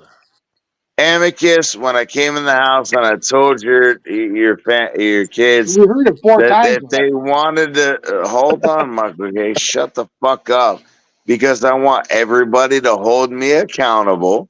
So again, they do Amicus. I told you, stop brainwashing your children. When Miami wins the Super Bowl this year, I'm buying each and every one of them a Tua jersey, because you guys don't know, he was playing Josh Allen highlights when I actually came to see him. Did you ask her indoctrinating his children? Did you ask her what he does when she's being punished? She puts 2 highlights on. Damn. Hey, I'm just saying that. Y'all want a famous color mic drop moment? Yes, sir. Get it. CT, you said you're going to buy everybody a Tua jersey if the deal. No, they're Amicus's kids. Okay. Are you going to pre-buy them?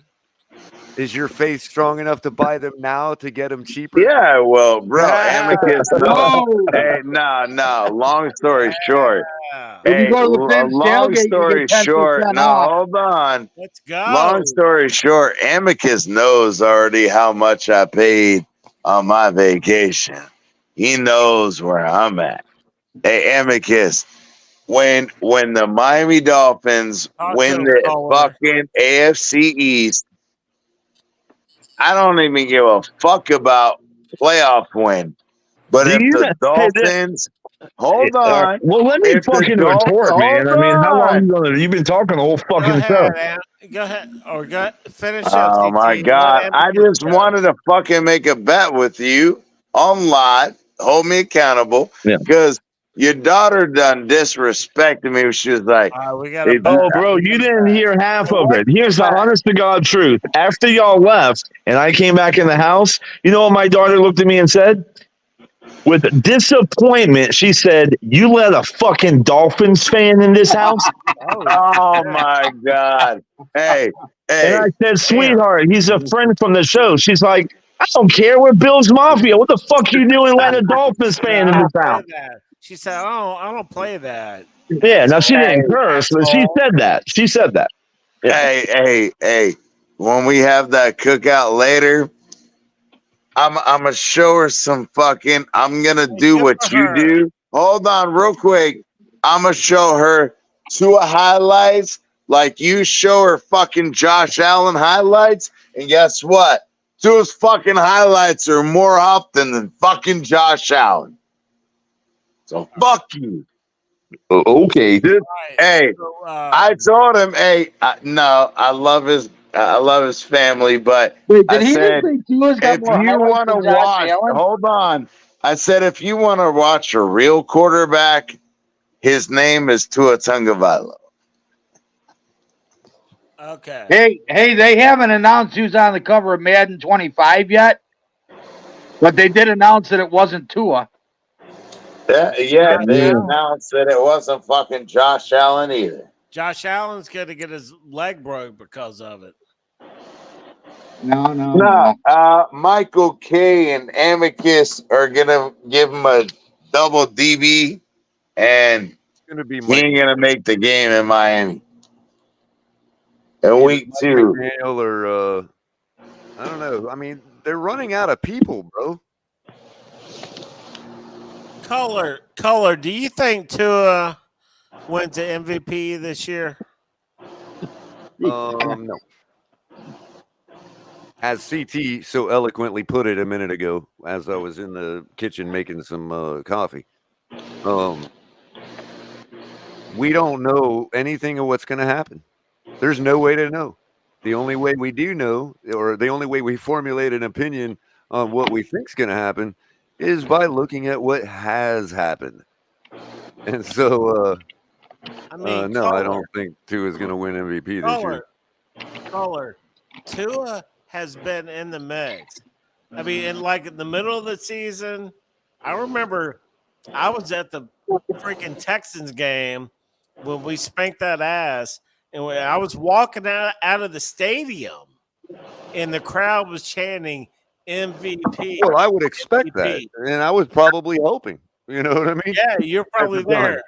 You know, I'm just saying. That's to be expected and probably warranted. I mean, I'm not one of these that are like, I mean, if somebody's going to argue and die on that hill, then yeah, I'm going to say, okay, we put up a lot of big numbers against some really bad teams. Okay.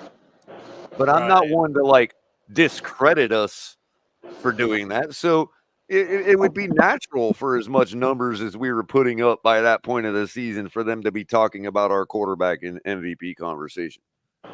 I just didn't. I mean, as it dropped off because of the way the season played out, I could have also said at the time that I expected that to happen.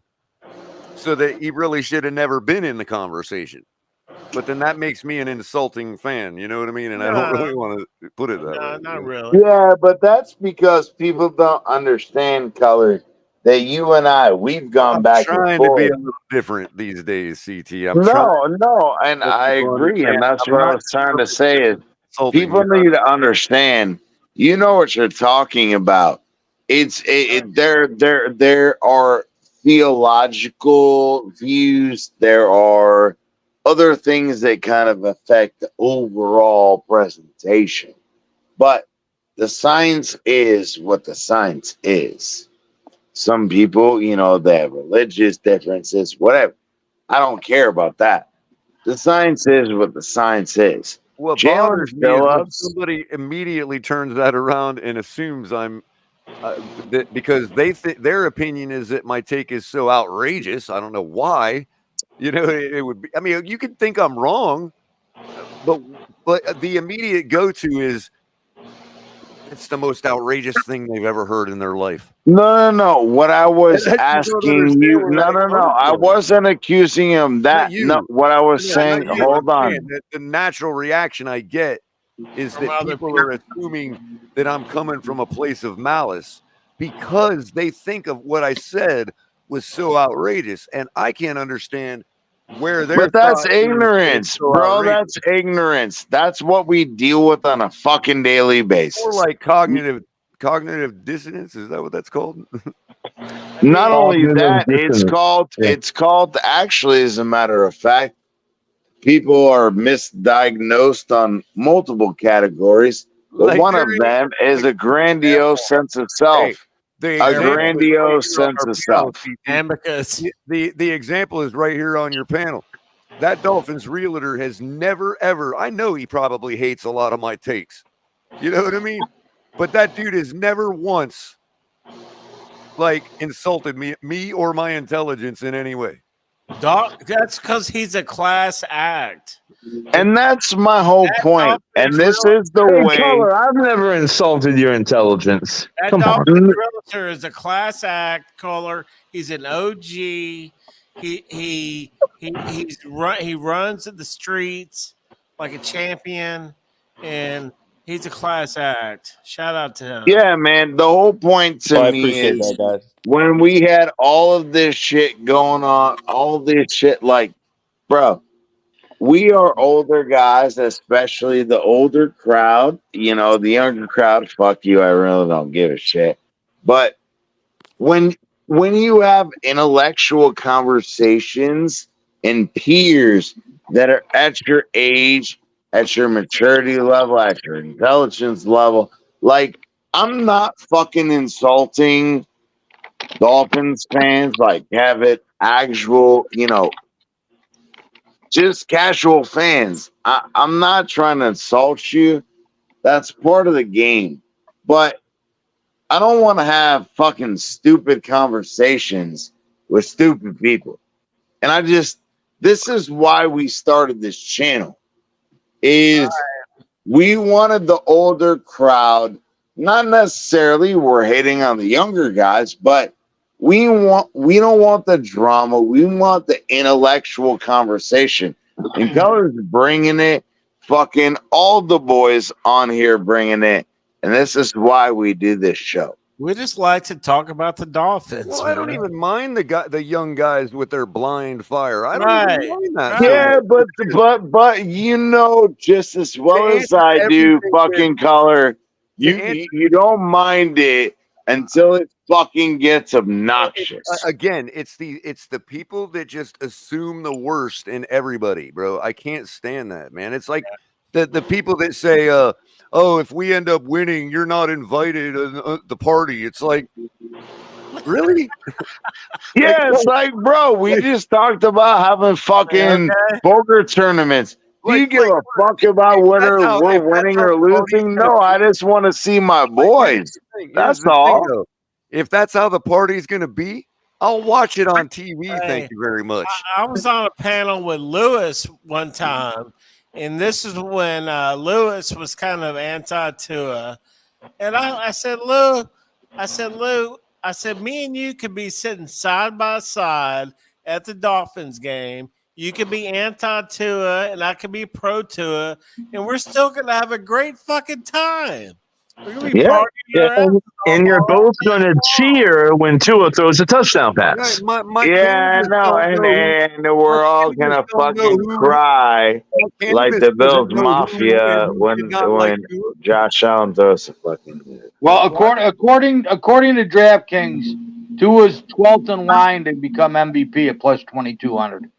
Yeah, again, because Vegas wants to win on the numbers, not reality. What you're saying this is why, bro. This is why a lot of y'all don't know. I'm not ethically allowed to fucking gamble because, okay, I understand it. Y'all Googled the same fucking information that I know. The question is, are you morally allowed to gamble? Ooh, no, it's part of my ethics contract. My ethics contract leave says... the gambling to us. Okay. Yeah, but that was my whole point, though, is I want to fucking do that. I want to do a little, like, poker tournament. All like, you got to just, do is become bro, a if we're all going to the game, bro, I will fucking... Amicus knows. Amicus, I don't fucking mind getting a big ass Airbnb and fucking having it. I got a fucking 3-bedroom, 3.5 bath. I was on the fucking lake. Come on, bro. Fishingforchips.com. Hey, TD, are you a poker player? A little bit, yeah. Hey, real quick, Mikey, is that a poker app that does like home games where you can set private tables? Well, Yeah. here's Yeah, the paradox. I'm on it. Okay. I think this might be a form of Russell's paradox, I think, because TDR just said, "Yeah, I played a little." Yeah, he's trying to smoke us, dog. He's trying to smoke us. If he's an expert poker player, that's exactly what he would have said. Exactly. Yeah, He just trying to smoke us, dog. He's trying to smoke us. Look at Kohler. He's sniffing I them out. saw that too. I was a like, bird oh, dog. hold on. Wait, he said Like what? a bird dog. Okay. Okay. I got scared too, Teller, when he said, nah, we good, dog. Let's play. Sniff that out real quick. Hey, who's the first person you thought of when he said, "I played a little"? First person in my head was Woody Harrelson. I was like, nah, he said, I play a little. You know he's a ringer, bro. You know he's a ringer. He's made a few final tables. You mean basketball? That's the first person I thought of was Woody Harrelson, man. He's made a few final tables. Hey, but for real, I did want to talk about the MVP. You guys were talking about Tua for MVP. I don't think that it's possible, honestly. I don't think that he could. I think he could put up 5,500 yards, and it's still not possible because this. Because they're gonna say it's his weapon. Not even in a default situation there, TDR, 5,500 yards if nobody else even got 48. You know what I mean? Well, the point is, this is a dual threat quarterback league, you know? So it's very difficult to win over Lamar Jackson, Josh Allen. No, whatever he does would have to be followed up with like a deep run, like a be followed up with wins, you know, or even a Super Bowl win, because that's what would make up for the duality. You know what I mean? We would have to go 13. If we go like 13-4, and he's got 5,500, that's MVP. The problem is the voting comes in before all the playoffs and all that, right? Yeah, exactly. Yeah. We'd have to be on a like, again, this schedule might help that out, Realtor, because, you know, think about it. If he's putting up 5,500 yards on this schedule, dude, we really have to actually like back him up there, you know, even if they want to talk dual threat nonsense, you know? Yeah, true. But don't you think that it's going to, the only way that it's going to happen is if we establish a run, like a really good run game. The other thing, like I said a second ago, was that it would have to be a down year for everybody else too. Like, you don't even have a hard schedule. We have a hard schedule. The Jets have an easy schedule. Dolphins is kind of mid. Bills is brutal. Other than like 3 games, we have the exact same schedule. Yeah, y'all get the Raiders, we get the Chiefs. Oh, yeah, the Chiefs that like should be easily beaten because they suck. You got the Raiders, Color. You got the Raiders. When you lost the division to us, you got the Raiders instead of the Chiefs. Who are coming up. You think the Chiefs are going to be? You think the Chiefs are going to be right back there? Did the Raiders not beat the Chiefs last year? Was I imagining things? Stop it, Color. Stop it. Hold when on. do you play the Chiefs? At what part of the season? Because that's a big thing too. It's right. Whenever Taylor Swift's in Toronto. Okay, but she'll be there, Michael. Okay, because they made room for her on Sunday. I'll give you the Raiders. Fine. Okay, thank you, Color. I appreciate that. Yeah. Hold on, I'm looking right now for. It's right before the bye week. Then we get the bye week. Then we play the 49ers after. Well, they might be limp dicks again, man. I mean, this whole regular season in 2023, they weren't even anything really. Hold on. They were like slightly above mid. Did you They notice got the Raiders at over under 6.5. Did you notice something else, Amicus? We have to travel across the country 2 separate times. Bro, ask CT. I'm on record on this podcast for saying they fucked you on that because you got to go all the way to New York and then all the way to California. That's ridiculous. 2 separate times. Yeah. I agree. Because we got to go to Seattle after playing you guys to start the season. Right. And then we come all the way back to play the Raiders at home. Mm-hmm. I outlined 4 ways they fucked y'all on that schedule. There's about 4. Yeah. We have the second most miles traveled. Either case, we could have played Arizona in Arizona and covered that travel right there from Seattle to Arizona. No. Color could have visited the Grand Canyon, but no. Well, Color, it makes no sense to have you go on one side of the country and then the other side the following week. Makes no sense. Twice this year. Yeah. I hate defending the Miami Dolphins, but might be on a short week. Shout out to the Grand Canyon. Yeah, Tombstone, man. I haven't been to Tombstone in a while, too. There's a couple of little places I like to eat a bowl of chili there. I love that town, man. That town is so cool, man. And, it's funny. Arizona has the 20-foot smoking rule, right? You have to be 20 feet away from the entrance to any building, right?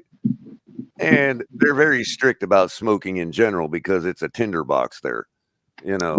Right. But you go to Tombstone, and it ain't no different than it was in the 1800s. Like, there's you can shoot somebody in the streets. No, but there's people standing right next to the door. There's people standing right next to the door with a sandy freaking roadway, smoking a cigarette right next to the town marshal. Hell yeah! That's like shit about state law there. You know what I mean? You can shoot people in the streets. Oh God! Send the state boys out there to the middle of the desert and do something about me smoking next to this building. Oh, we play the Chiefs on November 17th. Who? The Chiefs? That's got to be what, Thanksgiving week? Oh, that's before the bye week. You know what? That reminds me. Since poker's been a topic tonight, this is something you might be interested in, Bleezy. Seeing as it seemed to like a lot about poker, right? Oh yeah. So, one time I was in Tombstone, and it was during a celebration of the Buffalo Soldiers, right? Mm-hmm. And the whole town was packed, and they do their normal. Whenever they have like a main theme, they always get in full gear and do all their reenactments and all that. But the current Buffalo Soldiers biker group, which is like nationally syndicated and has like chapters all over the country, they came to do a parade, right? And their bikes are all like solid yellow or solid blue, you know what I mean? They're all like decked out in the old Union colors, you know what I mean? And but they take over the whole town, bro. And hold on, where is this at? This is in Tombstone, right? Oh, all right. So we were walking around the town that day, and there was a guy that was passing out flyers because Arizona had just legalized poker as long as you're doing it in a private club, right? So there was a guy passing out flyers talking about there's a poker tournament tonight. Come join the newly minted Tombstone Poker Club, right? So you had to like pay like a $5 club membership. I'd be right up in that. We could all sit there and play poker, right? Hell yeah!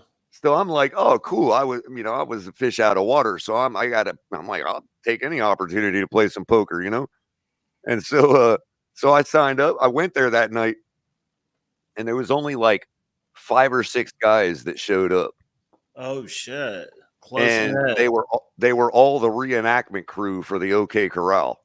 They all knew each other. Well, yeah, and they were all the characters from the reenactment for the OK Corral reenactment. So I'm sitting there playing poker with like Doc Holliday and freaking Wyatt Earp and like all these guys. Oh my god, you should took some pictures of that, bro. Oh, hey, hold on. I'm sorry. It's called Club GG. The group that I'm in is called Fishing for Chips. So the app is Club GG on your phone. Ah, gotcha. Color, that is funny as shit, dude. So if it's still going on and you look up the rules, you will find my name as a charter member of the Tombstone Poker Club. You should take us some pictures of those characters, dude. It was great, I, man. I would love to see a picture of fucking all y'all sitting there at the fucking table with your cards. Oh shit. Hell yeah, we're gonna have to play some cards, dude. I love it. I used to be really good at poker. Poker is almost kind of like golf to me. You kind of have to practice a little bit, to get better, to get good. Yeah, golf's way harder. But there when was a time when like I could have been something great. I just real man, I got damaged, bro. Like I said, I have to tell you about it. It was bad. At poker? 2 in a row, man. 2 separate weeks. 2 tournaments in a row, bro. Same exact beat, man. Oh, it was terrible. You got bad beats? Well, it was like first of all astronomical, but twice in a row, bro. It was like I can't handle this, man. There's nothing I can do, man. You could play you could be Phil Hellmuth, and it just don't matter what you do, man. So what are you talking about? Like you're late in the tournament, you got a bad beat? No, like I'm talking like 1 card outs, dude. Not just 1 card across all suits, like 1 card, 1 suit. Yeah, it's called one out. A guy hitting on me. You know what I mean? It's like, so 1 outer on the river. But 1 outer is like, okay, if it's a 1 outer could also mean 1, any suit of that 1. I mean, I had this guy narrowed down to 1 single freaking card, dude. Right, that's 1 out. Right. That's like when you have 1 out, it's like somebody needs a fucking 6 of diamonds to complete a straight flush to beat your fucking 4 of a kind. I got you.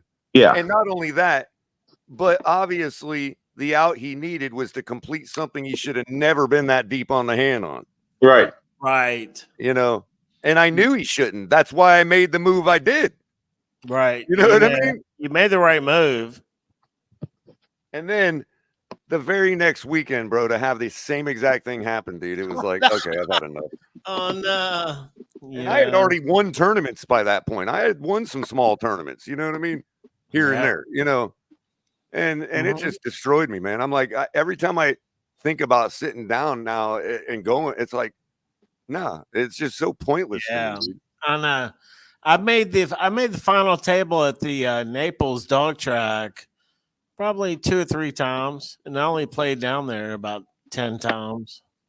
They had a little Friday night tournament, $100, $100 buy-in. Go for, go for it. And I made the final table.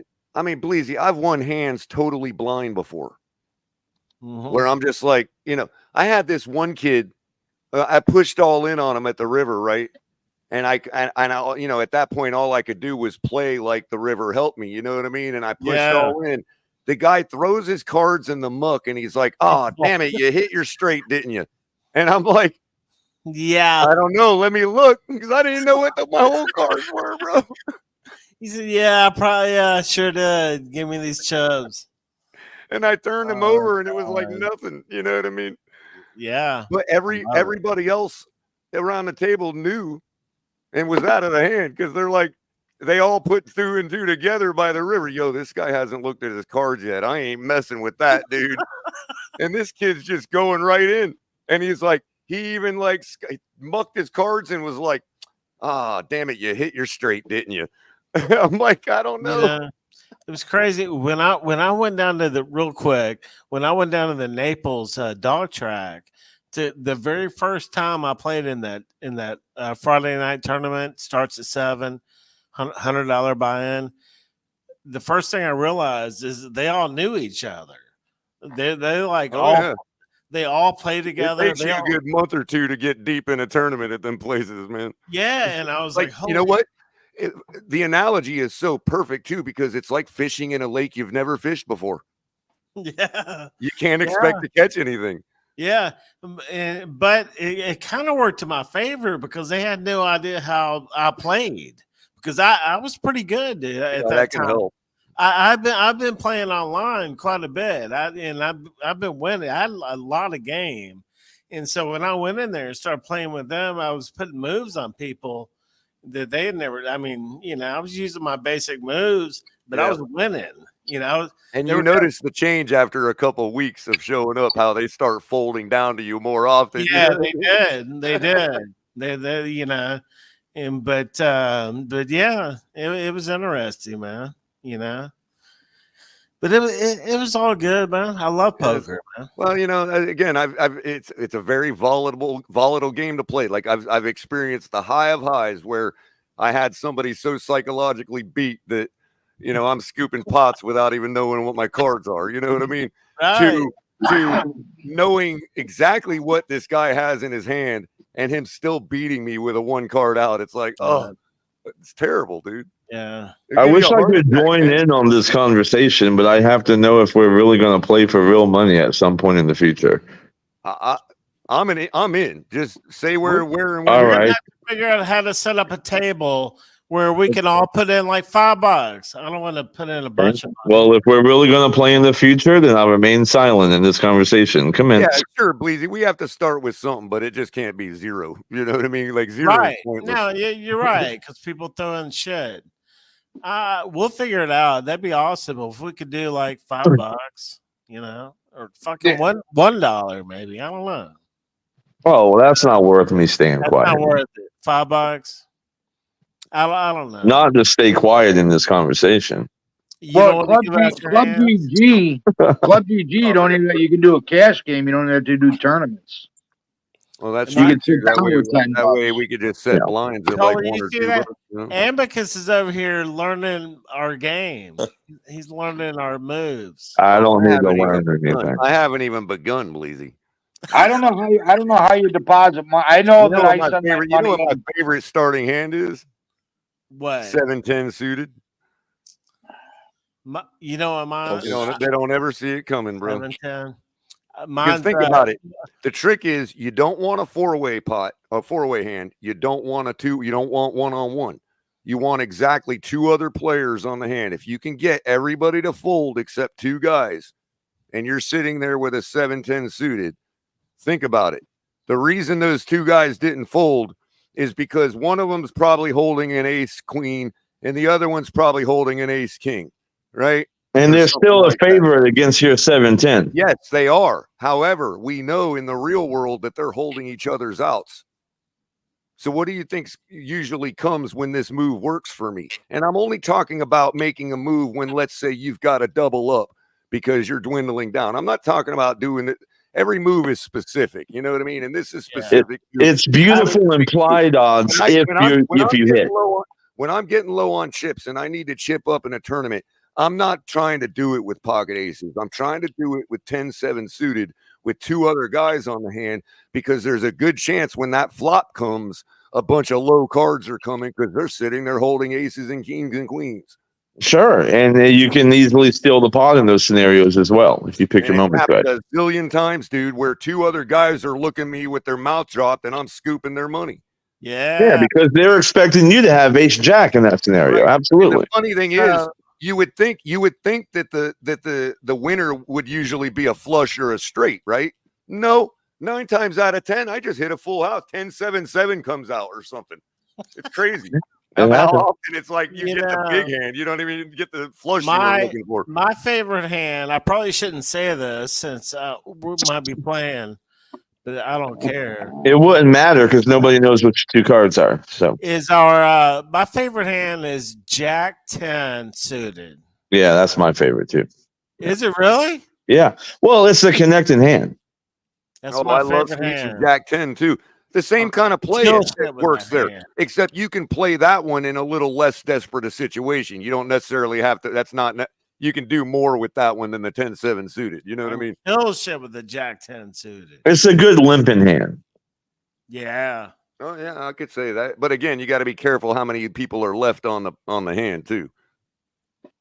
Well, even if there's 6 people, it's still a great hand because you're only going to make money unless you're isolated and you bluff the pot. You're only going to make money if you hit, and if you hit, you're going to win anyways. Right. Connecting hand. Problem is, it's that guy that also limped in with the queen jack that dominates you. Yeah, well, that's why you want the low end. You want the 7, 8, 9 to come out. Right. Well, no, I mean, I always played, and that was, that's why I think when I just rolled up in that tournament, I played different than they did because I was in there playing for straights and flushes, in sets. Well, you also start to get information from them after playing a while. You start to know them and what their tendencies are too. Right. And they're playing for like pairs, you know. I was beating dudes that they were going in with like a lot of chips and they don't have a pair. I'd be like, what right, because they're pros that assume that 9 times out of 10 you're gonna just win with a pair. Right. And I was, you know, and I'd be sitting there with the straight, you know, and taking quite a bit of you know, a good lick from them. You know, I had what is your all's table minimums generally? I usually play more than like when I was around there back in the day, I played 1-2 exclusively 5 days a week. So that's I minimum 100 tournaments myself. I play mainly tournaments, man. I don't really play. Yeah, I only played cash games. What are the buy-ins? The tournaments I played, the live ones were $100 a pop at the dog track, but online you could play them for $5. You know, right. It also depends on tough? if there's rebuys or not. Like you might have $120 tournament buy-in where it's $60 to rebuy. You know what I mean? Yeah. I don't like the you know what's tough about going to the Hard Rock now is the table minimum is 100, and everybody's sitting on like 50K or some shit. Right, so they just bully you straight out. That's the thing. That's the thing, TDR. If you're gonna go sit at the $1 or $2 blinds, and the minimum is 100, you got to sit down with the maximum, which is usually like 300. You know what I mean? Yeah, you definitely want to sit down with at least 200 at a 1-2 game. Yep. Because you've got to be able to simmer these guys down and push on them. And plus, they're 24/7 at a casino. They'll sit there and call you with crap cards and beat you all night long. You know what I But mean? not only that, they're doing 12-hour sessions, so somebody's sitting on like 2,000, 2,300 already, right? And how do you compete with that? That's what allows them to match your $100 all in. You know what I mean? Exactly. Yeah. With crap cards, and then they hit and get lucky, and you're sitting there going, "Oh, no, So you got to be able to have a chance to make that move a couple times. You know what I mean? Yep. Yeah, it didn't used to be like that. It used to be able to have $20 minimums and have a little bit of fun without like really, really going in. But exactly. You have to pretty much get 200-300 on the table. That's why like the $25 to $50 tournaments are nice too, because you can have a little fun with it and end up going deep. And some of those will pay out $500 to $800 for first. You know what I mean? Yeah, I'm fine. I'm fine with a little bit of fun. I don't want to sit there for 12 hours. Right. You ain't trying to grind. That is the tough part. That's the life of the cash game player.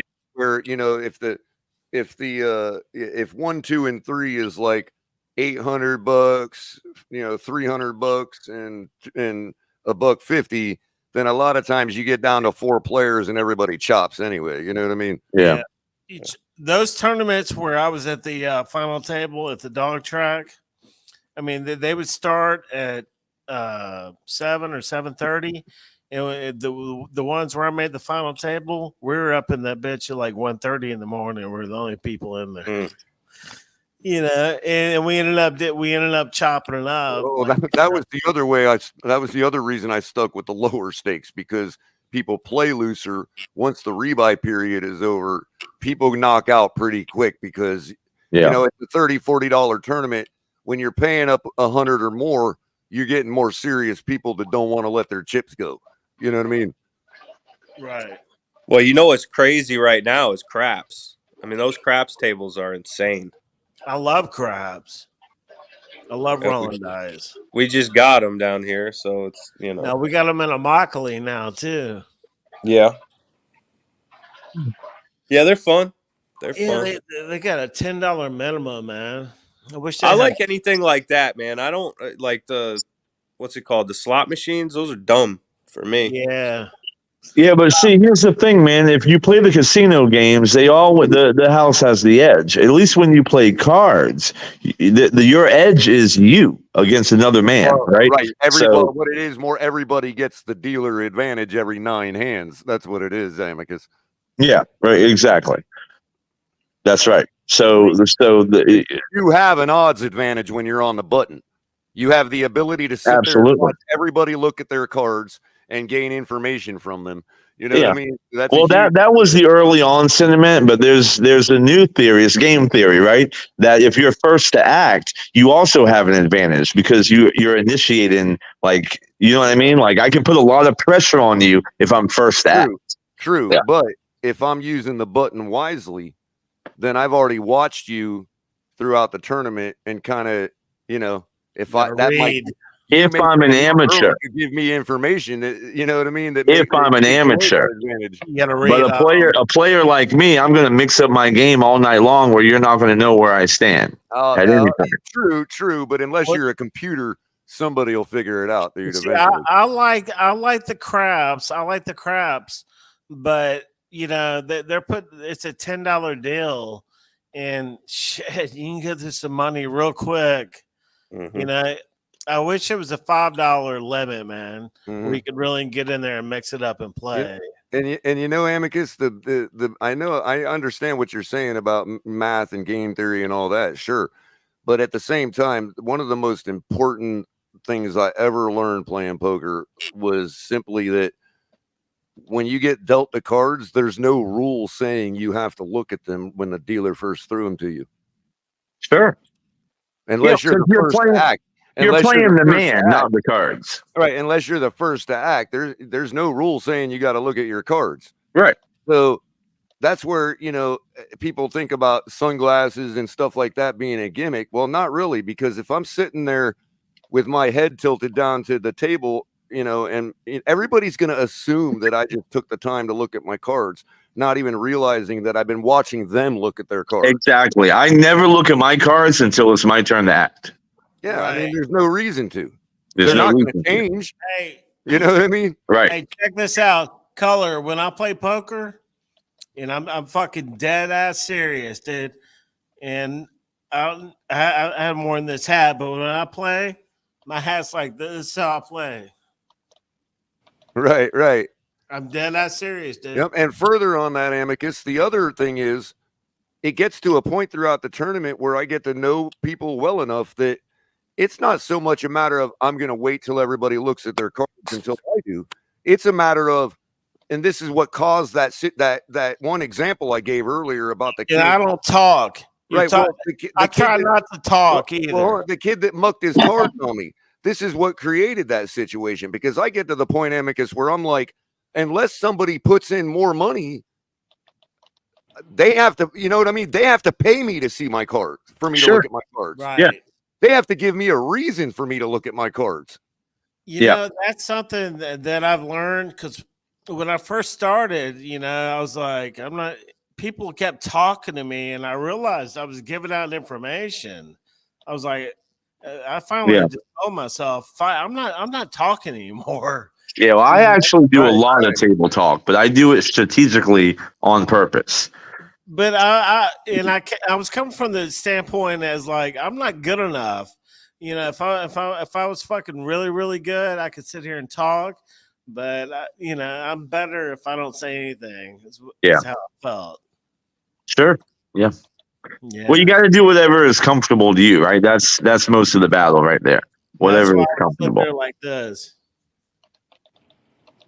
Yeah. I mean, it's absolutely every bit of a psychological game.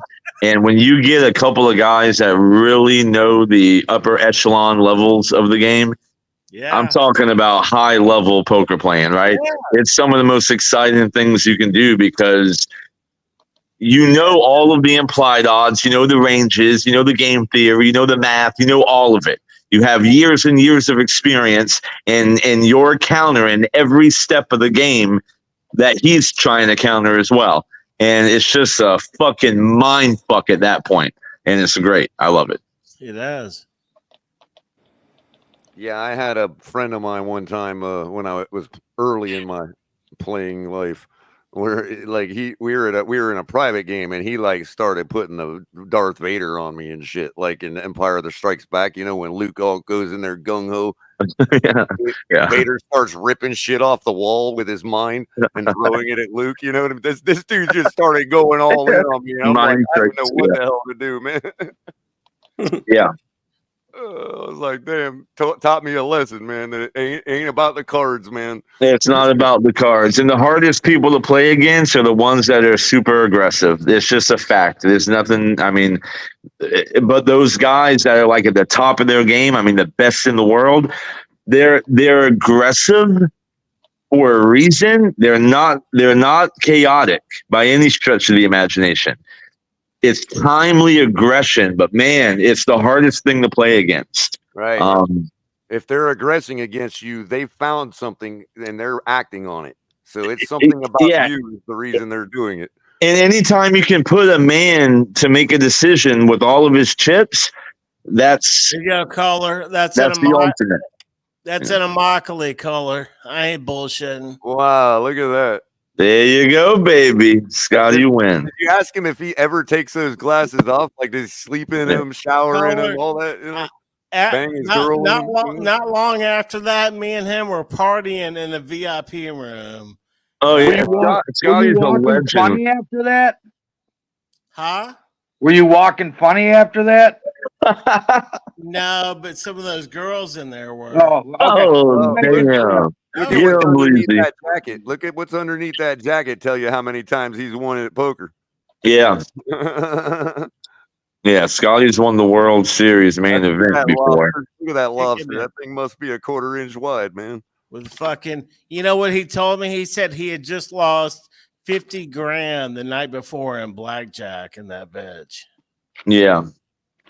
Well, that's what those. He's a degenerate, bro. He's an alcoholic and a casino gambler. So those guys, they'll go and get staked by the whales and go and play tournaments and cash games, make a little money, and then go blow it on the blackjack table. I think they flew him in for the tournament, and I think they gave him 50 grand. Yeah. Well, you know what? Most of the general public doesn't understand that all the top players, most of them that you see on TV, all those they don't spend their own money, man. They're all getting staked. All of them. They're all shills for somebody. There ain't no way that they have enough nads to make the moves they make with their own money, bro. Yeah, they're all getting staked. Now, your big guys like Helmuth and Ivy and Negrano, they're coming out of pocket, but they make millions on top of millions in different areas, right? Which means now they have a situation where they're getting paid, they're getting staked by themselves. Exactly. It's a business. You know what I mean? Yeah, but Scotty Wynn does not pay his own entry fees. He gets staked. No, I'm sure he doesn't.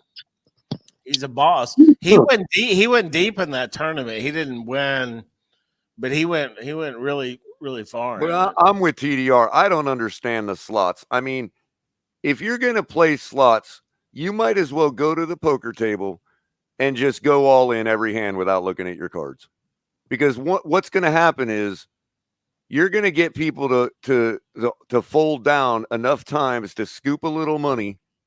And then when one of them finally gets pissed enough to call you, you might even, draw out on them. You still have better odds of that happening than you do of winning anything in them damn slot machines. Well, the thing about the slots color is like there's some psychology to that too, right? When you see like the old school degenerates that blow all their money and they don't have any food for their kids, they're always in the back rooms playing the isolated slots. Those machines never win because if they go off, nobody sees it. They strategically place the slots where there's a lot of human traffic. So when it goes off, you're like, oh shit, look, they won. Let's play some slots. So you got to know that going into it.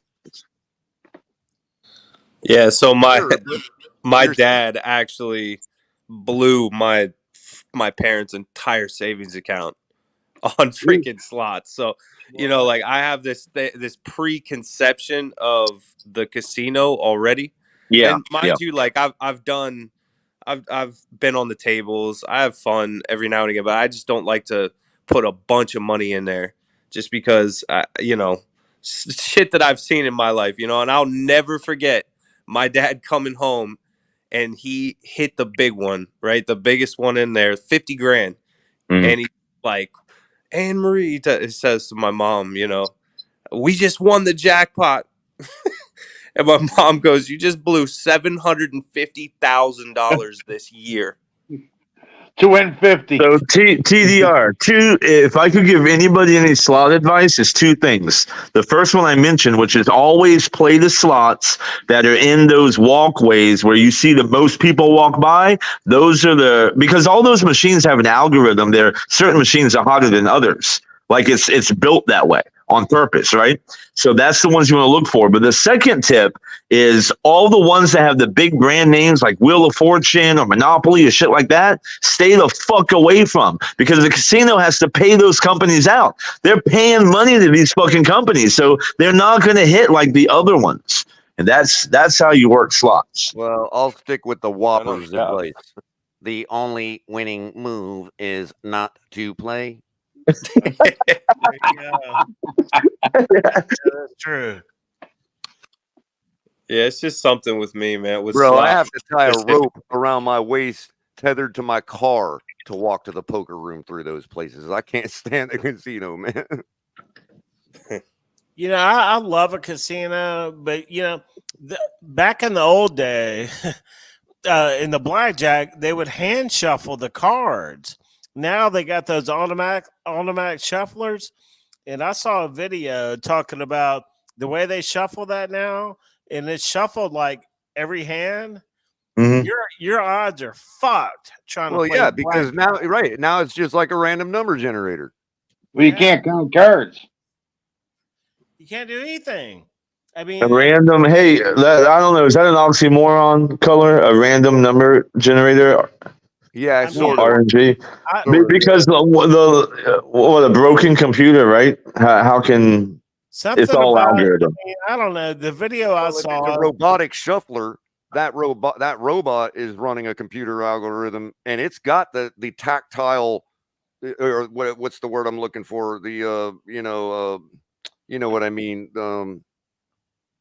It's got the ability to isolate, just like a money counter. It's got the ability to be precise enough to fuck the customer. What I'm saying is, how can anything be random?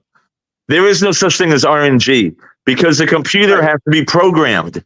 Right. I know. Yeah. And it has to seed it with a number. Exactly. It's seeded. Yep. Automatic shuffler totally, like, it triples the odds back towards the casino. It's almost a joke. The odds. Besides the fact that the odds, especially in poker, depend on those cards staying the same in that deck. That's why they burn a certain amount of cards each time they turn them. I mean, yeah, that's why, poker is about the only fair game you could play, because blackjack stacked. Well, as Amicus said earlier, it's the only game in the building that the house is not in on the hand. Exactly. Other than the fact that they stake their own shills. Don't think they don't for a second.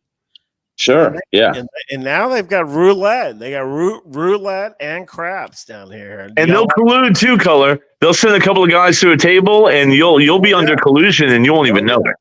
And they'll play loose, and they'll beat you with crap cards because they shouldn't even be on the hand. You know. Mm-hmm.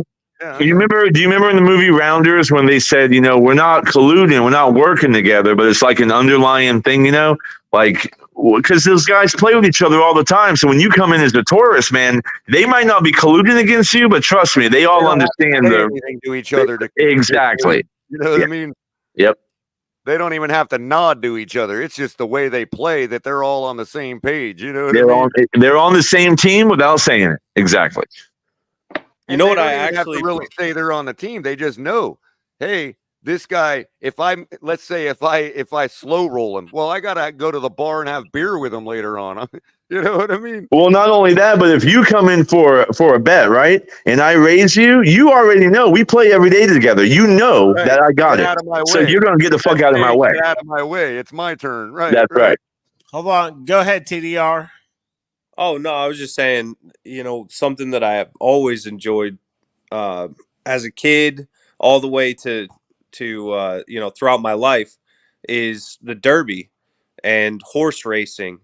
And it's funny when I think of it like this because, when I was a kid, so my dad is from Kentucky, from Louisville, and I lived in Louisville for 7 years. And so we would always go up there to see my grandparents every year, and we'd be at the Derby every year. And you have to really put in the work to understand what you're betting on, or you're just throwing money at the wall. It doesn't, Right. Yeah. And so it's funny to see it from that perspective, because that's probably why I love being involved in the Dolphins and learning about all these players, and it's almost like betting on the right horse. No, you're right. It is similar, man, because we do put in work, and we do check out these players up and down and all around. Are y'all betting on the Tua horse at 50-1, right? Yeah, we are betting on the 2 horse. Actually, according to Michael K, it was. I wouldn't bet it. I wouldn't bet against him right now. It was 2,200. Well, you said it was minus 2,200, right? Or plus 2,200. Plus 22. So that's 22-1. Yeah, there you go. Yeah. Hey, I'm telling you, I wouldn't bet against them this year. Hey, TDR, what's up with your police force in Louisville, man? They like to handcuff the best golfers in the world. What's up with that shit? Dude, did you see the new reports?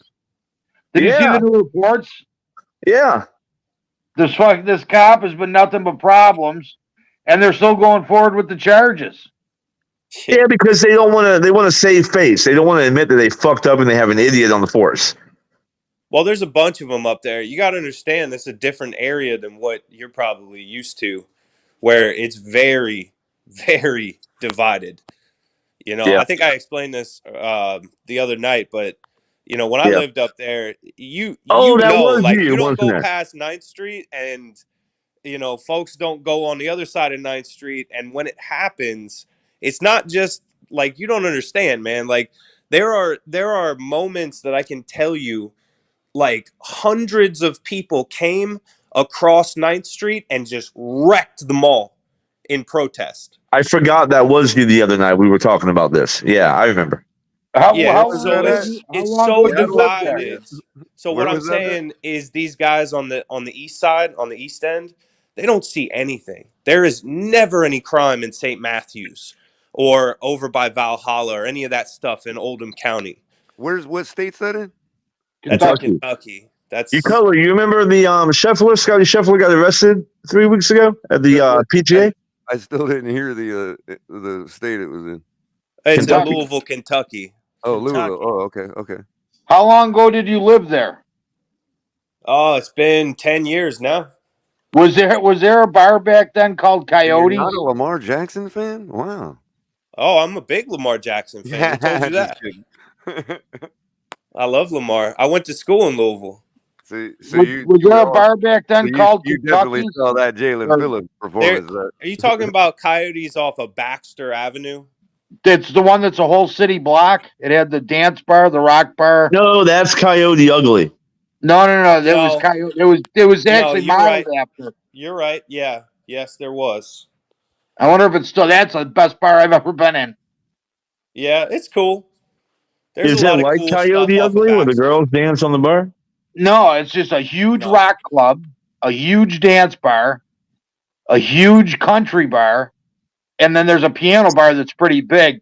Well, back in the day, I had real long hair, and I was with a fat guy when we walked in, and the piano guy said, "Hey, look, it's Fabio and Flabio." Damn. But that was one of the best bars ever. It was $3 to get in, and you could go wherever you wanted. Yeah, it was right across from the reptile store that I used to have to always go to get my rats, because I used to breed ball pythons. Oh, no shit. And there's also, was the titty bar Bare Necessities there? Huh? All right, cool. No. Don't put me in that category. I made good money doing it, but I hated doing it. Not because it wasn't cool, but because the people that I had to deal with were insane. But yeah, I actually started the world's this first. way, we have quite a few reptile stores down here. Oh, for sure. Yeah. And they all know me. Trust me. I started the first reptile auction website, and it was a hit until it wasn't. Right. Yeah. Just like everything else online, Jalen Phillips had an iguana in the toilet. What was that? Bro, I'm not so sure that's an iguana. It really looked like a baby alligator to me, man. Yeah. What was the story about the Because 16-foot baby python with iguanas the eggs? actually are a little more sleek looking. They look a little more like a green anole than they do an iguana when they're that young. Well, we have a lot of different types of lizards. We got water monitors. We got, Uromastics, all these different things that live down here. But I have about a 5.5, maybe 6 foot iguana in my backyard all the time. Yeah, you're Yeah, he's down. You're cool, down man. you're down south of the lake. Fort Lauderdale. Yeah. Oh, okay, okay, Dude, yeah. there's so many iguanas down here. Yeah, there's a canal. There's a canal that runs right behind my apartment at TDR that's just lined with them all day long. Man. They're multiplying, man. They're all over the place, dude. How'd they And get there's there? this Egyptian goose and his girl, because they mate for life, right? So They're terrible. So they keep creating this new batch of geese like every 3 or 4 months, right? But this male goose, like they're really aggressive, bro. Yeah, you don't fuck with the goose, bro. Yeah, the Egyptian geese. Yeah, and this guy, man, he chases off the iguanas all day long, dude. Oh, If his kids get anywhere I'm near sure the he iguana, does. he goes and chases them off. He'll beat that ass. Mhm. Will they eat will the iguanas eat the eggs? And they walk Hell yeah, probably, they and they do. walk like an eagle, dude. They're all proud with their chest stuck out, dude. It's hilarious. Yeah. Man. You don't fuck They with the think goose. they're a predator bird.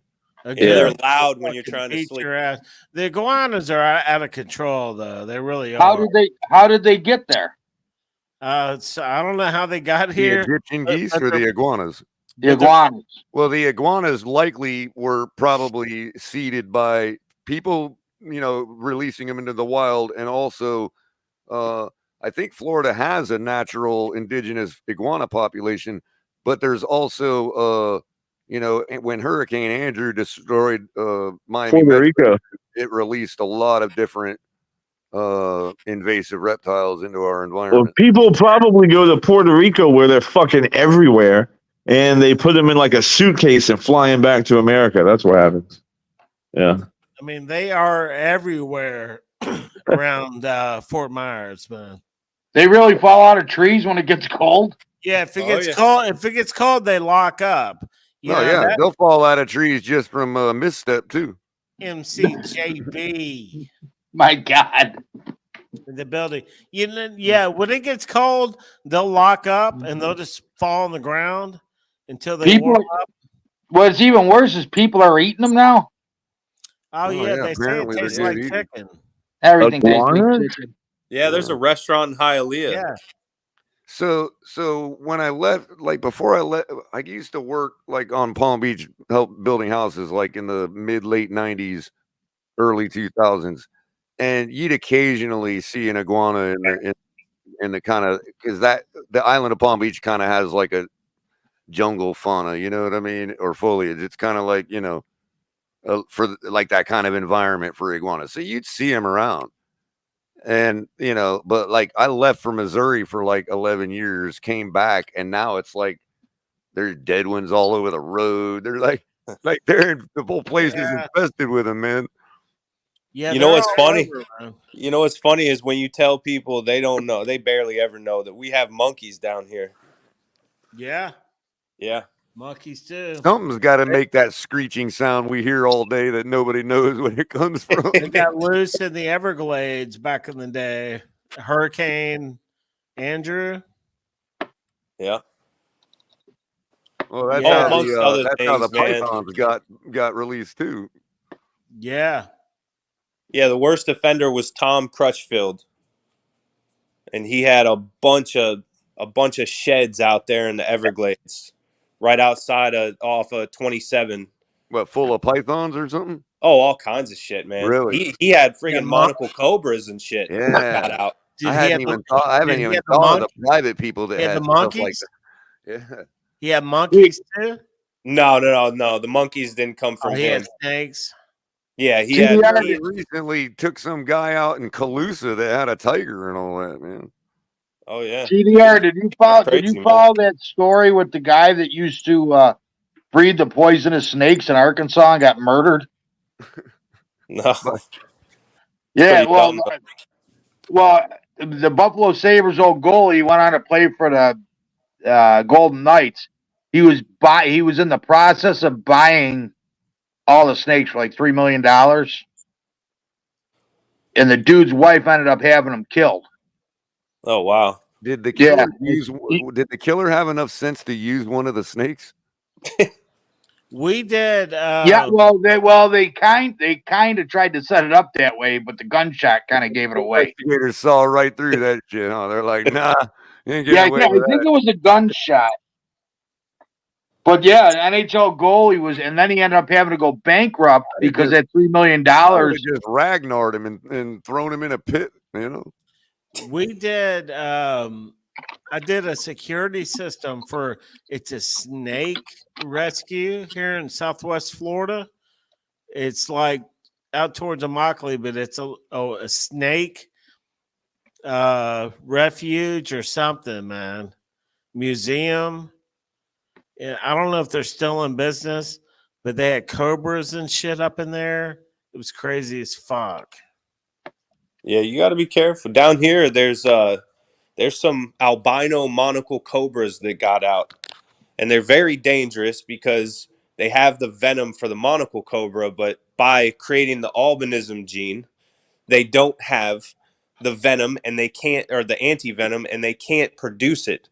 So if you get bit by one of them, you're dead. The other thing is they're more likely to bite because they have less camouflage protection than the average snake, so they're going to be more aggressive, likely.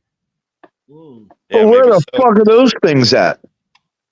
Down there in Miami, man. That's where everything got let out. The good news is they're probably easy to spot. They say they haven't accounted for all of them. Unless, of course, they got to the the shell rock plants and all that, and they're hiding out in all the shell rock. That would suck. That'd make them pretty hard to find. That's true. Down there in Homestead. Right. They all end up migrating to the areas where all the dirt roads, in Florida. There's still a lot of dirt roads in Florida that are white shell rock. That's true. Dude, I've rolled up on some big ass rattlesnakes down here that have just been ran over, and incredible, man. Like 5, 6, or maybe not 6 feet long, but 4 to 6 foot, but thick as hell in the middle with the big ass rattle. Hardcore Eastern Diamondback. Yeah, bro. Hardcore snakes. I've killed 10 copperheads in the past year. That's a lot. Yeah. You on land? Think about 2 acres. Diamondback was a Western Diamondback can be like 3 times its size. Yeah. Yeah. But TDR, you know what's funny? You know how I caught 10 copperheads in 1 year? My dog, and if you Google it, they say dogs can't smell like venom or whatever, but I have a dog that only alerts me to copperheads. Oh, really? Wow. That's very Yeah, she'll bark at like 2 o'clock in the morning. I'll go outside and she's fucking got a copperhead pinned up against the tree. She's been bit twice. What? And what happened? Oh. She looks like she's about to die. She seizes up and doesn't move, and everything gets droopy and swollen, but she fucking fights through and battles through, man. Like, they don't even have anti-venom for her. We give her Benadryl, but I mean, she won't leave the fuckers alone. She's a snake dog. Particularly, she's a copperhead dog, and she just alerts me. And sometimes she gets bit. It's the weirdest, damnedest thing, bro. This is the most Buffalo thing I've ever heard. Yeah, that is Buffalo. No, that's in South Carolina. Yeah, that's in South Carolina, bro. I mean, copperheads are one of the snakes that are aggressive too. They'll chase you. They won't. Like a water moccasin, a fucking copperhead. They will fucking come after your ass. Yeah, well, hold on. Okay, listen. Water moccasins do not chase people. This is the last time I'm going to say this. I live on a lake where there's many water moccasin. They're actually docile creatures. You can step on their head and they won't fucking bite. So that's a misnomer. It's a misconception. The black snake that you're seeing chase people are called black racers, and they're non-venomous. Water moccasins do not do that. I've got a lot of black racers in my backyard. Yeah, the water moccasins don't chase you, bro, and they're not aggressive. Don't chase you either. They just look like they are. Yeah, right. That's I've true. never had a black racer chase me. They're trying to get away. If you got a string or a fish hanging off the back of your boat. I promise you, they will show up. They do look like it though, color, because they're like, yeah, it's kind of freaky. Yeah, because the way they slither is like Yeah. ominous, you know. Yeah. But they don't chase you; they're trying to get away. I've never been able to like. They're actually hard to track. That's partly why they're called a razor. You know what I mean? Because yeah, you try to track them through a bush fast. or something, and it's hard, man. They're fast as hell. Mm-hmm. Now water moccasins are territorial, you know, but black snakes are good to have around, man. They eat mice and shit. They're good to have around the house, actually. Yeah, hey, I've never been bothered by black water razors. We got moccasin. indigo snakes too. They're like in the same family, man. They're kind of the same deal. Yep. I saw a water moccasin chase a girl one time, but she she caught it on a shiner. She was young, and we were in the middle of a picnic with like a few hundred people, and she saw the snake hooked, so she took off running in the middle of all these people. And this snake is, flying behind her like a streamer. Everybody's freaking out, man. It was fun. God. Dragging the fishing pole behind it. Yeah, I have a 13-year-old son that goes around and picks up snakes like any chance he gets. It's because I like to go hunting, but down here they say the pygmy rattler is that'll fuck you up. That's the one you gotta look out. You know, that's crazy too, Bleezy, because I've done quite a bit of camping up in North Florida, Central Florida. I've never seen one, man. We killed one the other day. I've seen one a long time ago. We were dove hunting. But I've never seen an eastern diamondback either, though. You know. Yeah, well, they're big just snakes. killed a pygmy rattlesnake in Estero, Florida, my buddy's land. Well, the one you got to worry about is the coral. The coral snake. In Bonita Springs is where I saw that big ass rattlesnake that was dead, and I saw one. Estero's right there. And I saw one in Golden Gate Estates. Now I have seen western diamondbacks. Like I've been out in Arizona camping. Hiking all over the place out there. I've seen quite a few rattlesnakes. But the eastern diamondback rattler has the fastest strike in the world, I believe. And yeah, them coral snakes, Amicus, are pretty cool. They're probably, if you're talking about South Florida trauma centers, poison control centers, they probably have more antivenom for that snake stored than anywhere in the world. Dude. Well, because the coral's the most deadliest one we have around here. It is also the deadliest in Florida. However, all right, let me say this: it's the most venomous, but not the most deadly because it doesn't bite a lot of people because it's out. Right. Yeah. So this is what I thought for my entire life. I mean, I up till last year, I'm still telling people this, right? Because I've read books about it and all that. Dude, go look it up right now. It's a freaking Mandela effect. Apparently, the coral snake won't even kill you. That's bullshit. No, TDR. I'm telling you, it's a Mandela effect. Go look it up right now. Well, it might be. Hold on, though.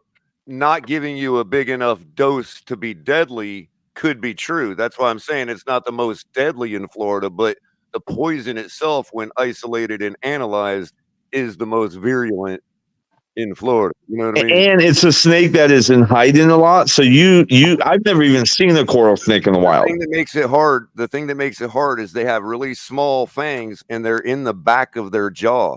So they have to worm their mouth on you pretty good to actually bite you and envenomate you. And a lot of times what is reported as a bite is just a scrape by the back of their fangs. You know what I mean? And TDR, Febreze has always been spelled F.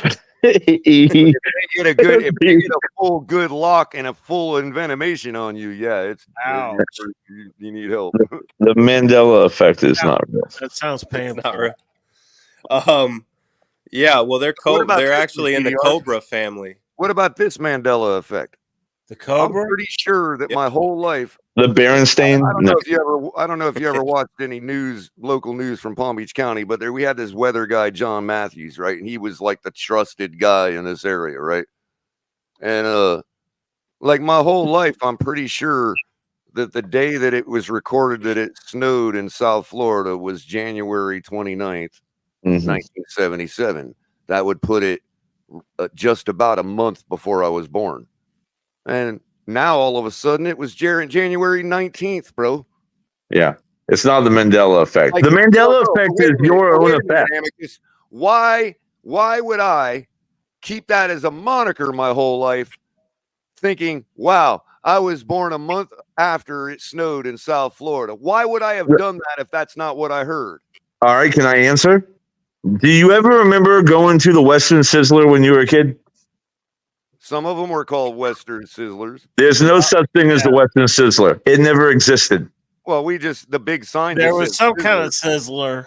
It was Sizzler, but not Right. Western Sizzler. Because Sizzler. you as a child see what you want to see, and you carry that for eternity. I never That's heard of the Western Mandela Sizzler, effect. So they were Sizzler steakhouse. Sizzler. That's what we always knew them as. Yeah. Yeah, but a lot of people think there's a Western Sizzler. The Sizzler guy from Happy Gilmore just died. I'm just saying, Color. What I'm trying to say is we look at something, we attach it psychologically, and then that's our reality. But it's not the truth at that moment. Okay, but if I was told January 19th, I would have just said I was born a month and a week after it snowed. There would have been no problem with that. It wasn't like I was attached to one idea or the other. Although I did see a video where Like I somebody clearly had remember John Matthews and the graphic on the weather report that year. They said January 29th, bro. By the way, you know why I mentioned the Western Sizzler? Because I remember as a kid going to the Western Sizzler, but it never fucking existed. So it's my own Mandela effect. Well, maybe that was the small mom and pop owned knockoff. because they had a really good baked potato in there. Here's a little tidbit of information. The coral snake's venom is about 20 times more toxic than rattlesnake. Yeah, it's fucking badass. But a rattlesnake, hold on, a rattlesnake will inject about 800 milligrams, while a coral snake will only inject about 2% of that volume. Yeah. Yeah, So they're you're small getting little more creatures, liquid. So Amicus, it's like we have International House of Pancakes, IHOP, right? Yeah. Are they closing? But now we also have the original Pancake House. Right. Which one's IHOP? The international one. You stole from who? Yeah, who knows, man? I get it. Well, one's IHOP, the other one's OHOP. Right. Right. You are correct, though. International House of Pancakes has been officially rebranded to IHOP alone. Yeah, but I think they're closing. Are they? They ought to. Well, Color. I just seen. They can sell me flattened biscuit dough all they want. They can call them pancakes. I don't care. Color, in 20 years, if they tell me that there's never been a Kentucky Fried Chicken and it was always KFC, I'll believe you.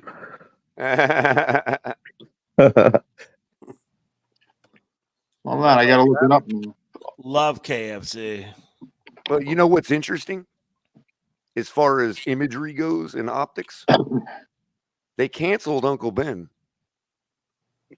They canceled Aunt Jemima.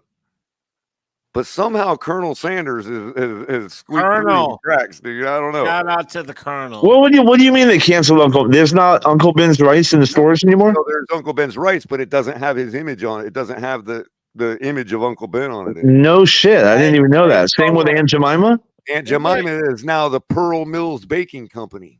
Yeah, but they kept Mrs. Butterworth. Hey, isn't it true, Colonel Sanders? Butterworth. He really didn't hit a lick until he was like 65 years old, and he started selling that chicken. But I don't know what speaks to antebellum more than Colonel Sanders, bro. Colonel Sanders, he kicked off his business when he was 65 years old. You know, in Arizona. I helped build this house in a town that will remain nameless because I don't want to dox the guy. But I built this house for the son of Colonel Sanders, right? Like the owner of KFC and all that. And they literally put a dormer on top of this guy's house, just like the KFC dormer on their buildings. Damn. Only knew how to do it, man. 100 IHOPs are closing, not all of them.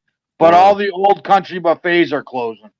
Old Country Buffet. I remember that when I was a And kid. you know, Aldi's bought a bunch of Winn-Dixies too. What about Golden Corral?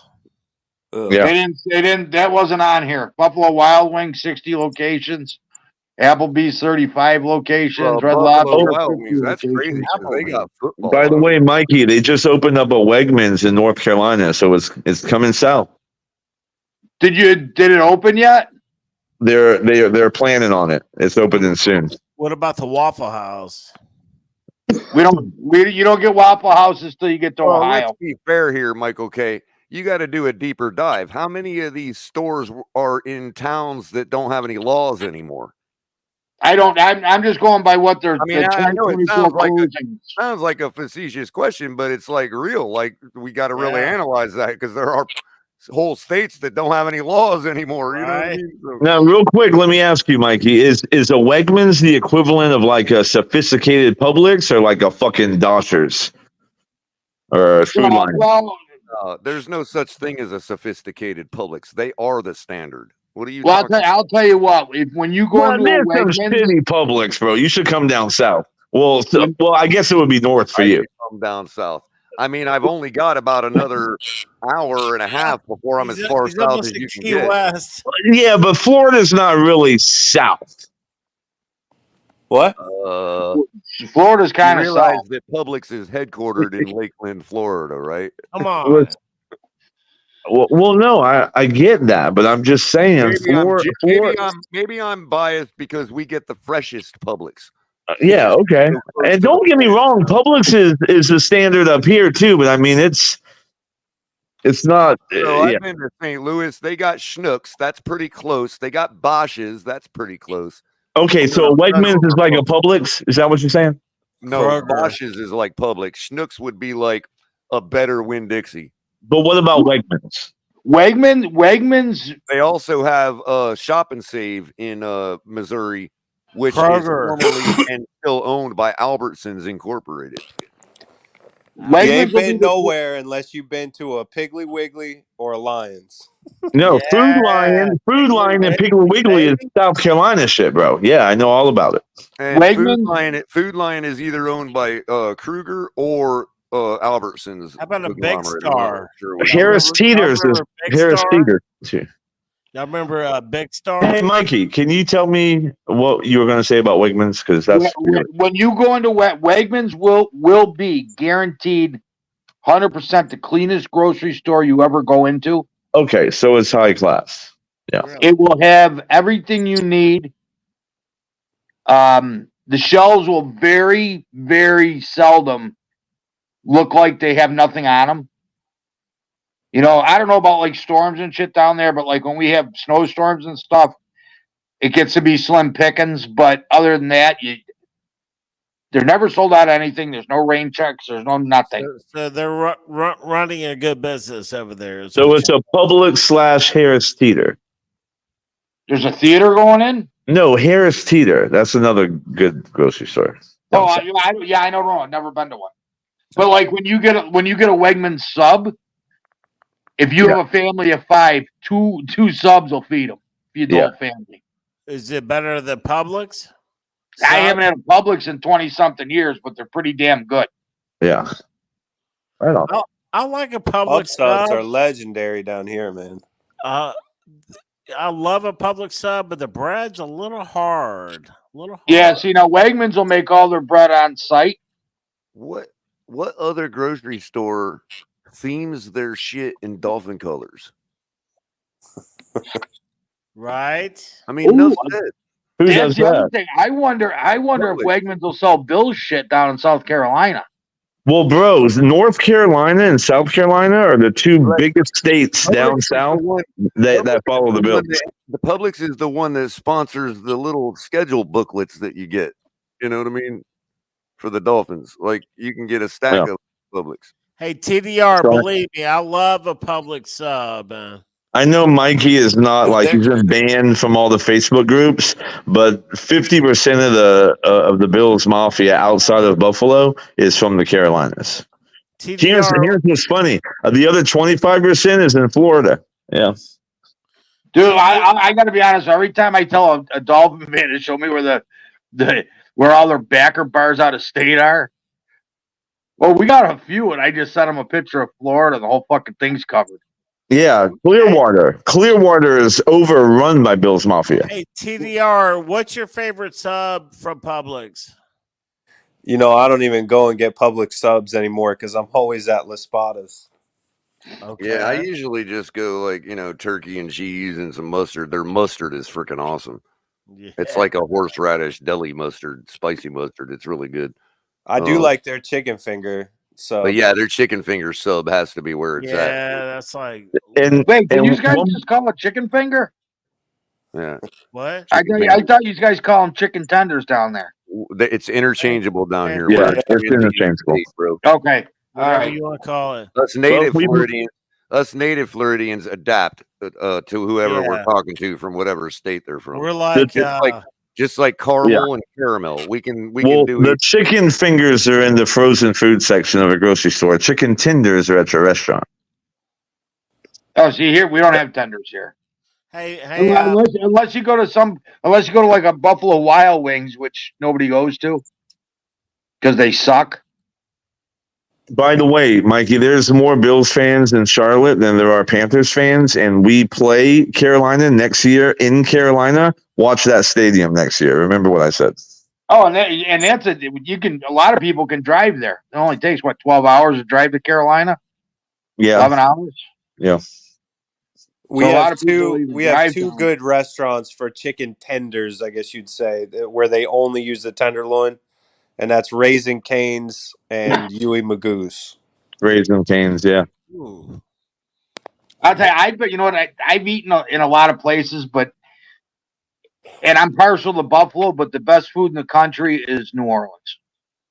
Oh yeah, I love New Orleans food. Yeah. You know, that's without a doubt the best cuisine. And I'm a picky eater. Like, I don't eat mustard and ketchup and relish. I don't eat any of that crap. But like, I lived in New Orleans for a year. Oh really? Oh my God. Yeah, I sure did. I lived in Metairie, which is right outside of New Orleans. So you don't have to tell me about the food down there. Oh, you were close to Slidell then. Yeah, sure was. I broke that bitch off. That was the most money I've ever made in my life, is when I was working down there. How long ago was that? It was about 20 years ago. You ever go to Scuttlebutts? Scuttlebutts? I don't even know. That was a titty bar in Metairie. Scuttlebutts. No, I went to one down there in what they call Fat City. You know where Fat City is? No. Yeah, I went. That's for the strip club where I used to go. No, there was the one bar in the French Quarter. I think it was open at the time. This is going back like 97. That's downtown. That's downtown. I wasn't going down to Bourbon Street. That bar, they're only topless and they're very expensive. Yeah, I think it was on Toulouse. It was open for like 13 years. I was in Metairie for the most part. Fat City, Crazy Johnny's. Old Town. Do you ever get into Old Town where it was a great little town. They filmed the Sean Penn, Susan Sarandon movie. I love New Orleans, man. New Orleans is great. You know, by the time I lived there for a year because I was working selling security systems. But by the time I left, I was ready to go. But while I lived there, I loved it, man. The people are so nice, man. That's the food. You ever have a po' boy? And it's like Buffalo. You could go into any like little corner bar, little restaurant, mom and pop place, and get a great meal relatively cheap. Yeah. Florida, you can get great meals in Florida, but they're expensive. Florida is getting, dude. I live in Fort Myers, man. It's getting expensive down here, bro. Oh, it's ridiculous. But the food quality to go to like these, all the seafood and shit, that's ridiculous. To go get a stone crab dinner is like $200, $199. If you go to Joe's Crab Shack, but I know the guy down on the interstate, and he'll get it to you for $15 a pound on Stonies, and then we just bring it back. You just got to know where to go. Oh, we used to eat our bait all the time. You know, you go buy 4 or 5 dozen shrimp. If you didn't use them all, you went home and cooked them. Damn. Hey, Blizzy, did you ever eat a po' boy with like roast beef and fried shrimp? Oh my I God! mean, Yeah. yeah. I don't know if I had them together, but I definitely had a roast beef po' boy and a fried shrimp po' boy. My Dude, favorite. this was together, man. I thought I was gonna You have a had it heart attack. together? Oh Yeah. shit! I don't know if I ever had that together. My favorite was the hot sausage po' boy, and then you throw some hot sauce on top of that bitch. That thing was Yeah. jumping, dude. That was my favorite. With because you would dress it with the lettuce and the mayonnaise and shit. Yeah, but that stuff is heavy. I don't know if I've ever eaten anything heavier than that. Hot sausage po' boy. You know, the thing about what I remember, they would have a drive-through daiquiri shops. and, and so I would drive, we would go work all day and then we go drive through a daiquiri shop and get a extra large white Russian daiquiri with a double shot of vodka. Yeah. Alcohol's kind of their Drive thing through. down there. Yeah, it was a drive through, bro. Yeah, all that probably changed by now. I don't know if they still have those, but you would just drive through and, they Well, make your daiquiris. They give you two, or however many you wanted. They give you a big ass daiquiri with a straw. You I went go, to Ohio once, man, and they had drive-through convenience stores. I never seen that before in my life because we don't have that down south. Ohio still has those. Yeah, this was in Ohio, and you just drive through. It's like a fucking barn, and you drive through, and you can get your potato chips, your beer, whatever. It's fucking crazy. We have that down here. We call it farm stores. Yeah, see, we don't have that shit in South Carolina. See, when I went to Ole Miss, they would not sell beer cold. Was it on Sunday or maybe it was every day of the week? You could not go. You could not go to the store and buy beer cold. But then in the winter, they'd have a drive-through barn, and they just keep all their beer outside. It's cold as fuck, so you go there and buy your cold beer. Well, in Ohio, and it's funny you said it. In Ohio, you can't buy hard liquor on Sundays. Oh, dude. So you like if you go to the bar Sunday night to watch football, you can only drink beer. Yeah. And then get this one at 12:01, you can start getting shots of whatever you drink, bourbon or whiskey or tequila. So the whole day until 12:01 hits on a Sunday night, which is now Monday morning, you can start drinking hard liquor. That's like when I was at Ole Miss in Oxford on Sunday. In that county, they didn't sell beer, but the next county over, they would sell beer, and there was a bar there. So every Sunday night, that bar was popping off with a big ass party. Well, what do you? When can you buy booze down there or what time do your bars close? Down here? Yeah. In Florida? Oh man, there's some of them that stay open until there's like Club Space, right? Club Space it closes at like 6 and reopens at 7. Oh no, okay. All right, yeah, because they had like here in Erie County, they close at 4, and then they can open back up at like 8:00. But on Sundays they can't. They can sell beer before noon on Sundays, but you can't buy it in a bar before 11. Oh, okay. As far as that, I think it's like 4 to 7. Bible Belt here, man. 2 a.m. Everything shuts down. Well, Erie County, Niagara County, one county over, the bars close at 3. So from 3 to 4, all the drunks come over the bridge. They go to the bars here, and then they get DWIs going back home. Yeah. Fucking stupidest thing I've ever seen in my life that they would actually do that. So check this out. The first school that I went to, the first college I went to was Spartan College of Aeronautics in Tulsa, Oklahoma. And just a few years before I got there, it was a dry county. But they did this they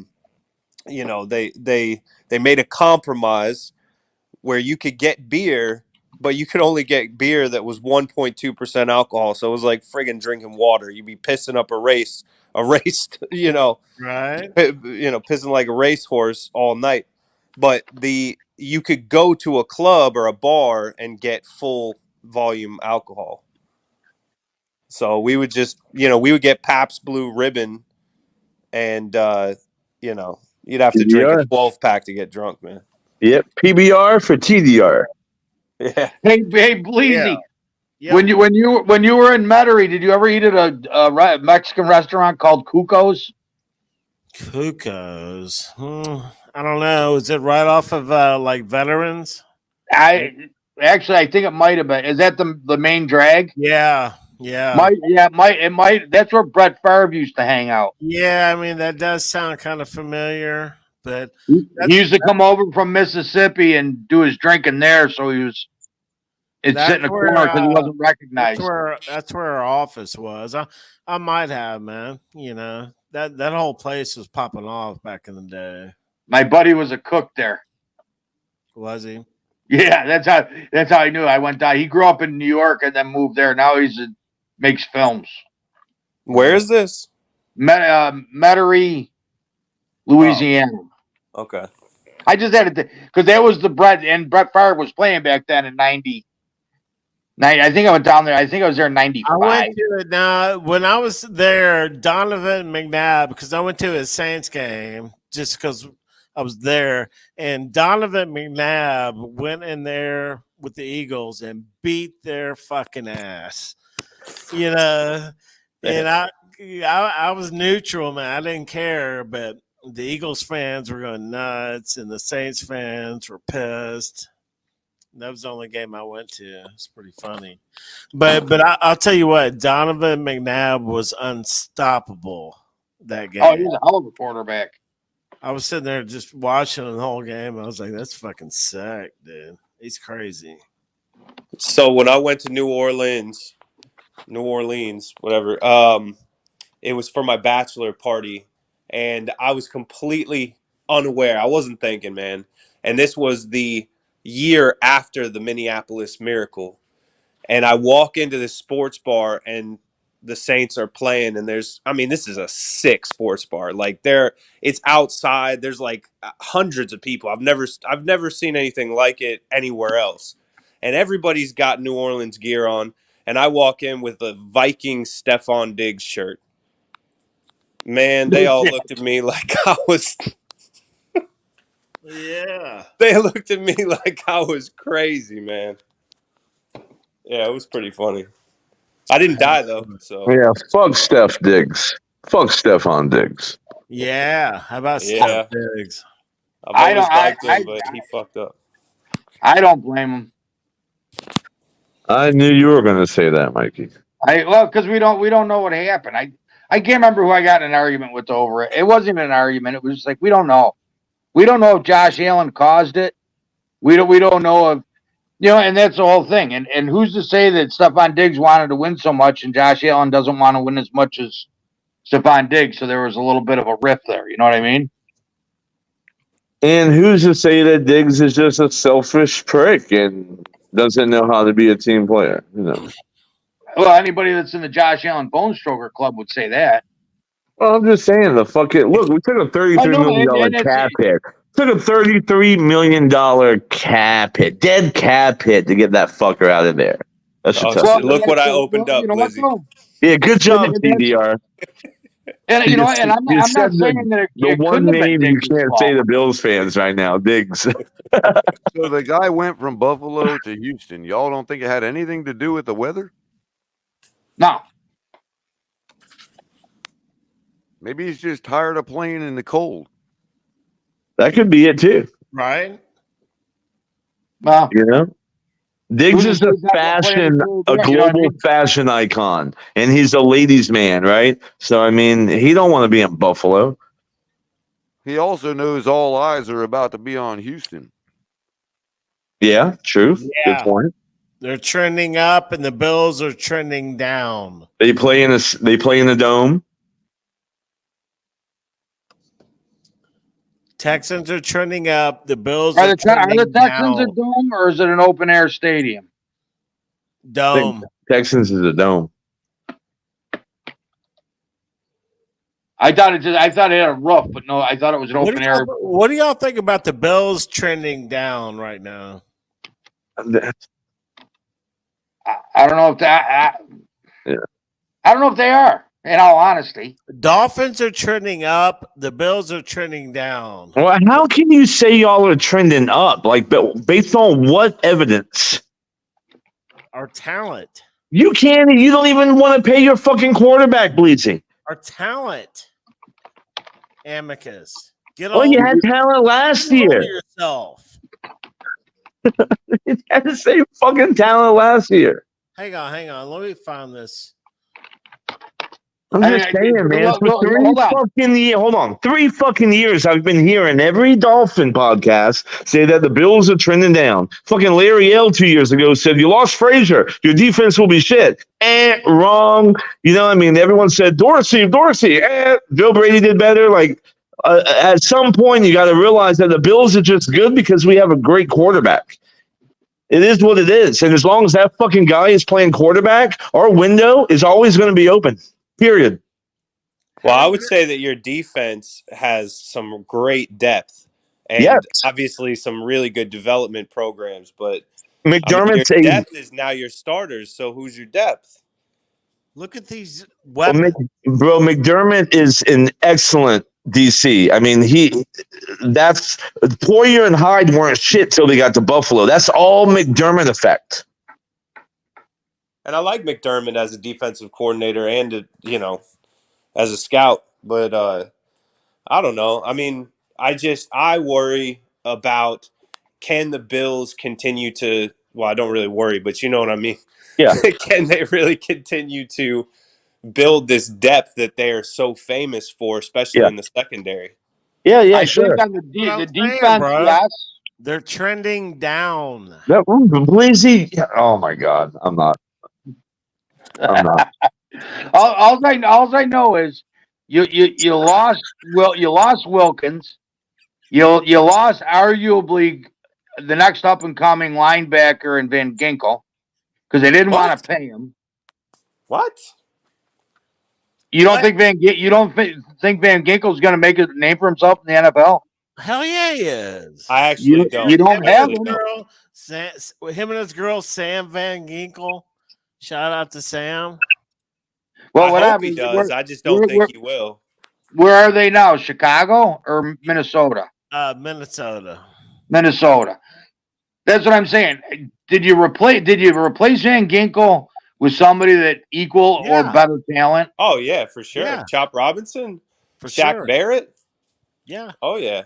Chop Robinson ain't going to play Van Ginkel's position. Van Ginkel was an edge rusher, but he could also go into coverage. Chop Robinson can't cover. Yeah, but that's not how Weaver is going to play. That's not how Weaver is going to play.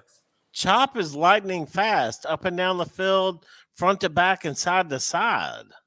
I don't know. He might be able to learn, but I don't think that he never did that in college. But that's not how Weaver wants his edge rushers to play. Right. Well, and that's what I'm saying. It's like saying Von Miller's a great coverage linebacker. He doesn't cover. He rushes the quarterback. That's it. Yeah. You know what I mean? And that's what I'm getting at. You don't have Chubb. You don't have Phillips. When Chubb and Phillips come back, they may be 100%, but you won't get 100% out of them. You'll be lucky to get 70 or 75% of their ability. What was the Dolphins? What were the odds for the Dolphins to win the AFC East last year, according to Vegas? Does anybody remember preseason? No. I don't know, but I'm really liking the aftertaste from these Trix minis. Yeah, Trix minis. Color, you remember, man. You keep up with that shit. What was y'all's odds to win the AFC East? Hold on, I'll see if I can look it up.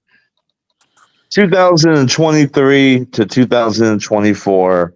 Vegas odds. Here is Twix where they said that the left one is always better than the right or something.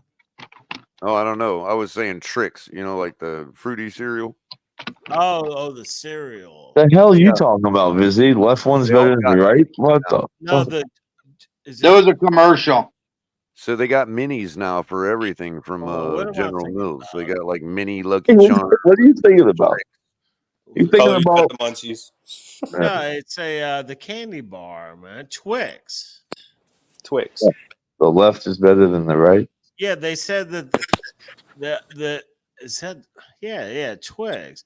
That the because they You come know in why the pairs. left is better than the right, Bleezy? Wow. It's more dense.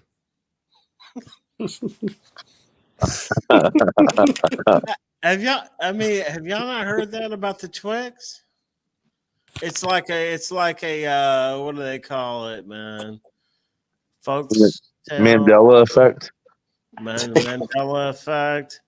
The Twix used to be the right. Look right here. Is there a difference between the left and right Twix? According to Twix, the right side is smooth, caramel flowed on a crispy cookie bathed in chocolate, while the left is crunchy cookies cascaded with soft caramel and cloaked in milk chocolate. Well, let me ask you a question. What if you flip the candy bar upside down? There, Bleezy. What's that, Colin? Were they saying the same thing two different ways there? I mean, that's what they said. That's what I was saying. I've heard that before about the Twix. Oh, Bill Easy, can I ask you a question? Yeah. When a bicycle is traveling down the road, are the wheels spinning from left to right or right to left? I don't know. You tell me. Counterclockwise. How about that? Well, how about its perspective based on what side of the street you're on when you're viewing it? Could it be that the Twix is the same thing? I mean, here. That was a marketing ploy. But to answer your question, Amicus, as of September 28, 2023, the Dolphins were a minus 140. The Bills were a plus 150. Okay, all right. Let's stop right there. So, Bleezy, based on real data, the Miami Dolphins are trending down because you're plus 185 now. What? Hold on. We're plus one.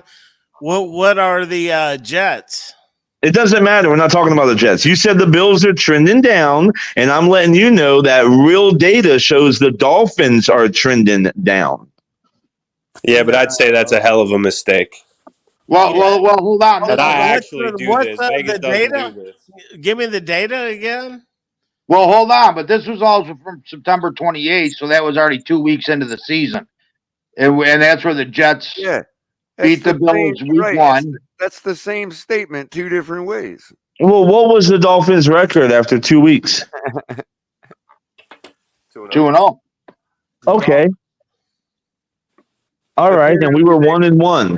So what? Like, okay, add another 100 to it. It's still trending down. But hold on, I'm still trying to find out before the season started. Yeah, see, now you fucked me all up. I talked all that shit and you didn't even give me the right data, Mikey. Great job. See, they don't have good data. I told you.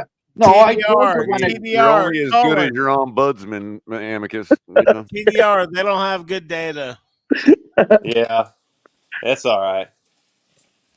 But yeah, they must have a jargonist on the payroll, bro, because that is definitely the same statement two different ways.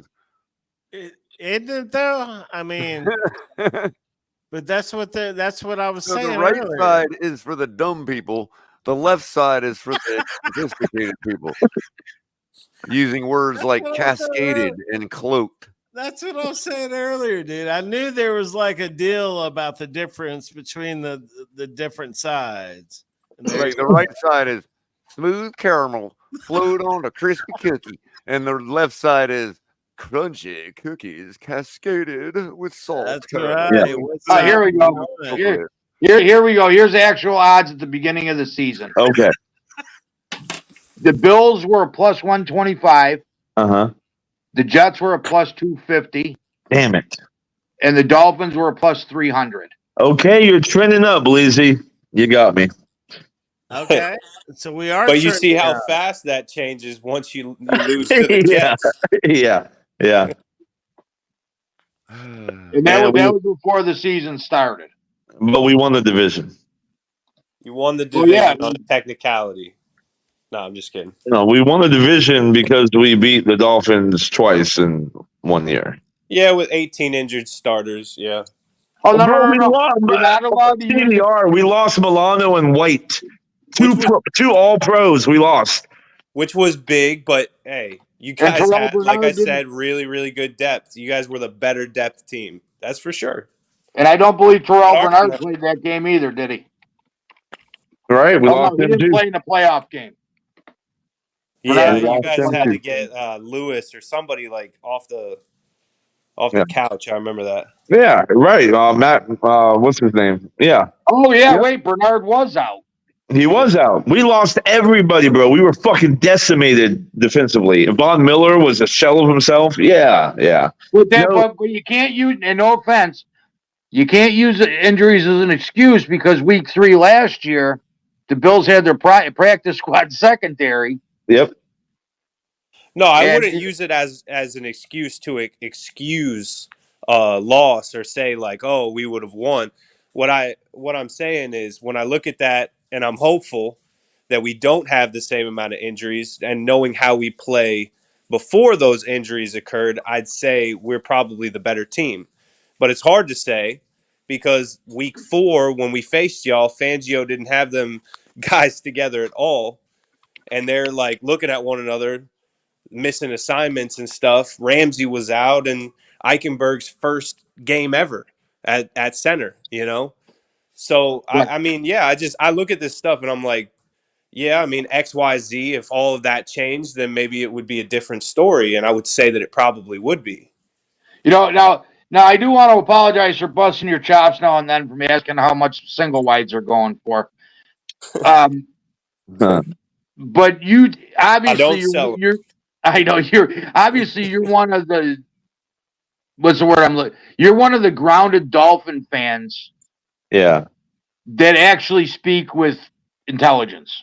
If that you know what I'm saying? So let me ask you, what do you actually think your chances of winning week 2 are? Being you don't have Chubb, you don't have Phillips. Yeah, and the defense is new still. I have them winning that game, Mikey, actually. Man, Man, there's going to be a lot of new people wanting to make a name for themselves, Michael K. Well, and I'm not saying you're right, but it's home, also a prime time game. In front of their home. I mean, we're playing y'all at Miami at the first game, right? Yeah.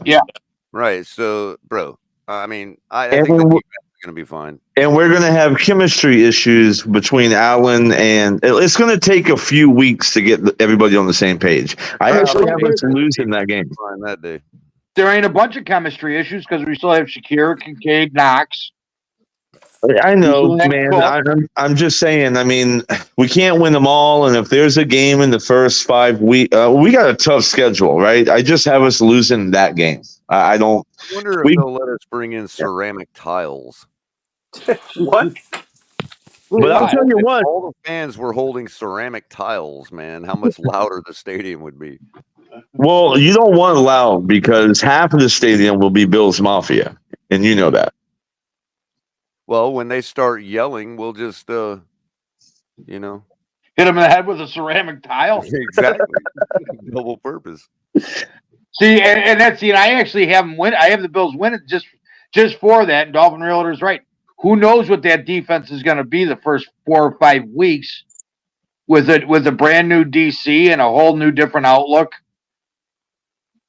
Missing 2 of the key players. Me personally, I don't think Bradley Chubb's all that good, anyways. So I don't think you're really losing anything with him. I wonder if those are die stamped on the bottom of the Twix candy bar. Like if you looked at the bottom, if it was stamped into the candy bar, right and left. I think if we go 4-2 in the first 6 weeks, we're doing really well. Yeah, and I think the Dolphins' offense, they're either going to come out figured out or they're going to have a lot of problems this year. So I say a lot of shit on Twitter. Oh, we're going 14-0, 13 or 14 and whatever it is, 13 whatever. But the truth of the matter is it could go both ways, right? There's no guarantees. But I do foresee that this could be a very good offense. I think TDR that if you lose the Bills in week 2, that's not a good sign. Yeah, you're probably Maybe right. less of a good sign if it's another good team we're playing because we don't have a shitty schedule. See, well, the problem is you got to play the Jags first game. We're either going to go 2-15 or we're going to beat some good teams. There's no way to avoid it this year. There's no in between. Yeah. But you're not playing 15 good teams, though, Color.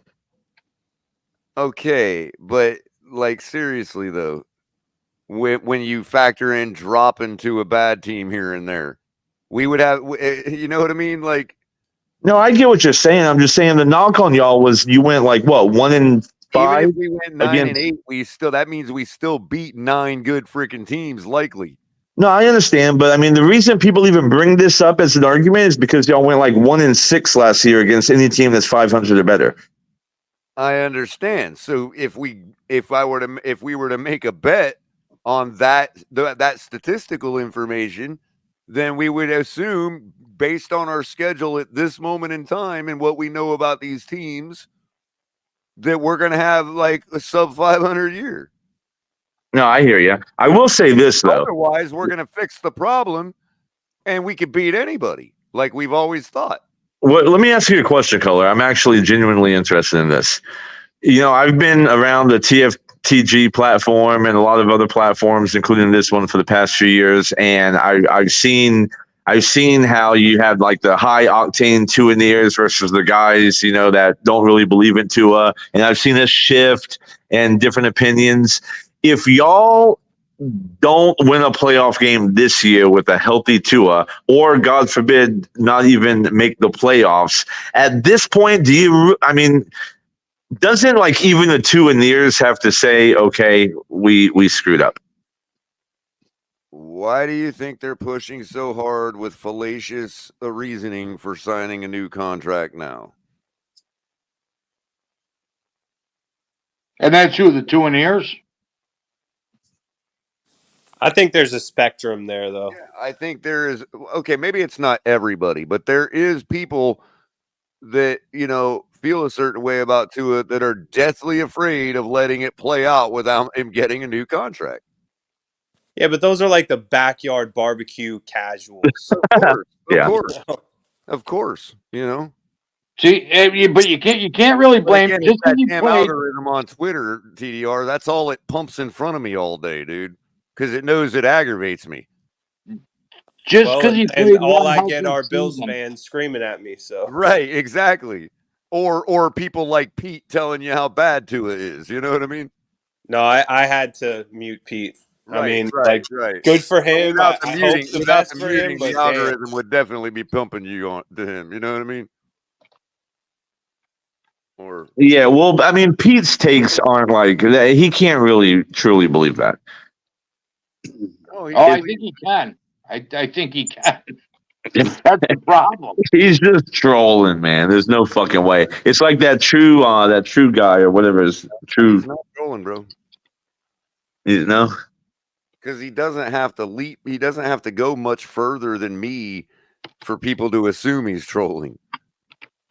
That's how I know he's not trolling. He doesn't have to believe much more than me different. Like, yeah, he gets to a point where I won't even follow. Sure. Yeah. But he doesn't get to outrageous for me. That's why it doesn't bother me like it does everybody else. Well, what I'm saying is, like, I definitely believe that he doesn't believe in Tua. That's clear. But I don't think he truly believes that, like, Skyler is a better option. You know? Well, maybe. But I don't. What I do know is that if Tua proved him wrong, he would admit to it. Right. I don't care what anybody says. Oh, I think he would. Yeah. I agree with that. So I got a little confused on what y'all were saying about like the backyard barbecue casual fans and whatnot. Are you saying that most of the fans at this point, including the backyard casual fans, say that this is the last year they'll believe in Tua unless he proves himself? Oh man, trust me, I was at a backyard barbecue when we were playing the Bills, and everybody turned on Tua all at once. Wow. Oh yeah. Okay. It was, this guy's got to go. This is bullshit. Yeah. Which I understand. I was pissed off too. But when you break down and you understand that quarterbacks are not perfect, that the guy fucked up, but also Claypool ran the wrong route. Right. And, yes, Tua did look this guy off, but what happened to Hill? Was Waddle even in the game? Like, you ask all these questions, you're like, oh, it could be a lot better. And here's the other thing, TDR.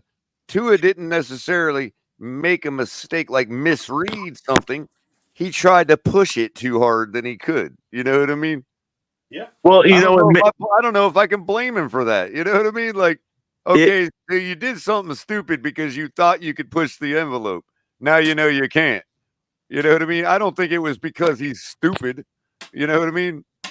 I think you know what, man? I would rather a quarterback be like that than be Justin Herbert in the biggest games and just kind of shy away. Well, those with are the all little the things world. that stop me from going as far as Pete does. You see what I'm saying? Because I can recognize those things. Yeah, but it makes sense that the Tua and ears would start phasing back a little bit because I mean, if you lose to Buffalo twice, you still don't win a playoff game with a guy who didn't get injured at all, and what was the other point? And you lost the division after being up 3 games with 5 left to play. I mean, that if anything is going to turn the tides, that's going to do it. But I can't remember who it is, but they constantly say that Tua can't hit the out routes and all that. You know what I mean? Sideline stuff. And it's like, but I've watched him throw like gorgeous passes along the sideline. You know what I mean?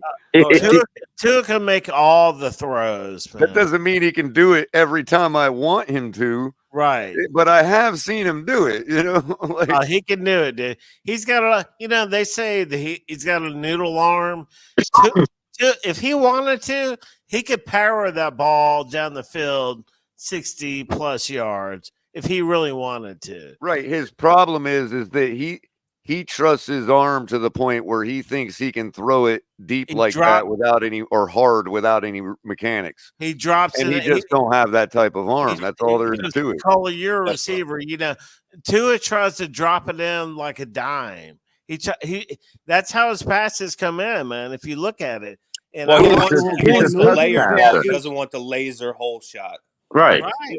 Well, those are the passes that Tua can't make. He doesn't have the arm strength to make the 25 or 30-yard bullets. Yes, he does. Not without going through full motion is what I would say, Mike. Yeah. Like, he doesn't have the arm to do it off platform or off his back foot or.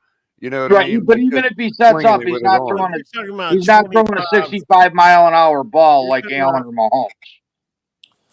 Yeah, but so you look at Tua, 30-yard out. I mean, come on.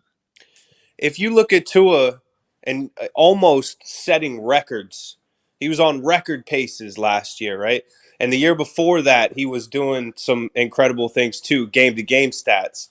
If you look at that and you see the games that he played and the defenses that he played, opposed to the times where everything fell apart, and you see those defenses, my mind doesn't go, this guy can't do it. My mind goes, what else is going on? Well, you know what's ironic about you saying that, TDR, is I've been one of the biggest proponents for Tua being a shitty quarterback for the past few years. And ironically enough, the Tua and the ears are starting to come back to earth, and guys like me are starting to appreciate him more.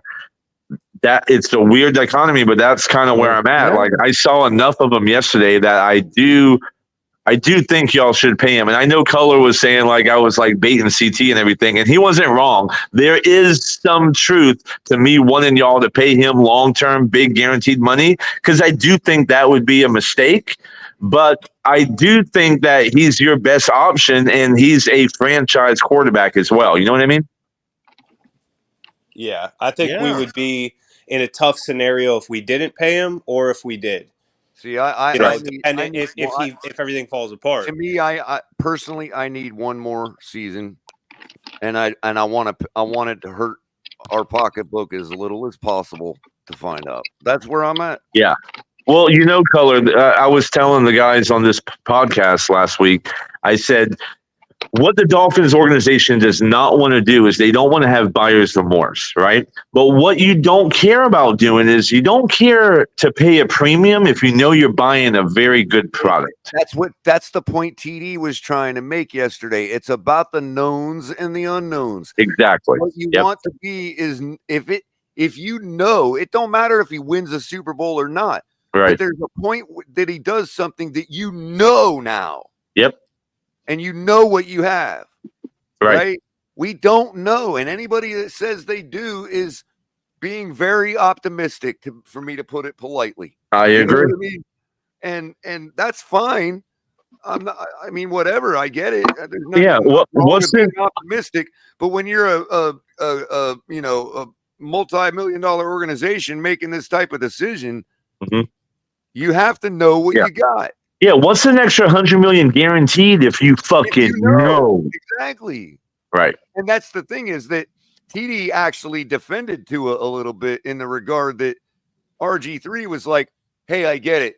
You know, if he half balls out, or if he balls out, you can franchise tag him, you can drag it. And TD is like, no, you're mistaking what it's about again. If he balls out this year, I don't need no franchise tag. Do the deal.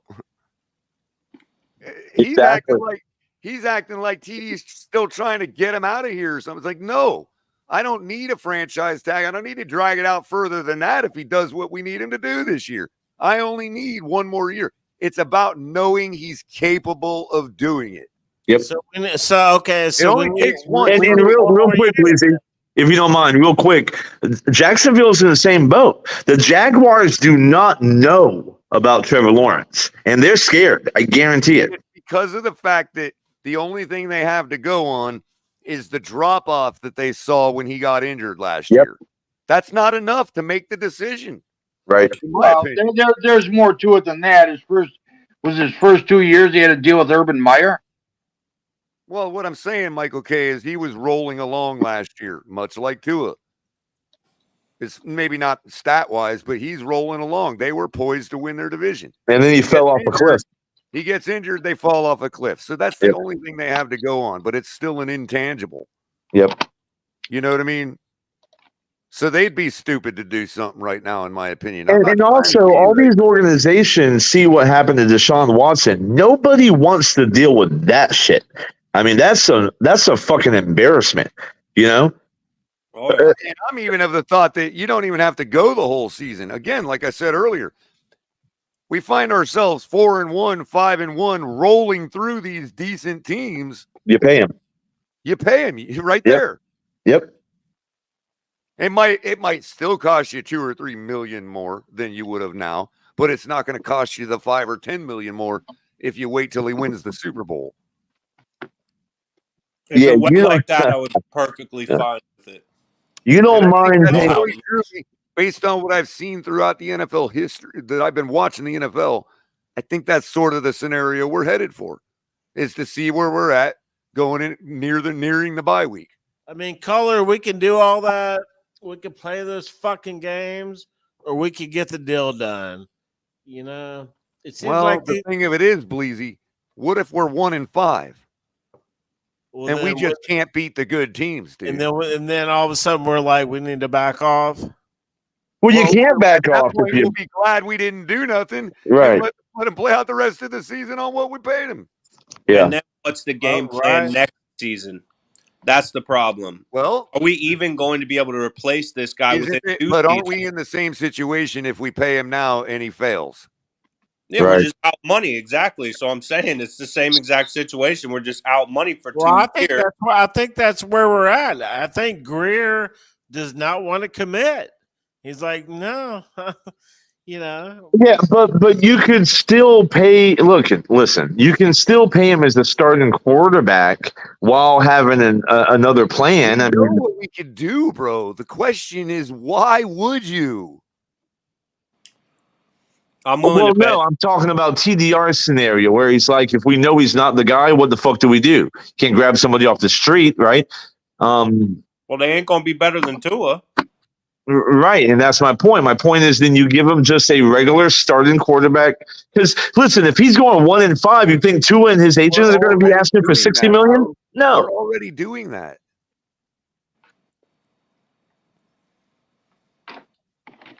Like I didn't have bad starts, but they really have us on leverage. That's the problem.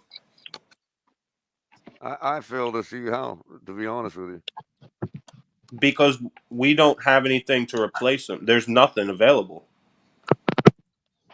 Well, that's on Greer. I mean, that's on. Well, yeah, I would say Greer. To me, that's subjective, and that would be we'd have to know what Greer's opinion is on that. Well, if you have a really bad record, obviously you're going to get a high draft pick. Who's quarterbacks for next year? I know we just went through the best quarterback draft. I do know that a 4-1 start based on our schedule will validate everything you just said, TDR. That's why I'm saying we could always wait and see on that regard. You know what I mean? Which would be the perfect scenario for everybody. Just saying, I'm sure it works out that way. Right. Well, that's going to be up to Tua in his camp. Yeah. If that's the scenario that gets laid out, you know what I mean? What if the defense is terrible and these guys are, not coming on? To be honest with you, I think we all could really identify that enough. Yeah, and TDR Color makes a good point. Like, there's the eye test, right? That's very valuable here. I mean, if your quarterback's playing great and deserves the money versus what the team record is. Yeah, that's true. I think that's where we're at right now. It's about time where we just just show us what you got. Let's quit bullshit. And at the very least, TDR, it's not that I'd be trusting the fans to know whether it was truly the defense's fault or not. I'd be trusting, Greer and McDaniel at that point. Well, you would hope. If we're 1-4 and they're like, nope, Tua is not the problem, then what can I say? Yeah. Right.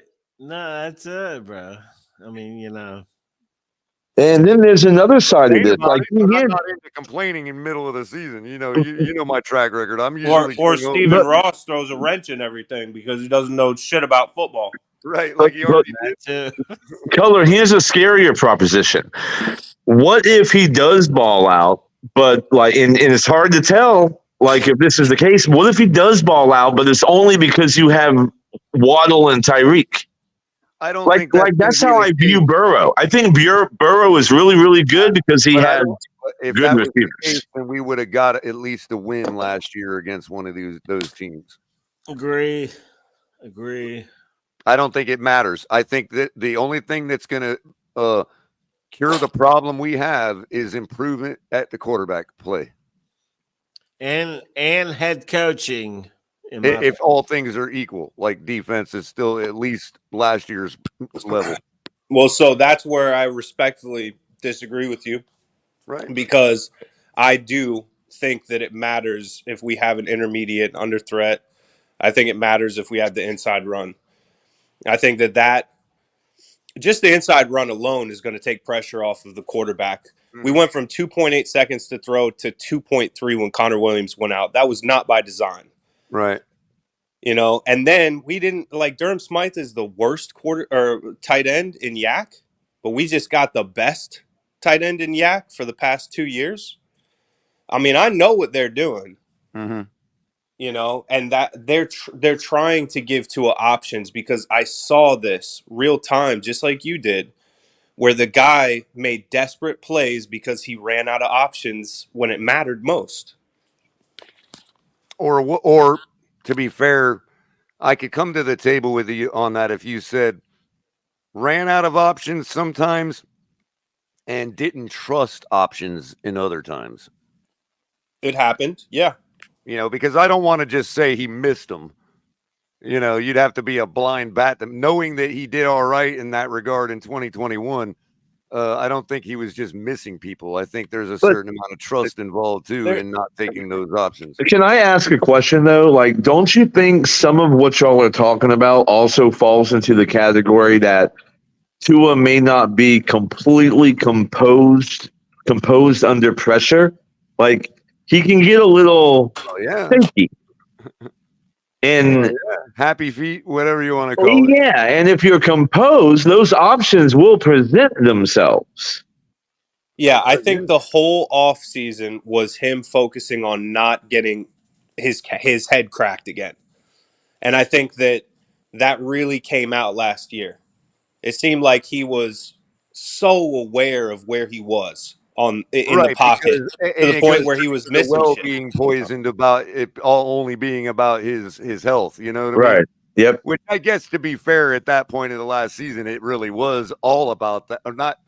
I guess it wasn't all about that, but that was the most important thing. So I have to understand that. You know what I mean? And in other words, it wouldn't have mattered how good he was if he got injured again. So if you flip the coin, I got all 17 games in.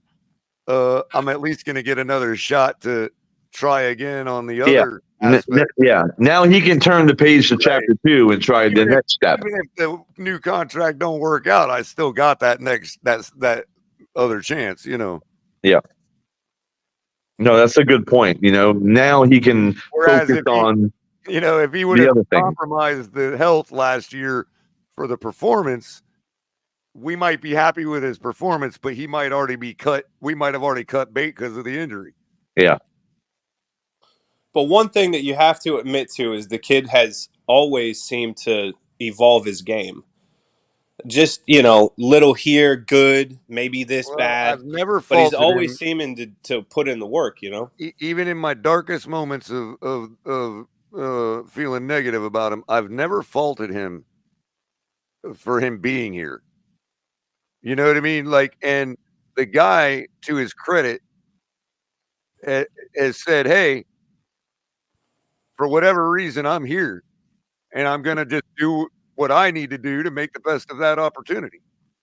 It's not his fault that I don't agree with Greer or whoever in rolling with him, or if Pete hates his guts. It's not Tua's fault that he's still here.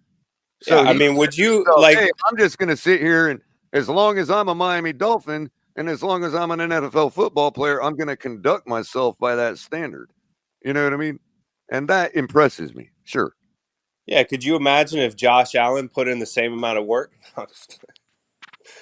Just kidding. Well, I mean, we can complain about whether we should have drafted a quarterback that needs that work, but the work's being done. And Allen's actually doing that this year. Is he? Yeah. He's done it a in years past. He had voluntary to really workout. get better with his throw. Huh? I said he's done it in years past. He really had to get better with his throwing in the first 2 years. Well, absolutely, and that's another thing that it is fair to here on the flip side, GDR. I think it is fair to wonder what other guys could have done with that kind of opportunity, we'll say, and patience from an organization, and a fan base and all that. Sure. You never know. We have to admit that there's guys that did some hells of a job, dude, that get shit on, bro. You know what I mean? I'm not going to name names because it's too late to bring up that discussion. You know what I mean? And I really don't care enough about it anymore.